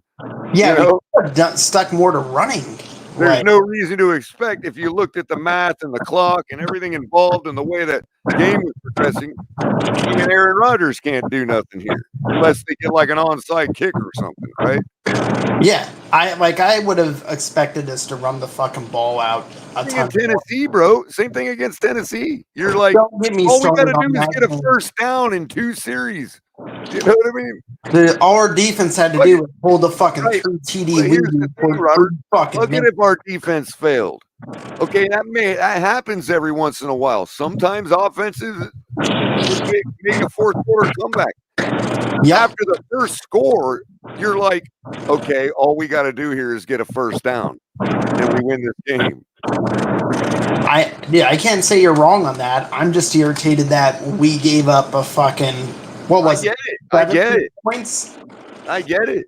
But on the defensive side, you're thinking, well, if the offense ain't going to do it, defense is to run a prevent. Yeah. Well, I mean, I'm not saying it's the right decision to have been made. I'm just saying that it's an understandable decision, and that is, to me, the decision that was made. And the offense, all they had to do was get a first down, and the game's over. Yeah. So when you talk about an offense that puts up 30 points a game and all this yardage and all that, we can't get 10 measly yards. All of a sudden, your complaint is entirely valid. Now, if I were to be fair and say, well, shit happens, and it does, it's the NFL, right? Nothing's easy. And I would apply the same thing to Green Bay if they would have just left it alone and said, yeah, well, look at Tua's performance. He's not the reason. Even if he did throw picks at the end there. You know what I mean? Like, you could say, well, okay, why were we throwing the ball at that point? You know what I mean? You can argue other things. There's nothing to argue, though, when they're just having us erase it from our mind. Yeah. I'm not a big fan of saying discount it or erase it. That, like, I look at it to sit there and try and look at that game as a performance and say, well, shit was going really well against one of the best to play the game, and he was still performing better than him to this point. Oh, yeah. Like that's the viewpoint I'm trying to go for. I'm not trying to take this. Oh, no, I'm totally with you on that. So it's... there's the other game I'm thinking of. Another game I was really impressed with him overall. Any of the other games, though, they're just going to throw out the oh, well, that was a shitty team type thing. You know what I mean? But whatever. Which is stupid to me. I mean, it's valid to a point, but it's like, all right, he still has to make the plays. You know what I mean? He still has to make the plays. Like, it was 30-0 before we took Tua out against the Browns a couple years back, you know? Yeah, I mean, McDaniel's first year, we were up 30-0 against the Browns. Was he the best player on the field that day? I'd have to go back and look at the Browns. The backup came in and couldn't even move the football the rest of the day. You know, so I'd have to go back and look. And our defense only gave up 15 points, so we ended up winning the game 30-15, I believe. What is your take on? Remember? Oh, it might have been Houston. I think it was Houston. It was the one where Tua got sacked and he like fell on his knees and kind of tweaked his back a little bit, so they took him out of the game. That was Houston. Yeah, we were up 30-0 in that game. Yeah, like our line just stopped deciding to play. How about was Tua the best player on the field when we took the Jets out without Tyreek Hill even being on the field? Hey, Carly, you plan on running it a little longer or no? No, I'm ready to. I'm ready to. We just got measly old Robert up here, man. If you want, yeah, we could. That's it. Like it's. No, we can shut it down. I just wanted to just conclude that last thought by saying I can't believe nobody tonight has brought up that Jets game last year. Yeah. Well, I mean, there's just a huge amount of bias on both sides, and I really wish it would stop. Tua shredded the number 3 defense in the league without Tyreek Hill on the field. He did it better without Tyreek Hill. Need me to hit the control shake? Yeah, if you want. I mean, but yeah, no, I agree with you. There's about instead of calling it down the middle, they have to push. I feel like agendas are being pushed instead of just just calling it down the middle. Yeah, it's a total double standard, Shake. You're right. I can't say I'm perfect. I know I do it a little, if I'm being fair, and I'm just going to assume I do it a little, but I don't think I'm horrible about it. And I wish we could all just get over a Buffalo fan, I would expect you to be horrible about it. And I'd be right there with you. Now, Tua is God. Are you kidding me? What the hell do they know? They're like, I'm not a Josh Allen fan. I don't think that guy takes care of the ball worth shit. Dude's eyes are a little too close together, if you ask me. I didn't catch what you said. I said the dude's eyes are a little too close together for me. No, fucking Christ. Yeah, no, dude, it's like there's probably 5 or 6 QBs in the league that either get loved more than they should or hated on more than they should. And it might be 10 in total if you look at it. And I would sit there and say, I think Kay has betrayed too. Kay Adams? Yeah. Who knew this whole time? What'd she do? Because I'm not tracking anything. Bro, I saw an article that said she is dating the best quarterback in the league, Daniel Jones from the Giants.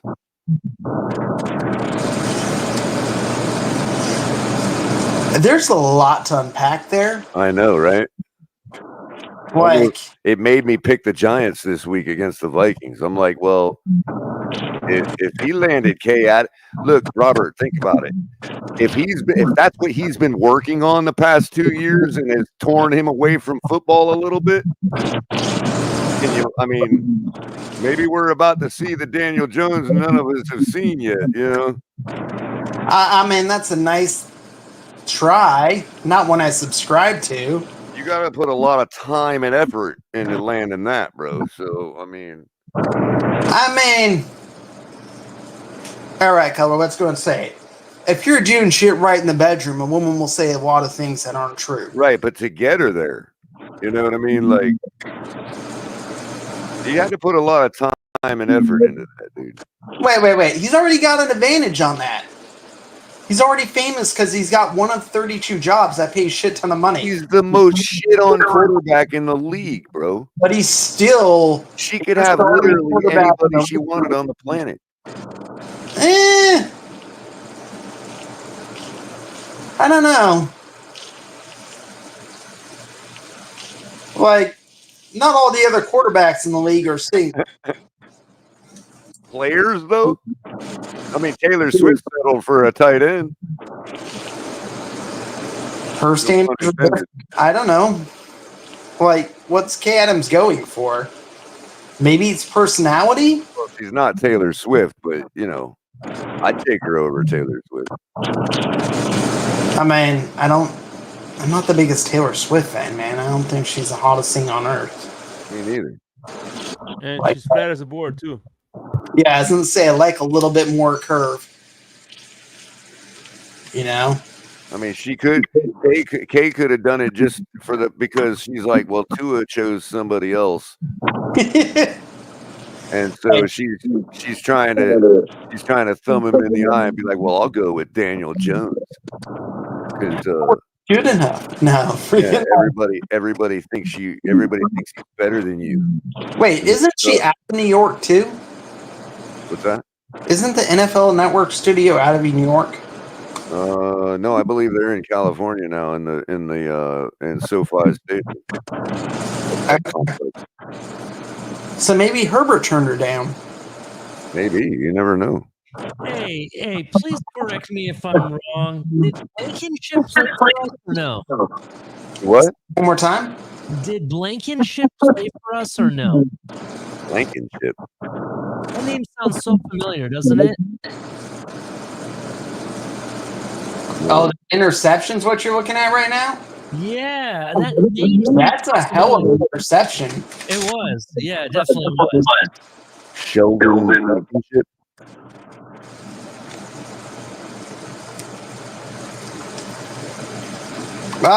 The name's familiar, but I don't think he was ours. Okay.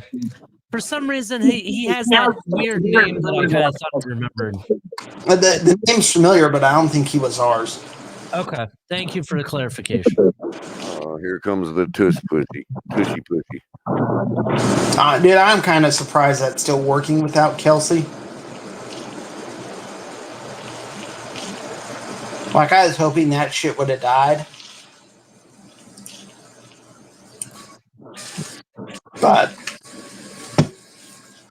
I guess all QBs need to go start squatting 600 pounds. Because isn't that what they attribute it to?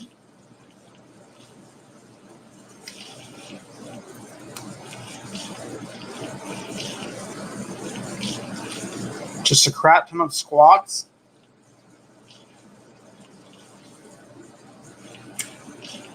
What's the update on the AC, Jake?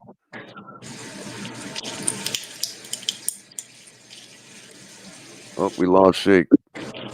Oh, shit. All right, definitely time to shut it down now. All right, my man. What happened? So, what's that, Ollie? Were you going to say something? No, I was just asking what happened. I just was searching Blankenship. I thought I couldn't remember where I knew the name, so I was just wondering. Philly's getting ready to drive it in. They just did. They scored. Yeah, you're ahead of me by a little bit then. Oh, they don't need the tush push because they got Saquon. Yeah, they don't need the tush push. They got Saquon, exactly.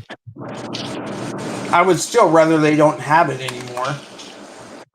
Oh shit! I gotta check. Feller, did you get your DraftKings then? Did I get my what? Your DraftKings. No, I got something to do tomorrow. I got all my lineups to set. I set up one lineup so far. Dude, I went with some weird ass lineup, bro. It's nothing but like outside of Devon A-Chain, there's really no. It's like a bunch of nobody. I know. I kind of did a crazy one too. I did a Kyler Murray stack. Oh, Don't ask me why. I did a Baker Mayfield stack, kind of. I got Kyler Murray, Alvin Kamara, Raheem Mostert, Marvin Harrison Jr., Tyreek Hill, Darnell Mooney, Mike Gesicki,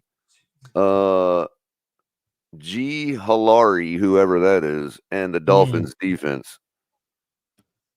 Interesting. This is who I got. I'll read it off to you. I got Baker Mayfield, Devon A-Chain, Joe Mixon, Chris Olave, DJ Moore, Mike Mims Jr., Kincaid, the tight end from the Bills, Chris Godwin, and the Raiders defense. Right on. So George Holani is a running back for the Seahawks.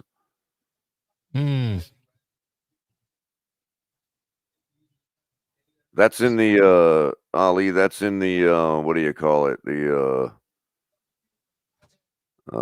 Game Day Greatness presented by DoorDash. Shout out to DoorDash. I'm in this ESPN Plus fantasy league that is supposed to be like you play against like the best of fantasy players. and we did a live draft. This is my starting lineup: CJ Stroud, James Cook, Devon Achane, Amon-Ra St. Brown, AJ Brown, who's killing it right now, Dalton Kincaid, Jalen Waddle, the 49ers defense, and Jason the Money Sanders.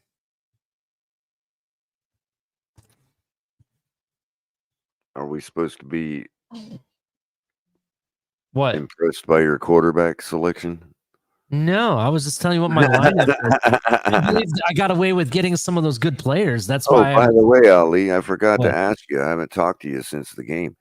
What you think about them Hurricanes, man? The Hurricanes. Y'all are gonna need a better set of referees. So I'm gonna. It's kind of crazy because before the game, a lot of Hurricane fans that I was listening to on Twitter were complaining.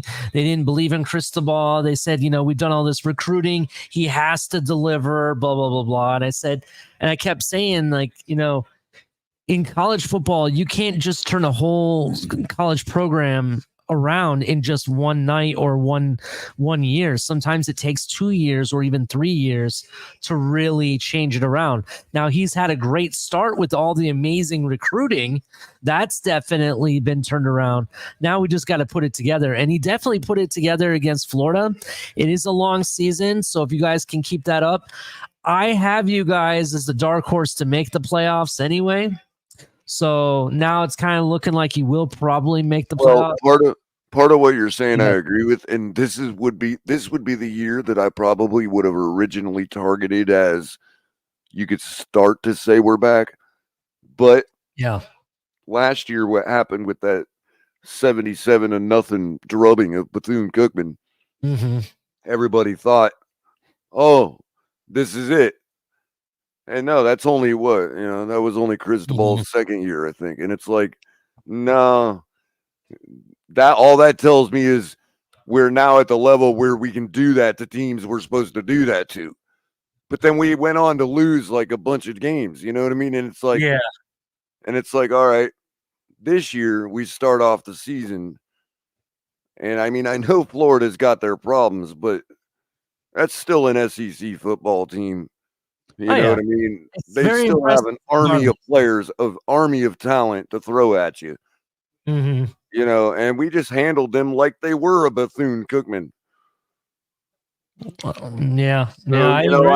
don't want to get overly excited, you know what I mean? But maybe I was right originally a couple years ago by targeting this year is kind of the year we would at least make some real noise and actually be respected and not just lose out a bunch of games. Yeah, I agree with you 100%. You guys are definitely very much improved, in my opinion. Cam Ward, man, that guy, he's a special player, okay? Well, that's kind of what makes me feel different about it, too. It's like, this guy really delivered well. Yeah. He wasn't afraid to throw the football in the clutch. Yeah, he even paid for it on a play with an interception, you know what I mean? But like, he wasn't like TVD where you're just like, throw the damn ball already. TVD is like the college version of Chad Henne. Yeah, it's like, throw the damn ball already. You know what I mean? Yeah, I definitely understand. I know you got guys open, man. Freaking damn. You know what I mean? We aren't that bad in the secondary. You know what I mean? Yep. So yeah, I'm excited for you guys. I'm kind of rooting for you guys just because I live in South Florida and everything. I like to see it. So we'll see what happens. And this guy, I think is number 8 tight end, I believe, or Royo. Ooh, watch out for him, man. Yeah. Meanwhile, talk about special players. And even though I call these first 3 games that Ohio State has to play preseason still, because they don't play now, but nobody till they get to Oregon, to be honest.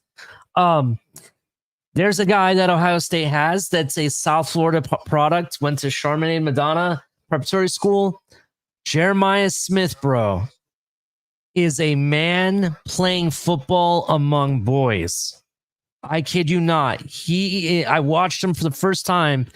This man looks like he's already built and should be playing in the NFL. He does not look like a little boy out there. You know what I mean? He's not like skinny, doesn't have enough muscle on him. And we say, you know, we like to say, oh, that guy needs to put on some weight and he'll be good in the league. No, this guy's already ready. If he could make, like, if he has the season that I think he's going to have, if there was a way, I would be like, dude, he has to go straight to the NFL now. You know what I mean? This guy is that good. Right.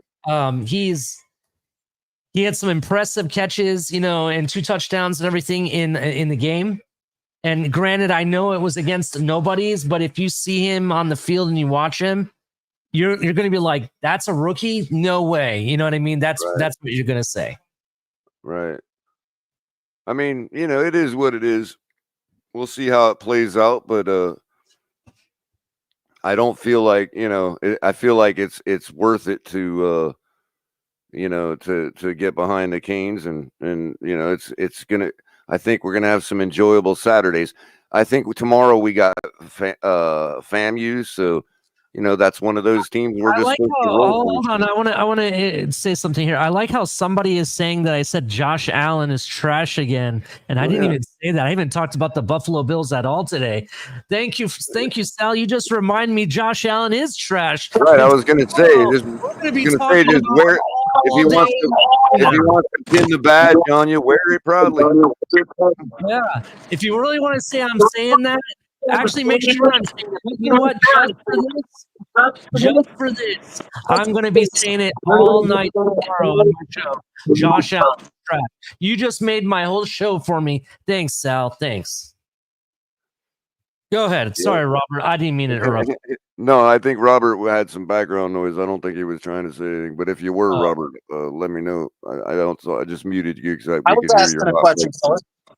Oh, were you? Yeah, I was asking what you guys think the most interesting stat line is going to be come Sunday.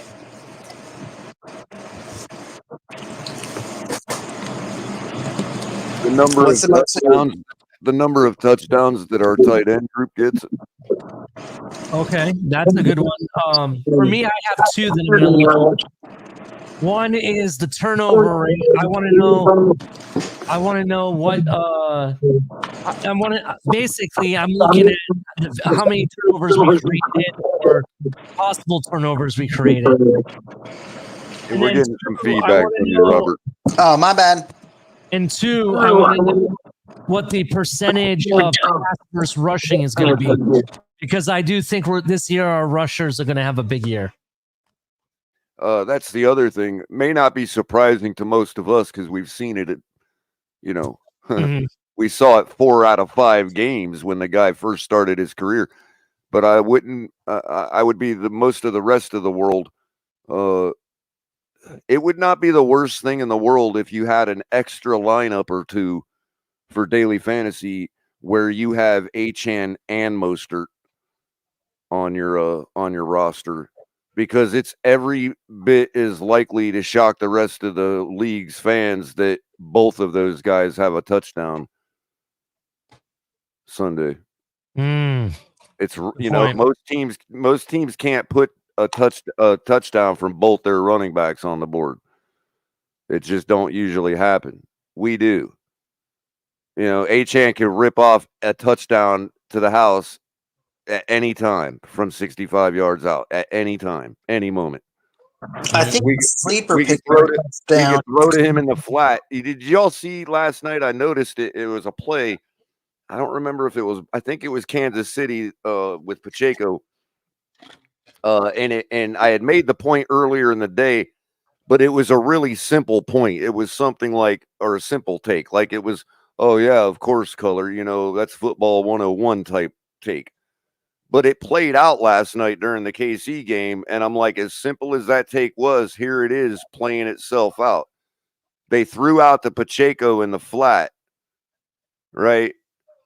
And he had one man to beat, the corner. And the corner freaking got his ankles broke, and Pacheco ran it up for, like, you know, a great gain. You know what I mean? And I'm just thinking, that's exactly what I was talking about with Achane. You put him out there alone with a nice, well-placed ball, one-on-one with a corner, they better have Kader Kohu because Achane's going to toast him and likely take it to the house. Get it matched up on a linebacker, and you have a problem. Yeah, it's even worse if it's a linebacker. Yeah, he'll sidestep an entire defensive line. Man, Barkley just ran a big one. I thought he was going to take it to the house. Barkley's such a gifted runner. Like, and again, I wouldn't doubt if you don't even see that from somebody like Jalen Wright already out of the gate. Look, yeah, put any kind of combination of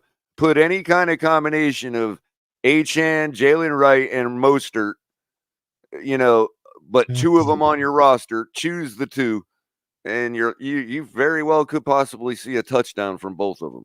Color, let me ask you this. Since Mostert had a nose for the end zone last year, right? He was like, what, the leading or one of the leading touchdown? And Aaliyah, to that point, I'd like somebody to do a deep dive and show me how many of those touchdowns came from the 10 or 15 yards out. Well, that's what I was about to ask. That's what I was about to ask you. Do you think that it's more than likely at some point you're going to see the majority of the 1-2 punch from Achane and Jalen Wright, and then have Mostert as like your goal line end zone type of guy? Or you may have it to where we actually get surprised and see Wright more at number 25 more out of the gate, because you kind of want, if you're gonna spare somebody and put them on a pitch count, not only are you going to go with the older guy, obviously you're going to put him on the pitch count, but Mostert still, played all year last year and didn't need to be on a pitch count. My point is, that's not what I'm calling for, but what I'm saying is, if you were to choose which one to put on a pitch count, with the age comes also game IQ.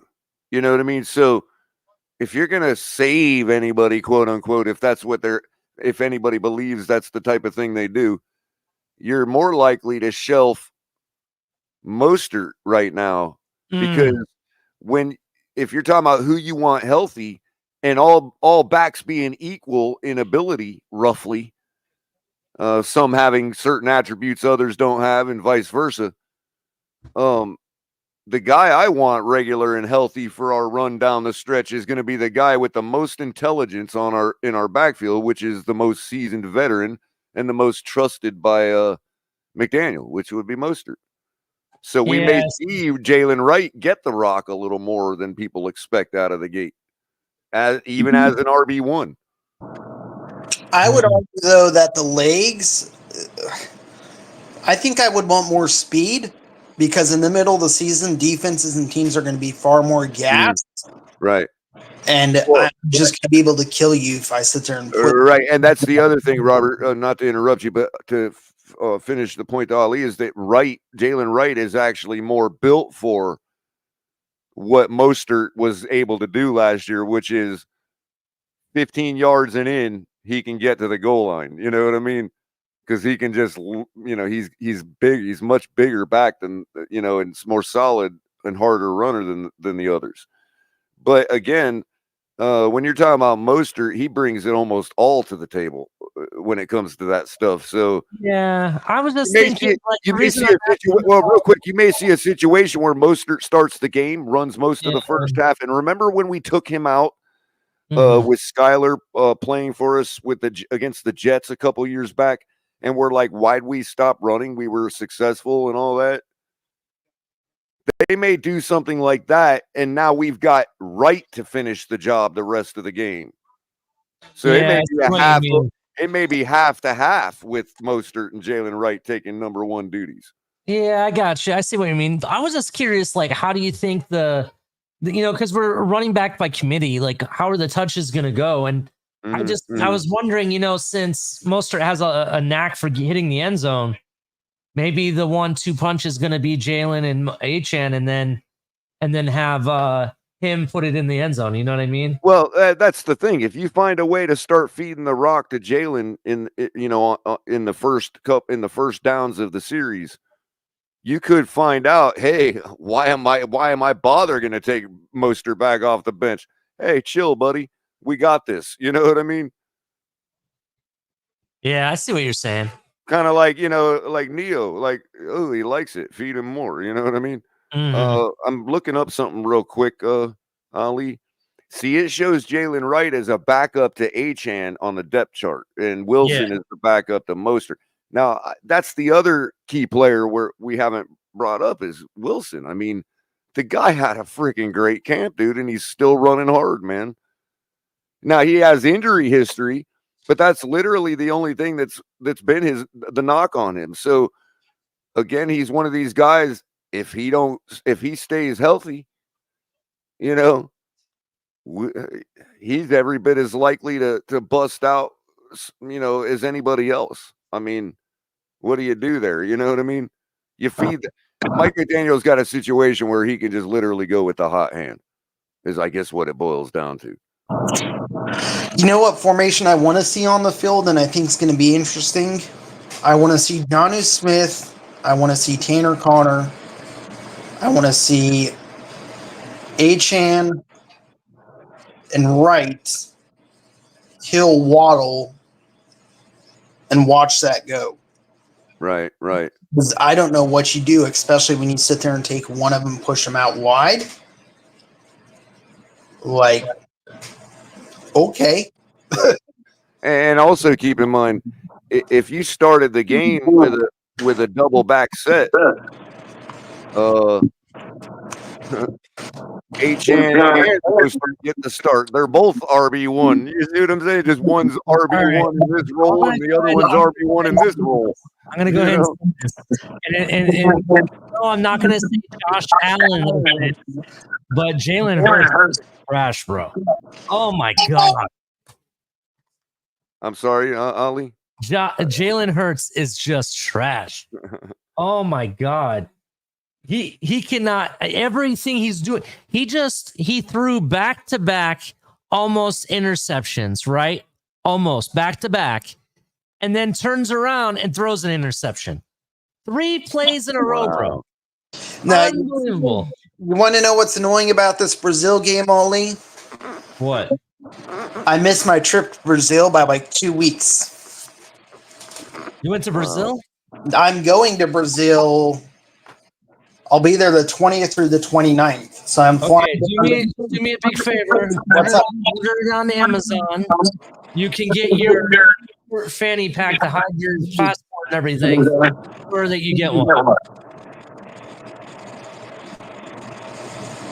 Oh, I don't even bring my passport out of my hotel room. That should stay. Well, I'm just saying, be careful with your wallet and everything, bro, because I have a buddy of mine that goes back and forth from there, and he tells me stories all the time. Oh, no, dude. 100%. I've been to South America a few times. I enjoy the fuck out of it every time. That's cool. I want to go to Argentina, to be honest. Argentina's on my list. Peru's on my list. But a cheap flight for you guys, if you guys want a good vacation that's super affordable, go to Colombia. I've heard that. Definitely. Because your flight's going to be like $200-300, and an Airbnb's Colombia for a week, you might pay $300, if that. And then there was an all-inclusive trip I found on a website that included hotel and air flight to Costa Rica for like $500. I was considering. That wouldn't be bad. Yeah. Like, not a bad deal. It's not a bad vacation, and doing shit's cheap. So, what's that? I said, there you go. Yeah, it's fun, man. Do you speak Portuguese? My Spanish is fucking horrible. Like, I speak very little, and I'm working on it. It's not where it needs to be, but it's never been anything that stopped me from like going and having a good time. I gotcha. I was just curious because, like, in Brazil, they don't speak Spanish. Your Spanish is just bad enough to sound like Portuguese? Is that what you're saying? No, my Spanish is bad enough to fucking fumble my way through it and then rely on a translator app to cover the 90% I don't get. Okay, but you do realize in Brazil they don't speak Spanish, right? Yeah. Okay. All right. Just want to make sure you understood that. Yeah. No, like, you're good on that. Yeah, Ali got the joke. I knew what you were saying, Color. I didn't get the joke. My bad. I'm dense. My sarcasm. You're saying your Spanish sounds just bad enough to sound like Portuguese. I get what you're saying now. I'm just dense. Why the hell did that guy return that damn interception out of the end zone? That was a stupid fucking decision. Now all the people from Portugal listening are gonna be like, "Color crapping on the Portuguese." Right. I understand that AJ Brown fell, but I would not have thrown that ball regardless. I would have just thrown it away. Even the commentator right now is saying that throw was ill-advised.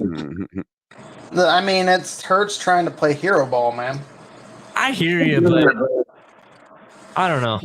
I don't agree with the throw, and the reason the Eagles are dangerous is not because you sit there and you fear what Hurts is as a passer. It's because when they get in 4th and 2, 4th and 1, they literally just go for a fucking tush push. That's it.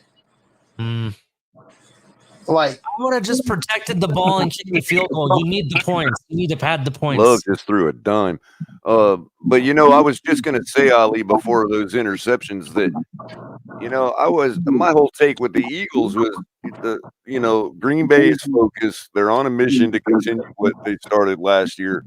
And the Eagles I thought were completely directionless, like meandering, and it's like they've proven, I don't know, 31 points. They're kind of, but again, look, they like you said, Hurts throws the interception. They're now in a position where they could lose this game because of it. Green Bay is rolling, and it's like, there you go. If you're not directionless, you seal up this game on that last drive. You're up 31 to 26, you get another touchdown and you seal this game. You know what I mean? Bro, I don't know what's up, but like, I don't know. I'm watching the Eagles defense. I mean, what's he pushing it for to throw? Like you said, he threw 2 almost interceptions and then one and then a third one, an actual interception. It's like, what are you pushing for that for? Like, yeah, you're winning. Your aim is to get the clocks, is to get yourself 10 freaking yards. That's your aim, to keep that clock going. I'm surprised that they're getting so many damn wide open lanes, man. Like maybe, you know what it is, Robert? I'm a little biased, I guess, when it comes to, like, we talked about Tennessee earlier, right? Yeah. And when you're actually at the game, and Ali can attest to this, this is why we didn't even think anything was a problem, because you get a little biased at the game, being there live to see the field, because in real life, when you see the marker for 10 yards, from 10 to 20, you see how 10 yards is in real life. You're like, it almost makes you feel a different way about NFL defenses. Like, how the hell do they ever stop an offense from getting that measly 10 yards? It's so short in real life. I won't argue that one bit. It's like you could almost walk. It feels like you could almost like take 4 high steps and there's your 10 yards. You know what I mean? That's valid.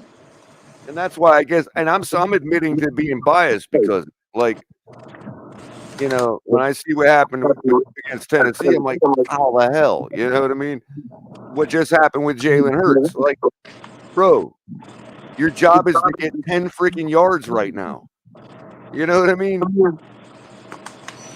What you're saying is valid, but that's not, like, when you're looking at these plays, and it's probably a perspective thing, that's a valid point. Some of these lanes, though, are beyond anything I would expect a fan. No, it's like when you're playing a video game and you get into that rut where you keep doing the same thing over and over, hitting the same button at the same time, and you're like, why can't I stop doing that? Fair. I think that's what they feel like sometimes. Like, you feel like you can just push it and get it in there, and it's like, no, Jalen Hurts, you're not Dan Marino. Like, man, we need to beat the shit out of the Jags. Same with Love here. Like, You got yourself down to like the 20, 25-yard line. Why you start pushing it? You just need, a couple 10-yard plays. Boom, you're in the end zone. Yeah, just take your time. It'll get there. I get the condensed space. Now they're kicking a field goal. Yeah, I will say that Jordan Love is not. I don't know if he's the best in the red zone, bro. Well, and both your points. Look, handing the ball off at the right time, in the right way, and the right play is also part of being a good quarterback. Now, you don't forget that. So, what's your take on the thought process of people being hard stuck on So this is how I view Jackson. When I look at Jackson, I see someone who's got a ton of talent. But with that talent comes arrogance. And with that arrogance comes some bad decision making. It's so damn fun to watch, though, Robert. I'm not saying his game to watch. Maybe it's just my nature as an old school football watcher. It's like I just love that type of. Man, that's always going to feel like. I get what Fred was saying. How it always makes you feel like you got a chance to win anything. I get it, but there's the attitude of I can win anything. I take an inverse because I'm like. He's a great fantasy quarterback. He's a great regular season quarterback. But if you apply enough pressure to that guy, I don't trust his history. I don't trust his That's fair. And I'm not trying to excuse you by saying this, but there are very, very few quarterbacks ever in history that transcended every situation in every configuration. Valid. Very valid. But I would argue that more often than not. Like Lamar Jackson just faced the absolute best defense on the planet last night. Yeah. I can argue that. And I still had them winning towards the end once he had the ball in his hands on that last drive. For me, I thought he was going to choke it away. I know, the stuff they were trying to blame on him. Earlier on in the game, if you watch Zay Jones, who's pretty much their number one weapon outside of Lamar and Derrick Henry, right? Zay Jones had several situations where he had the ball in hand and he just had to run 1 or 2 yards and just get the first down, right? And that's what they had to do. And he decided to TikTok dance. At one point, he had the first down, but decided to run away from it and try to come back, which I didn't understand why he didn't do that. Just take the first down and go down. And I think when you do shit like that, it messes with the game. It messes with the flow of the game, right? So, and the other thing, they don't really invest in weapons. They're paying Lamar to be that guy, to make those runs and those things using his athletic ability, right? So where we think, oh, why you run it, man, when you could have thrown to this guy, it's because they're paying him to do it. That's why. So my only argument and my only pushback on the weapons piece is they did invest in weapons last year. Not the same choices I would have made as far as cost and result. What investments did they make? They paid OBJ $15 million last year, didn't they? Okay, that's OBJ, but do you really think OBJ of old though? Hold on. So they paid OBJ, they brought in Zay Flowers, they bought in Rashad Bateman over the last 2 years, correct? Okay. They did make an investment. Are they all the same choices I would have made? No, but look what they did. They went and traded Hollywood Brown without even telling him. In fact, they made Hollywood Brown sign an NDA not to tell him. Right? And then they went and they had Flowers, okay. But imagine having Flowers and Hollywood Brown in the team. That offense is completely different with those two receivers just alone. Rashad Bateman hasn't delivered the way that they thought he would. No, it was a bad investment and bad choice, but they still made an investment. I'm saying it was a bad one. I hear what you're saying. There was so many receivers that they could have traded for. You know, they could have went and traded for AJ Brown. You know what I'm saying? No, I don't disagree. That's fair. I don't know. Just for me, it's like there was so many other teams they could have traded to get better receivers to become better, and they didn't want to invest. And that's actually what took so long with their negotiating because, to be honest, he didn't want to play if they weren't going to invest. So they're like, we'll overpay you. Yeah. So I don't love everything about their structure and their setup. What I do like about them is their run game is ridiculously good. And when it's healthy. Yeah. Yes, when it's healthy.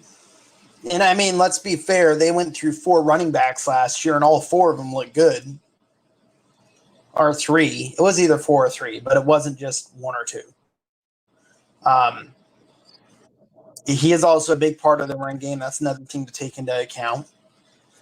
Their line, other than what I saw last night, their lines have generally been really solid, and their tight ends have been really good. So their line yesterday, they were missing part of their offensive line due to injury, and then their left guard went down too. So that kind of they have like the same issue as us. The interior sucks, right? Yeah. So just general philosophy as a team, those are the parts I like, and their defense is usually ridiculously good. Yeah, they generally have good tight ends too. I like their tight ends. Yep. Their receivers are like the one part you look at that team and you're like, okay, that's where they compromise to have everything else. Yeah. And I don't love that philosophy, but there are things I like about it. I mean, I hate the whole, and color can back me up on this. I hate the whole notion that Lamar Jackson cannot be a top quarterback talent in this league. That he's a running back, not a quarterback. Because that's a fair statement. Against the Miami Dolphins, granted, he lost the game because Tua decided to throw 6 touchdowns, right? Yeah, Robert, we're still getting bad feedback from you. I'm sorry. I'll go back to mute every nip when I'm not talking. Granted, he lost the game. Wasn't it Lamar Jackson that actually put up one of the highest QB ratings that we've seen in a long time, Color? Please remind me in that game. Color, you're on mute. Which game are you talking about? The Miami Dolphins versus the Ravens game. Didn't Oh, Lamar yeah, Jackson? yeah, he had a perfect rating at halftime. Exactly. At halftime, that guy threw a perfect QB rating, right? Lamar Jackson, the guy that you guys say is a running back at quarterback. So I don't want to hate him. I'm not going to say he's the best prolific passer. I will tell you that he is a prolific weapon, and that's why I say he is a weapon. I think you are very fair to call him a weapon. I think you are very fair to call him a quarterback. I think you're not being honest with yourself and you're being disingenuous with yourself. If all you say is he's a running back. I think I agree. Statements aren't being legit. Do I trust him? No. Would I trust him to lead my franchise as a quarterback? Honestly, no, because I don't think he can get it done when it counts. But that's my opinion, and that's based upon what we've seen in the past 7 years. And there's a lot of loaded context to that, but just let me ask you a question, and I'm not trying to pick on Sal for asking this question. Do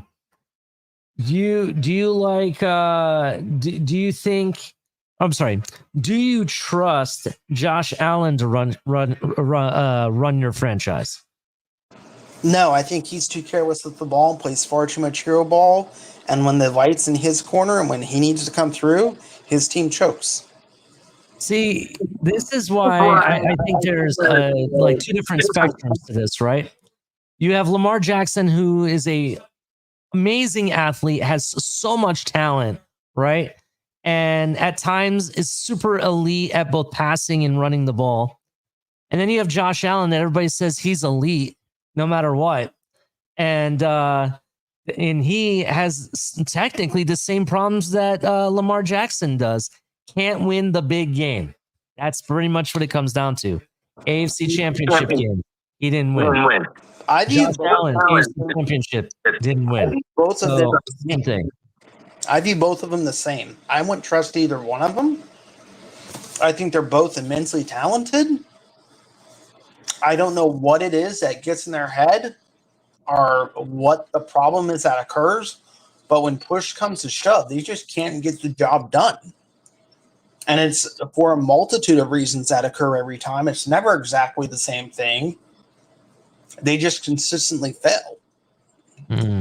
Or like, if it were easy to pinpoint and say it's because of this, and yes, Raphael, I liked both of their tight ends. They did very well yesterday. Sorry, Robert. Go ahead. Oh no, you're good. If it were something easy to pick up, then you could address it and fix it. But like the other piece to it too, each of these QBs have been in the league, 7-8 years, if not more. Somebody needs to get an eye doctor on Green Bay's side, not Green Bay, I'm sorry, Eagles sideline right now. It needs to check Jalen Hurts is colorblind. He keeps directly throwing at Green Bay Packers. No, I'm seriously, that's what he just did though, again. It's fine, dude. So, like, they've both been in 7 years or more, if I'm remembering correctly. In over 7 years, they haven't been able to fix choking in the big moment. And, like, they will get to the big moment. They will get to the big game. But they always come up short. And, like, it doesn't make sense. So, if it's been 7 years and the one constant's the QB, where do you put the onus? Right? Like, who's at fault? Yeah, that's a good question.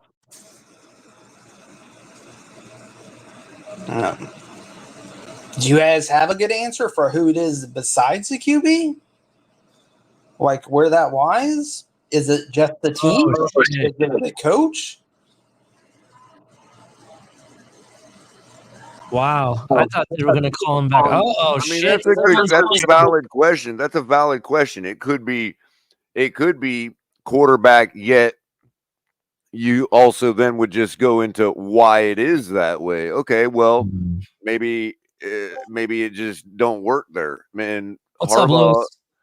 I mean, I think Harbaugh. He wouldn't.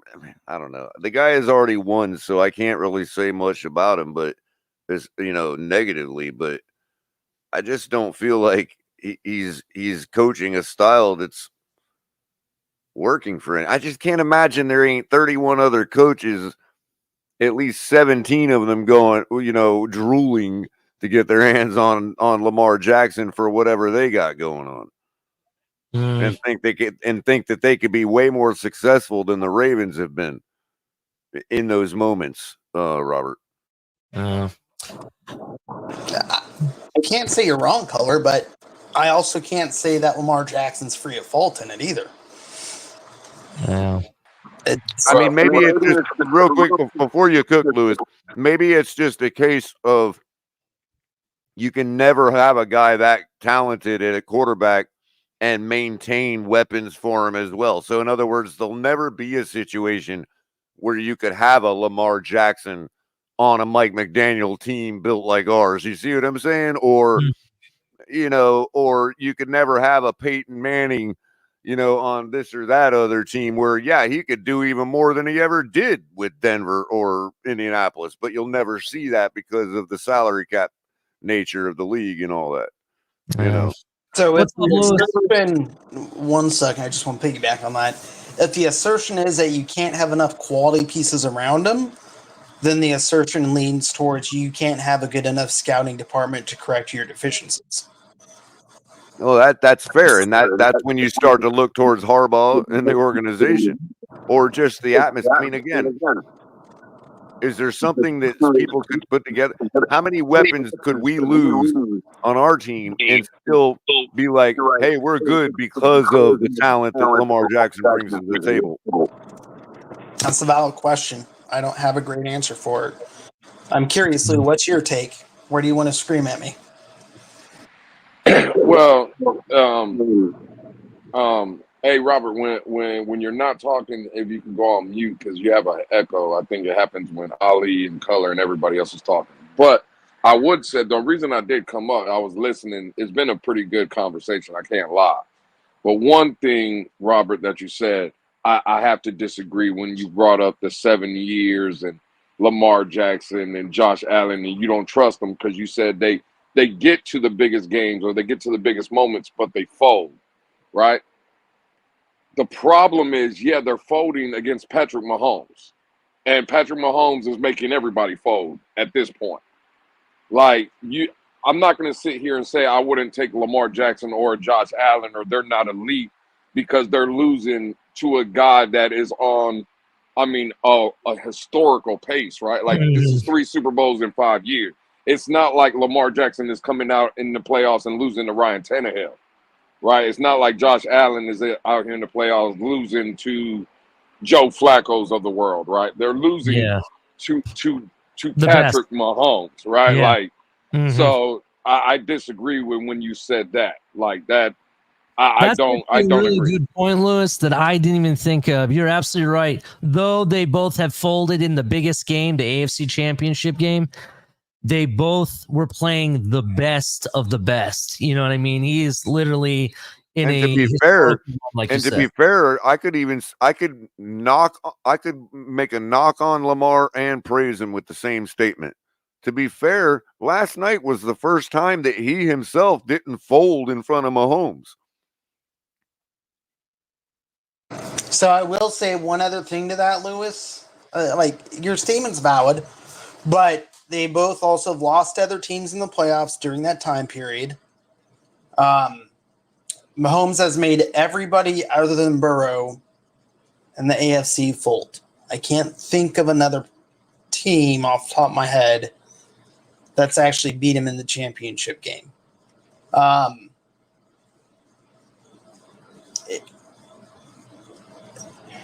I would give a little more credence to Josh Allen because he's won more in the playoffs than Lamar Jackson has. Because isn't Lamar's record like 2-4? Yeah, he's 2-4. Josh Allen faced us twice, bro, in the wild card game. That's fair. And generally, the Bills kick our ass right now for being 100%. Well, the first one was Skylar Thompson, so. Yeah.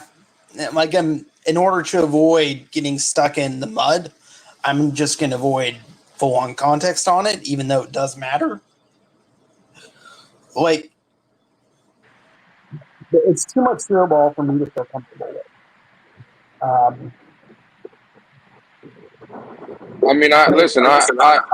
I agree, Robert. Well, all I'm saying is when you made the comment about Lamar Jackson and Josh Allen folding in the biggest moments, and that's the reason you don't believe in them. Listen, I'm not here to change your opinion, right? I would just ask you though, if that same question was posed, do you trust Tua? If you said yes, it would be disingenuous. Because I don't trust Tua right now. Okay, all right. Well, and right there, that's fair. Then okay, cool. Then that I can't sit here and debate you on anything because that's a fair statement. You know, I thought you were gonna say that you do trust Tua, like you do believe in Tua more than those guys, and I'm just saying, like, if you would have said that, then that's when it would have just been disingenuous because Tua's not beating none of those guys neither. Like Tua's folding in the biggest moments too, and I'm a Tua fan, right? I do believe you can win with Tua and stuff, but nah, bro. Up to where we are now, he hasn't proved anything. Yeah, you've been consistent with that too. Fan or no, you've been consistent with that. Yeah, 1,000%. Lewis, you're 100% correct. Me and you don't differ on our opinion. I think Tua is a good QB. I think he can win. I don't think he's earned my trust yet. He's earned. I need to be real careful to word this correctly. He's earned the opportunity to play the position this year. And I want to say prove it, but I actually want to be careful with the word prove it. I just don't know what word to use. So I'm going to go with prove it. Prove that he's worthy of my trust. Right? I think Tua is a great quarterback. In fact, I think that he has all the skills to actually get us to the promised land. He just needs to put it together. That's it. To be honest, he's proven everything else. The long balls, everything we've asked him, he's checkmarked everything and taken receipts with him along the way. It's just the one knock on him is he hasn't really proved it when it matters, like in the playoff game. You know what I mean? So he got his feet wet last year. This year, we really need to start making more, I want to see more wins, a deeper playoff run. That's basically where I'm at. It's like this Sunday. I wholly expect him to that it's more likely that we're all going. Whoever doubted would be laughing at themselves Monday morning. Oh, of course, why'd we even worry? Yeah, I expect him to, but I can't be honest and tell you I trust him any more than I would trust Lamar Jackson or Josh Allen to beat the Jags on our team. Right? If we were playing the Chiefs, I would have to sit there and tell you no, I think we're going to lose because I think the Chiefs are a better team. I think a game like yesterday, it kind of proved a lot, and I hope it. See, I love these conversations because Color was in the Twitter space with me earlier, and I was defending Lamar Jackson. Then I got up on the panel earlier today with Pete and Fred, and it sounded like I was shitting on Lamar.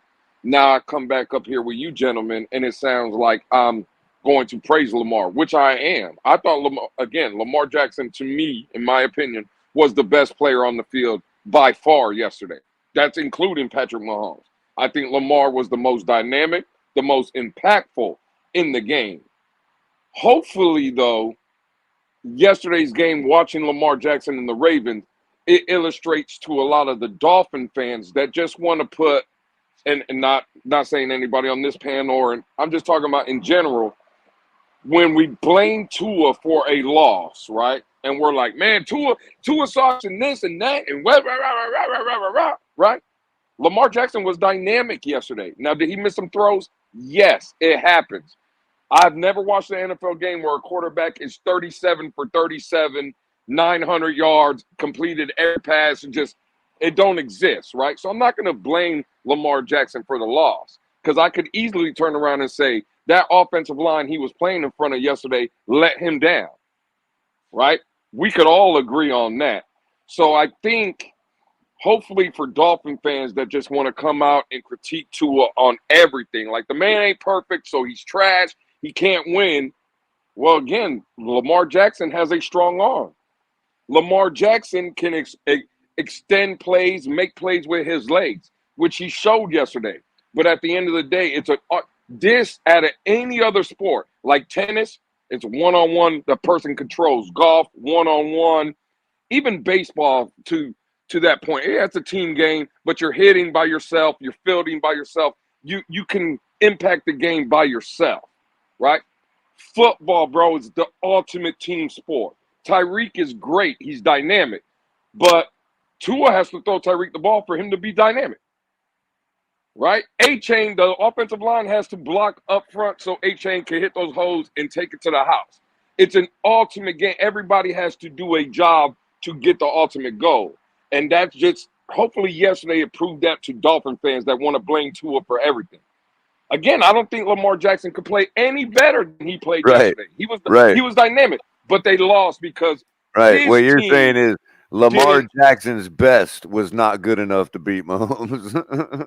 Well, his team also let him down. Yeah, there were some throws Lamar probably wants back.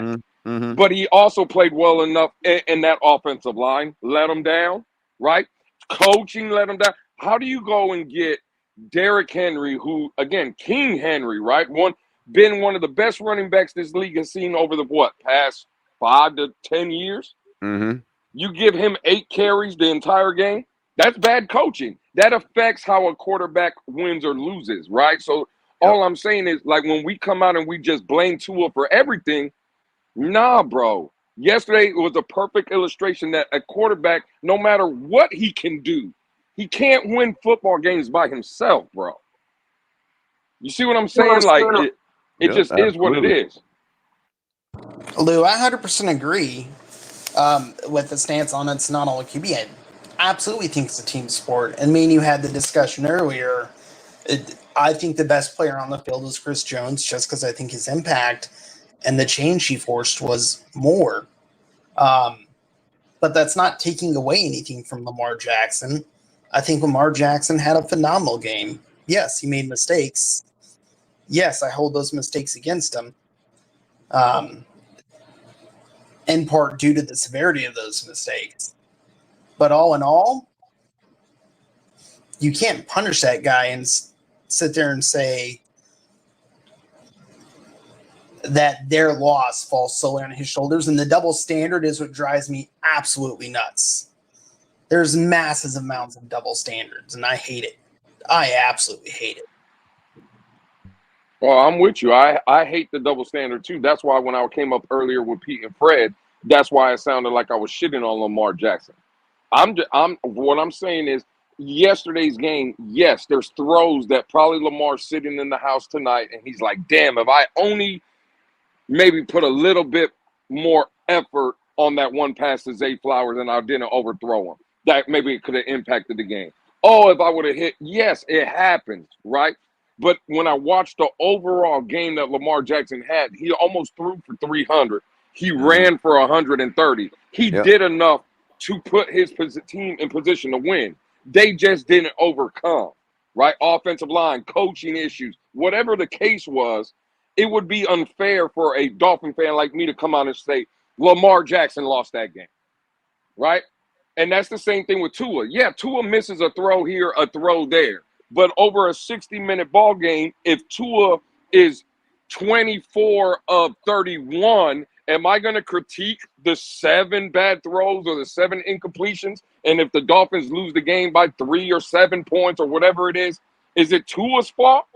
Or should we look at if the coach made the right decisions, if the offensive line played well, if the defense was making all the tackles? Like, everything impacts the game. And I just think it's unfair when we come out and say, oh, well, Tua lost us this game, just like I would think it's unfair for anybody to come out and say, well, Lamar Jackson lost that game. No, he didn't.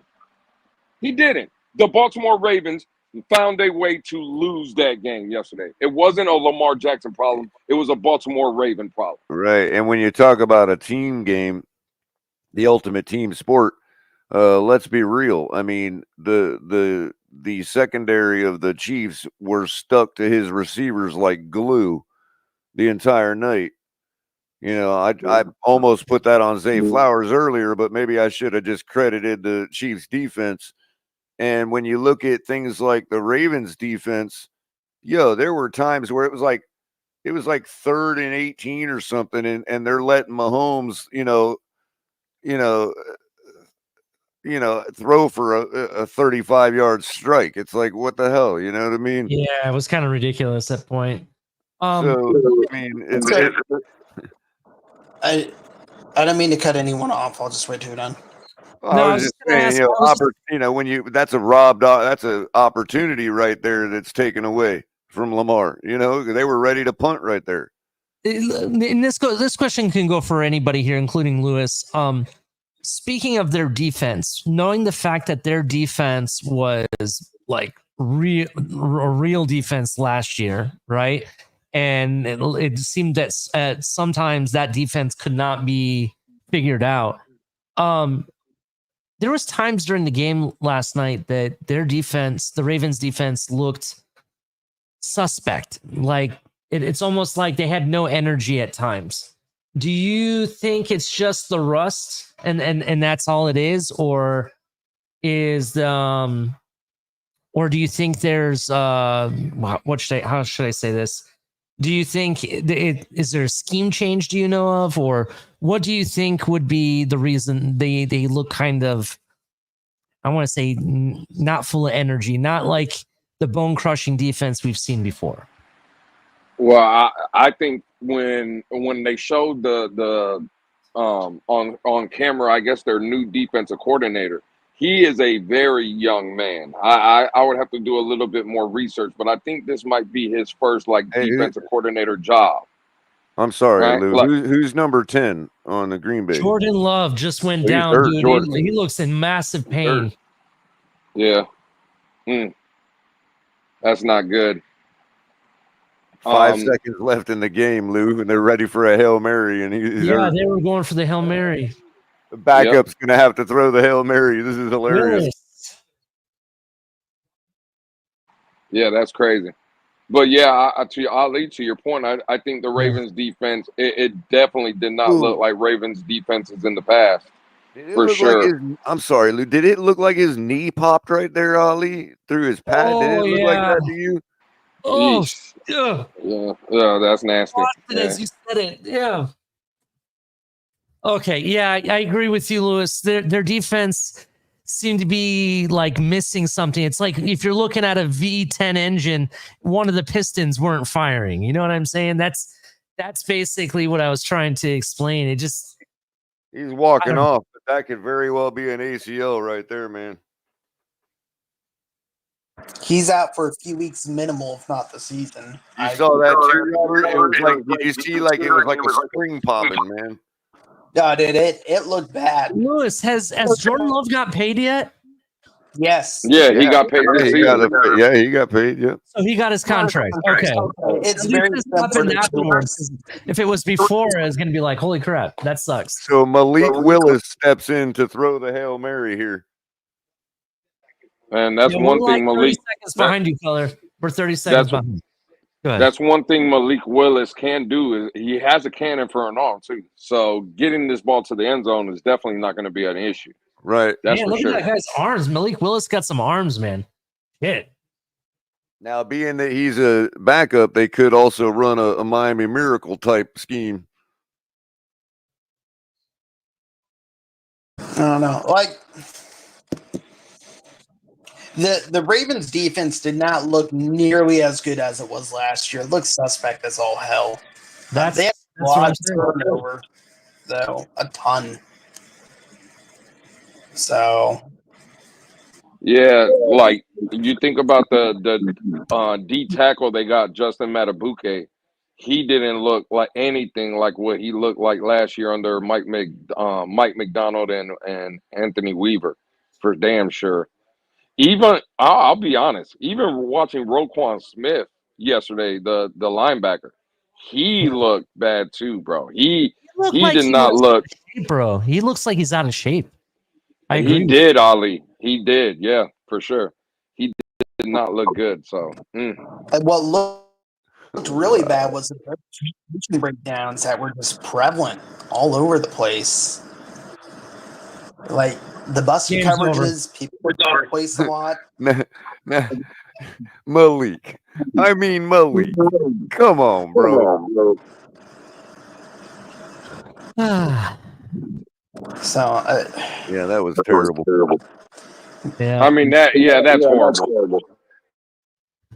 Yeah, I will say that Malik Willis, though, he's a big man. He actually looks like he could play maybe linebacker or something with those arms. I don't know. Maybe it's just me. Well, I just want to say this for the record, Color. I think you know where I'm going. AJ Brown scored a touchdown today, so I'm 1 down, 3 more to go. Oh shit! That just made the parlay that much easier. Now, what you got to do is you got to put it out of your mind. You only have a 3-leg parlay to win.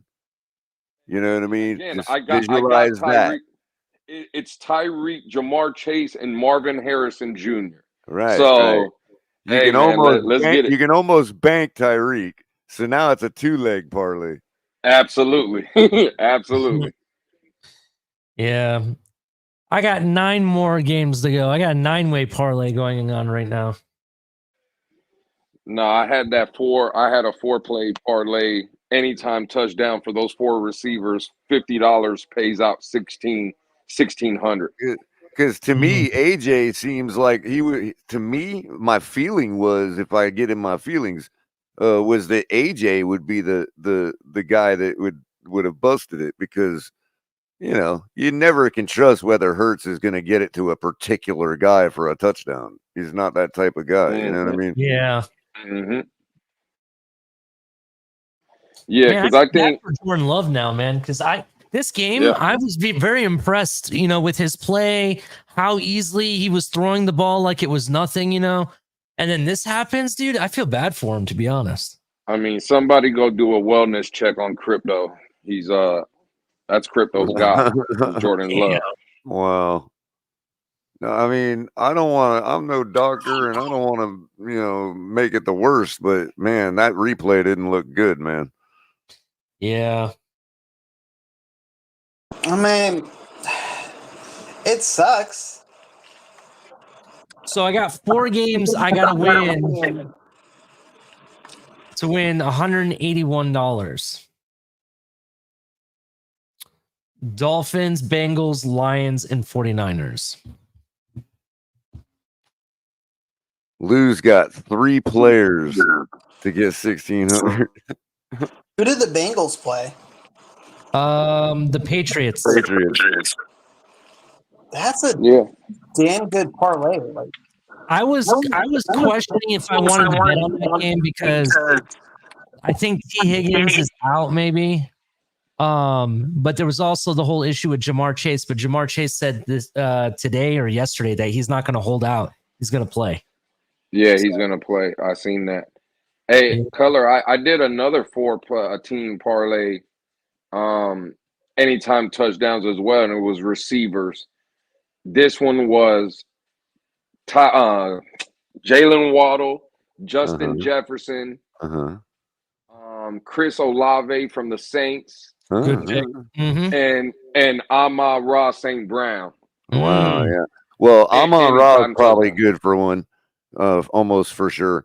Olave generally scores a touchdown too. So right. If anybody's going to score a touchdown for the Saints, it'll be somebody like Olave. And who was the other two? Justin Jefferson is probably a lot. Right. Well, obviously he's their number one guy. Crypto, are you okay, man? And the first one was who? Yeah, I'm fine. It's Jalen Waddle. That one is probably your outside, like your one that you have to worry about. We weren't sure if you were going to get one-way tickets to Brazil to go check on your boy. However, no, I don't need it. He's fine. Likely, Lewis, that he takes one of those slants and splits safeties like he did against. He's okay. That's what I'm hoping for, Color. Yep. I'm just messing with Crypto, but I'm not going to lie, bro. I think that looked kind of nasty on his knee, though. To be honest. I also have a 3-team parlay. Yeah, he was cramping up. Wait a minute, real quick, Lou. Are these anytime passing only or anytime anyway? Anyway, anytime touchdowns. Yeah. All right. And then I also have, from the running back perspective, this was is $25 to win 200. It's a 3-player parlay, and really it's already turned into 2 because it was Derrick Henry anytime touchdown, which he got yesterday. Bijan Robinson anytime touchdown, and Devon A-Chain anytime touchdown. I like it, especially since the guy that's your most long shot is the guy that actually takes him to the house on a regular basis. Yep, 1,000%. How much did you bet on that one? So the running back one, Ali, I put $25 down. It can win 200.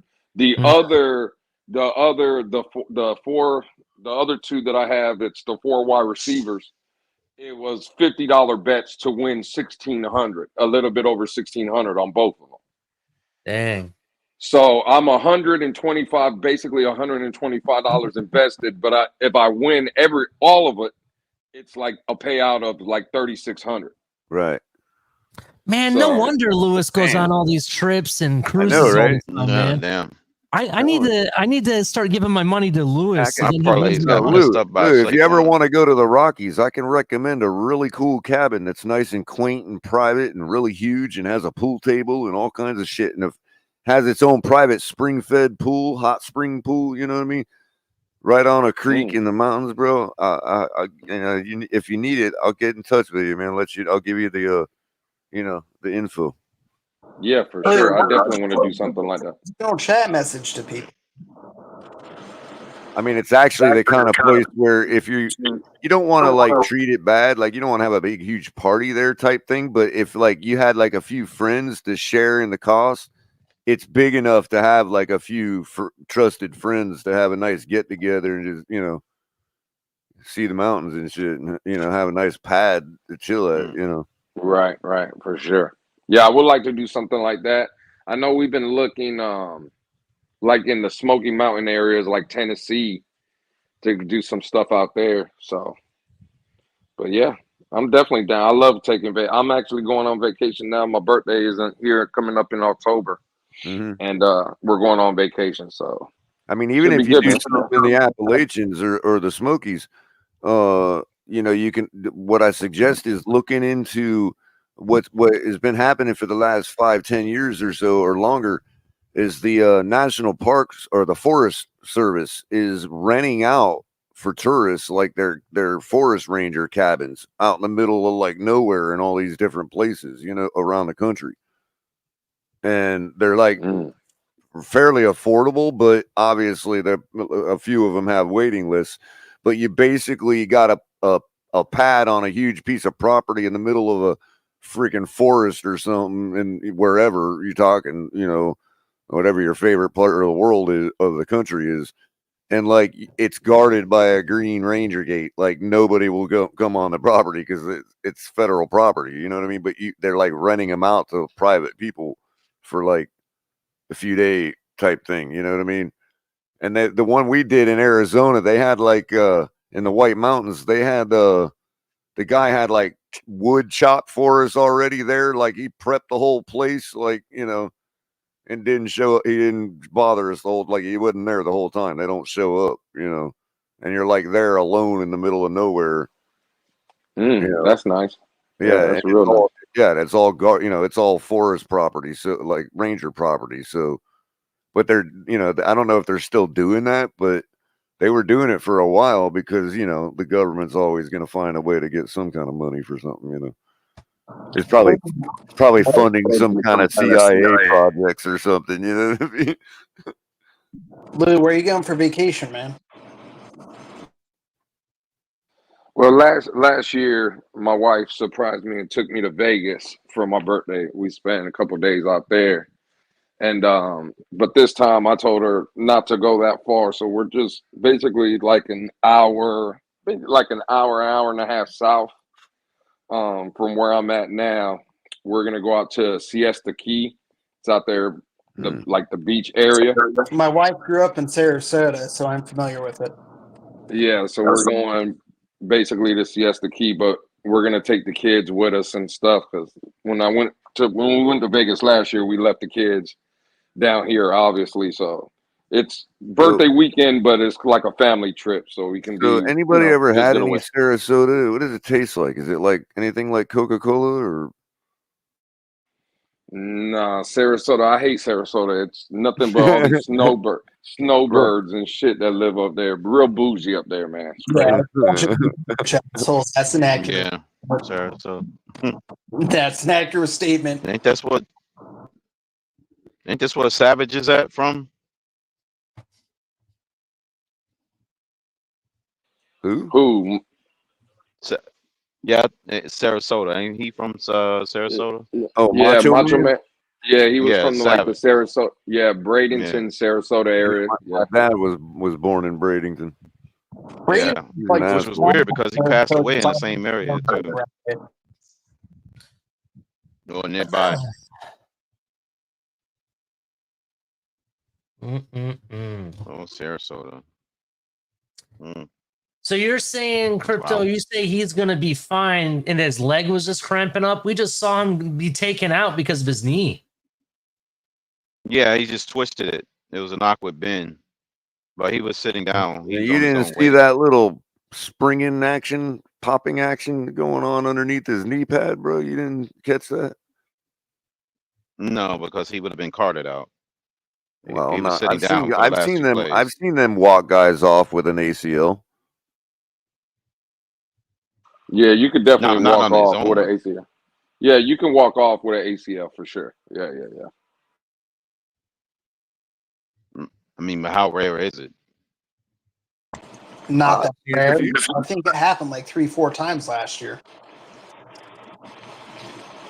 It's not always painful to just walk. You just can't play on it. You know what I mean? Like you don't have no, it's a ligament, isn't it? So you're like you have no connection there with your muscles and tendons and all that and bone. Yeah, it just looked serious because he would have had a grimace in his face and been banging his helmet if it was something serious. Not necessarily. Like I would say that would have been a natural reaction because he knew it. I'd agree with Crypto there. Unless he's a great actor, you would have expected more of a grimacing, like disappointed look on his face if he thought it was serious. He might not think it's serious, but adrenaline's also flowing at that point in time, and that can mask and hide pain. Oh, it still may cost him a week or two, but it may not be as bad as we're thinking. No, it might not be as bad as we're thinking, but it also doesn't mean he's necessarily out of clear. Like, it needs to be checked. Well, yeah, that's obvious. That's a no-brainer. It's going to be checked. I mean, it'd be dumb for Green Bay's medical staff to just not check it. But I think to sit there and assume that it's just a slight twist. Assume the worst for the best. You know how the world works. Yeah, like your viewpoint seems a little more optimistic. Kind of like your average Sunday afternoon for me in football season. You know, assume the worst, hope for the best. Don't lie, Robert. You know, before the Miami Miracle, the snap of that ball, you were assuming the worst. Yeah, I ain't gonna lie about it. But I thought that game was fucking over, and then I got to see Pats fans TVs and shit, and I enjoyed myself. That was the only good thing about that season. You know, it's crazy. It absolutely, really, truly means nothing as far as games go. But it's just interesting how when you watch it, you can't help feel a certain way because you're a fan, and it's like you remember how you felt that day. Like it don't matter, bro. I don't know. That's just because I feel that way about even when I see plays like that when it's other teams too in history. When I'm looking at old historical footage, it's like the Music City Miracle was just as because you almost put yourself in their fans' shoes. You're like, I know how I would have felt if that was my team that did that. You know what I mean? And then to actually have an example of like, yeah, shit on you, Patriots. You know what I mean? If that's all that it's worth, it really meant nothing other than that. But couldn't have happened to a better opponent. Didn't it cost the Patriots a seed that season? No, that one wasn't the game. It didn't help their forward movement at all. You're right, but as far as games go in our history, I think they still won anything to really talk about. Oh yeah, they absolutely won the division, but I think it bumped it out of like first place into like second place or something, and it stripped a home game in the playoffs. But I might be mixing that up with another season. Right, the last game of the season. Wasn't that the year where they're the only ones that got the chance in overtime and beat the Chiefs? I don't remember. Yeah, one season we did play them. At the end of the season, we was 4 wins going into the game, and we got our 5th win in that game in New England in Foxborough, and knocked them down from the number 1 seed and made them play a road game, and they lost to Tennessee the following week. Yeah, Flores wasn't he undefeated in Foxborough? In Foxborough, Flores is undefeated. Yeah, he beat them in that one. Because they beat us earlier in our building that year. They beat us and not only like I keep telling y'all, he wasn't accustomed to walking out of that stadium a loser on. That was bad. I was like, that was crazy. That was like a 60-point turnaround. Well, Crypto, the guy spent 15 seasons, so more than plus playoffs. So more than 15 times he's walked out of that stadium a winner. He wasn't accustomed to doing anything else. You know what I mean? Yeah. What's your guys' take on the Patriots over the next 2 years? Like, what do you think's going to happen? How do you think they're going to build? What do you expect this year? Who? When? What? Patriots over the next 2 years. 2 years from now, how do you see that team I going? expect them to win a few games this year. Maybe a little overachieve than people expect, but man, it's hard to know. It really depends on what they get out of these two quarterbacks that they drafted, if any of them, if either of them. Yeah. All that has to be determined, Robert, because you don't know if you got a guy or not. If you don't have a guy, then you might as well just continue to gather draft picks and build, I get that statement. But I'm curious to see how that coach tries to build out that team and what philosophies Mayo's going to try and stick with. Like, it's been 20-something years since we've seen anything different from them. So, right. Jermaine says expect no more than 3 wins. I kind of put it at 5, but you could be as low as 3, sure.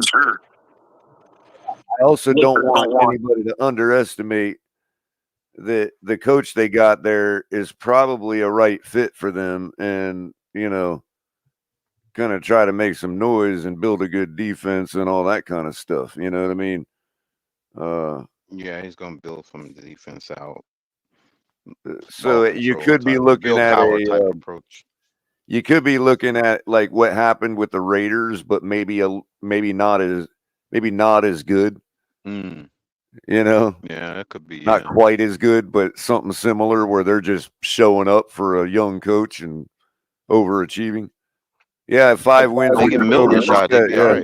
Well, 5 wins with Jacoby Brissett. Yeah. Well, that may be what pushes them to go with one of the rookies. Yeah, if they can get off the schneid. And then if you're dealing with a rookie who's able to lay it all out on the line, you could have a Brock Purdy situation where they're able to, string together the last 5 games of the season and get wins. You know what I mean? You never know. I'm trying to be generous to them. Color, I'm out, man. I'll see you tomorrow. Right, have a good one, Ollie. You guys Ali. 30 p.m. Did the Raiders replace their head coach? I don't remember. Well, they ended up they kept hiring the interim guy. Yeah, they ended up hiring the interim guy, which is rare, Yeah, for them to do in the NFL. Yeah, Pierce was the interim guy. But hey, if your players are playing for the guy, it was the same with us and Dan Campbell. Why rock the boat if your players are playing out for the guy? I like Dan Campbell, but I don't think he would be what he is now if he didn't go to the Saints. I think that could be. I mean, yeah, you're right. I mean, it was probably the wrong time for us to do it. The timing wasn't right. I get it. Yeah, no, I loved him as a coach. I just don't think he would have been as good because he didn't. There's lessons he learned under Peyton that I think are super valuable to him right now. Which sucks for us. When did he not teach him about the difference between a regular season attitude and a playoff attitude? Whoever did the schedule for prime time, they gotten out to good starts. They've gotten their money's worth. All these primetime games are shaping out to be real good. I get the whole, well, this has been my whole MO the entire season. I get that excuse. That's fine. But that just makes you look like an idiot even more, considering there's no reason to even be faced with that decision in a playoff game. You kick the field goal and tie the game and keep the game going. There's no tie. They're going to play the game until it ends. And by you not kicking the field goal, you all but guaranteed the game was going to end. No, you kick the field goal and forces them to happen to score a touchdown. It keeps the game going, Crypto, because you never know what's going to happen when they get the ball back. Your defense could stop them. You know what I mean? But you're giving your offense, you're saying, hey, I'm continuing the game so that my offense still has another outside chance of taking the field again. You know what I mean? Yeah. They weren't even killing the clock. He was calling it as if there was a tie in play. Like, oh, it's my MO to go for it, and and blah blah blah. And yeah, you're gonna be playing you know what I mean? death. Like that don't work in the Overtime, playoffs. indefinitely, yeah. There's no right. You keep the game going at all costs. Or you force them to have to score a Decision touchdown number if you get one. that field goal. Decision number one is always keep the game going. Unless you've got it, unless you're on the 1 yard line and you got a chance to score, that's different. Yeah. Okay, roll the dice if you want. But no, other than that, your number one prime directive, keep the game going. Right. Period. I don't care about your bravado entering the game. You know what I mean? Yeah. You're right. I mean, personality plays a part in it, though. That didn't serve him well in a playoff game. That's no different than, but Robert, that's no different than how a general manager in baseball will govern the game in the playoffs like it's a regular season series. And it's like, no, you don't do that. I get the stance. I don't think you're wrong. Just some people aren't going to change, and that makes him not good enough. That's valid. Hopefully, he learned that lesson. Because again, it sounds like I'm trying to take away his MO, but I'm not. That MO just doesn't apply in a game where there's no tie. Yeah. Right. I get entirely what you're saying, and I don't think you're wrong for saying it. And sometimes in some square peg round hole, Robert. It's like square peg round hole. You know what I mean? You're right. Sometimes I'm fine with you. I'm fine with you always using a square peg, but not when it's a round hole. Sometimes when things are super ingrained, you just have to learn shit the hard way.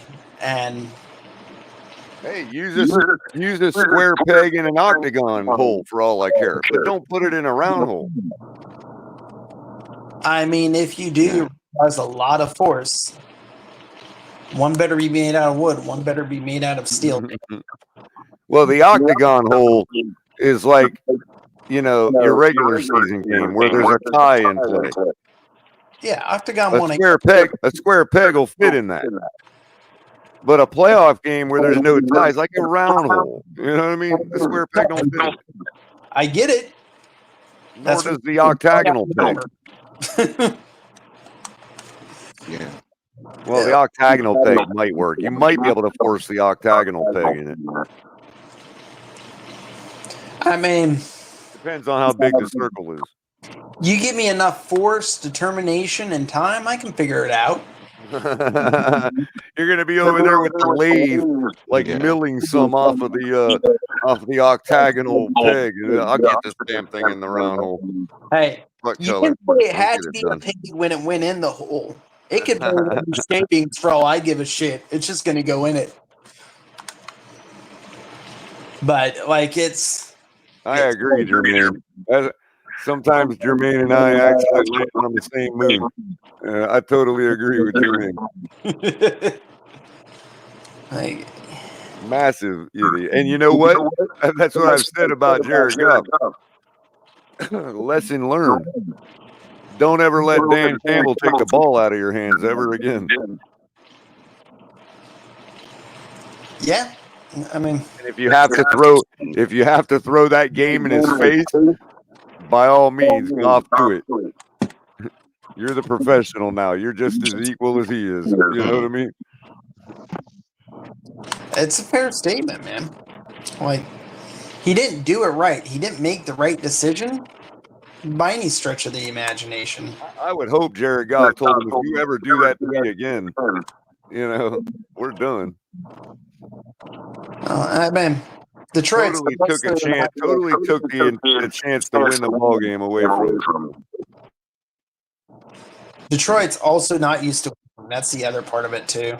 And oh yeah, Some of it's got to be learned. Some of it's got to be changed. I would have thought the offense would have been like, no, bro, we're not going back out on the field. You're going to send your kicker out there.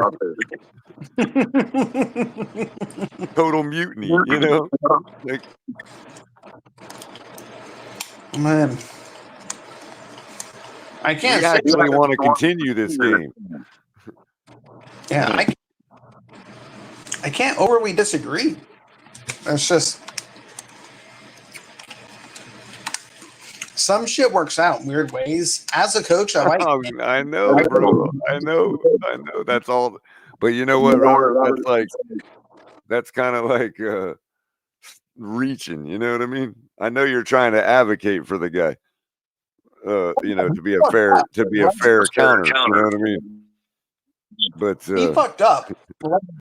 Let's put that out. All a person's got is, well, sometimes things work out in a weird way. Yeah, it's done. We're serving this dish. No, he absolutely fucked up. He was in the wrong, and he had to learn the lesson the hard way. We'll see if he learned it. So that's one of those things where you're like, see, Robert, that's one of those things where there is direct evidence of, hey, this guy literally doesn't know how to do how it's done in a playoff game. Yeah. You know, so that's one of those things. Like, does Dan Campbell choke in playoff games? Well, I don't know, but there's at least one case where he did. Learned his lesson. Yeah, that one. Yeah, they had a golden opportunity to be in the Super Bowl. His ego got the best of him. Precisely because he didn't coach it as if it was a playoff game. Yeah, he was coaching it like a regular season game. Yeah, if he wants another crack at it, he'll change it. He's gonna have to. It was a bad mistake. No ifs and buts about it. It's like when a manager pulls their star pitcher who's throwing a one-hitter and a one-run game, right? And says, well, we're going to need him for game 4 of this series. It's like, no, there's going to be no game 4 if you take him out of this game right now. Yeah. Make him play on short rest if you got to down the road. Cross that hurdle when it comes. This is the playoffs. You know what I mean? Do you guys think it's going to be the Niners in the Super Bowl again? No. NFC. I don't think they'll do it. I think one of the two teams that played tonight is going to be there. That's bold, but I mean, Philadelphia did look pretty consistent, bro. Like, even though they didn't look like spectacular, they still put up over 30 and did their job, I guess. I mean, yeah, they had to close out offense. They had the drive they needed to do to close the game out, pretty much. Reduce the time on the clock. They had a perfect 7-minute drive. Yeah, Philly looked good. It didn't even look like that Green Bay was don't even get the ball back. So why do you think San Francisco can't do it out of curiosity, Crypto? So what was that? Why do you think San Francisco can't do it out of curiosity? No, I'm just saying I think the other good teams in the conference has caught up to them. I just think it's going to be a little bit more competitive and don't count the Rams. I mean, they can do it. I mean, I'm not saying they can't do it. I just think there's other teams that can compete on that level. That's fair.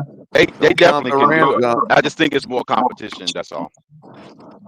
You know, the Rams have been rebuilding from the same pool that everybody else is, so don't count them out. Right, you can't even count the Rams out now. Yeah, that's an honest take, too.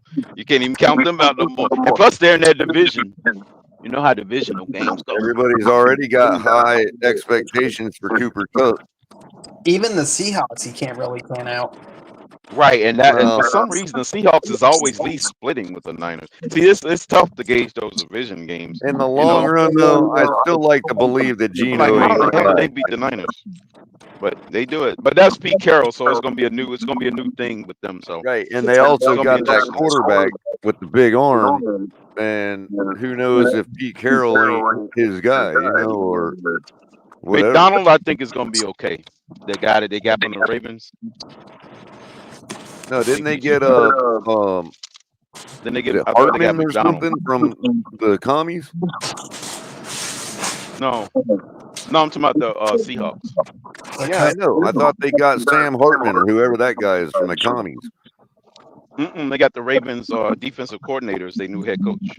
Oh, right, but I'm talking about their. They don't have Pete Carroll anymore. Is what you're saying? Oh, gotcha. Right, they don't have Carroll, but they have that big arm QB from Washington. The receiver. Yeah, Sam Hartman. Sam Hartman. I thought it was Howell. Or Sam Howell. I don't know what the hell his name is. Sam Howell, yeah. I don't even know. Or what's their quarterback room? Sam Howell, Sam Howell. Outside of Hartman. Geno, Mr. Geno.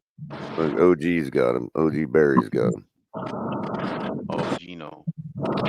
B. McDee's yelling at you. Fix your mic, man. Is my shit going?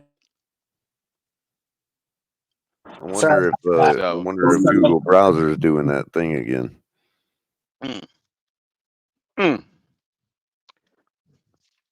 Oh yeah. Oh, Jesus, that's much better. Oh yeah. Damn, it's already after midnight.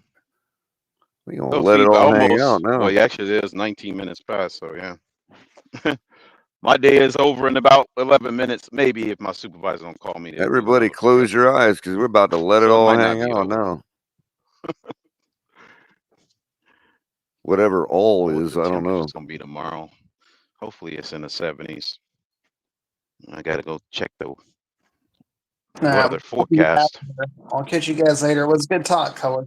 All righty, Robert. Come by. Okay, Robert. Season's coming up. Yep. Be what you call it. Your stuff is all good, Robert, with the paperwork?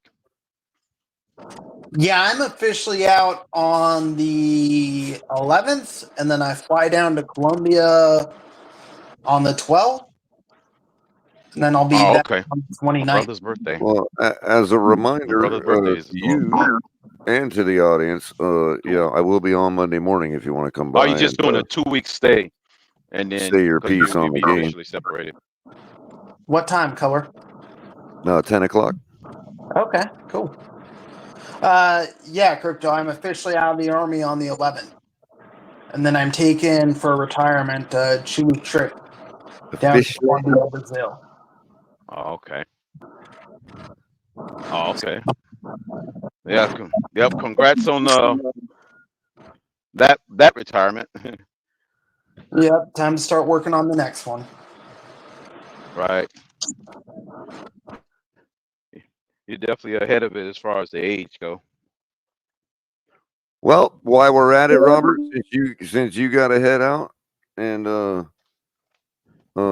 it's late, we'll go ahead and get your final thoughts, and we'll keep you up here while I shut it down.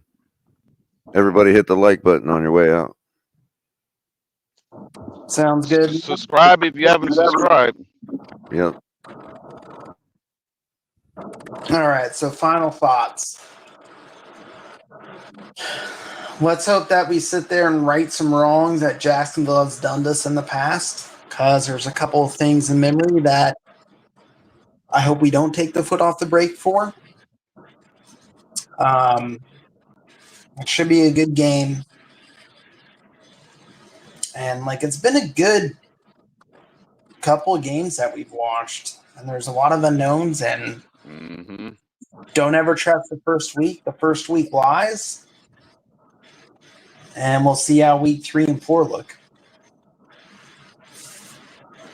About you, Crypto. You coming to the game? Yeah. What was that? You coming to the game?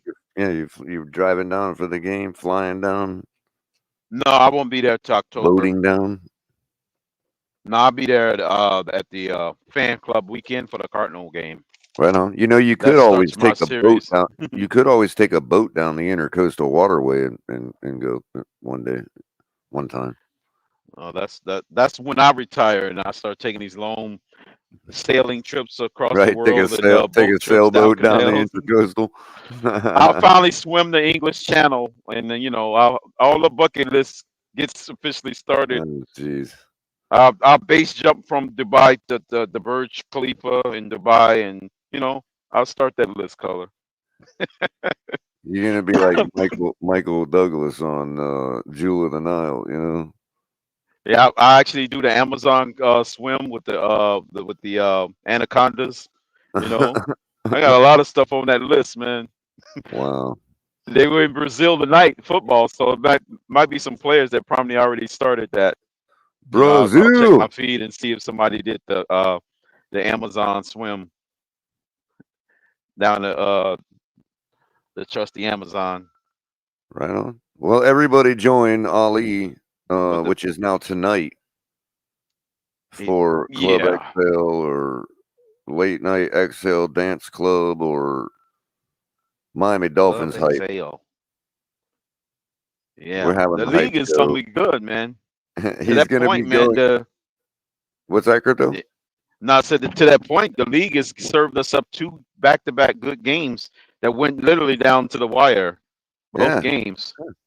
Who would have thought that back-to-back opening nights come down to the last possession? Pretty good job on that's like insane. Yeah, that's really you'd have never thought that really 2 games back-to-back, the last possession, the game comes down to the last possession. If they got somebody that watches football to schedule the games. Yeah, that's true. Yeah. How likely is that? And then it'll be followed by a bunch of lopsided games on Sunday. Actually, there's not too many, especially since we don't know how some of these teams are going to pan out. You know what I mean? I don't think we're going to get as many lopsided as we think. No, it shouldn't be. Yeah, it might be a lot of tight nail biters. Don't you know that that what you call a feed, that red zone feed, that's going to be real busy this Sunday. Oh yeah, like everybody in the red zone coming down to the wire. They're gonna be switching. They're gonna have the screens broken up in 4 different panels. Yeah, the fantasy points should be diverse and plentiful. Given that most defenses are not gonna. Well, I guess you could look at it the other way. It's easier to get your defenses up to speed than offenses, but because it's reactive. Yeah, but I did FanDuel. Saquon messed me up tonight. I had Saquon, Devontae Smith, Jalen Hurts, and Brown scoring touchdowns. Brown and Saquon got me started, and then Saquon starts stealing Devontae Smith and Jalen Hurts one. I was like, man, he's stealing my parlay. I was kind of upset with Saquon tonight. I would have won $81 off a $2 bet. That was my bet, and the thing is, I get my $2 because it's a freebie, so they give me my $2 back. It was a $2 bet. I would have won $81 if I got those other 2. Right they pushed it into the end zone. He fumbled it at the goal line, so then Devontae Smith got caught at the 6-yard line. So that was my parlay for the night. So like, damn, I almost got it, man. All 4 of them almost got it, man. I was like, damn it, that's it. But I'll try again on Sunday. See what I can do on Sunday. Try you will. And so that being said, everybody catches tonight. 8:30, I believe, is when Ali's going with the smoke with Exhale, and that's going to go till 11:30 because we're going to the game Sunday. All of us, everybody in the world is going to be there. Gonna be there? Okay. Maybe. I don't know. Not everybody in the world. Look at the game. Make sure you drink a lot of water. Stay hydrated. Oh yeah, it's gonna be a cooker. That's for sure. Stay hydrated. So that being said, everybody have a great evening. Shake, thanks you for coming by to the drive time. Drive time on TFTG. Go to tftg.network.com. Oh yeah. To find links for everything. All of it is the Fins Tailgate including our shop, where you can find great TFTG gear, including the Cook and Folk apron and all your color commentary gear, which you know you love. I sport my hat all the time. That's how you can find me at the stadium. But fortunately, nobody cares to look at me, so I still got that anonymity going on. Right. It's nice. It's like a nice cloak. Anyway, have a good night, everybody. Fins up. We're going 1-0. Come to Sunday. I'm gonna see you at the game. What's that?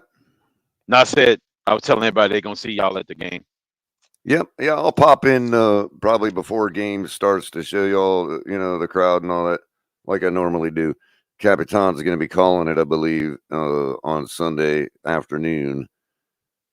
Until then, keep your notification bell hit in case one of us pops in to say something tomorrow during the day. And if not, see you on XL with Ali. Y'all have a great evening.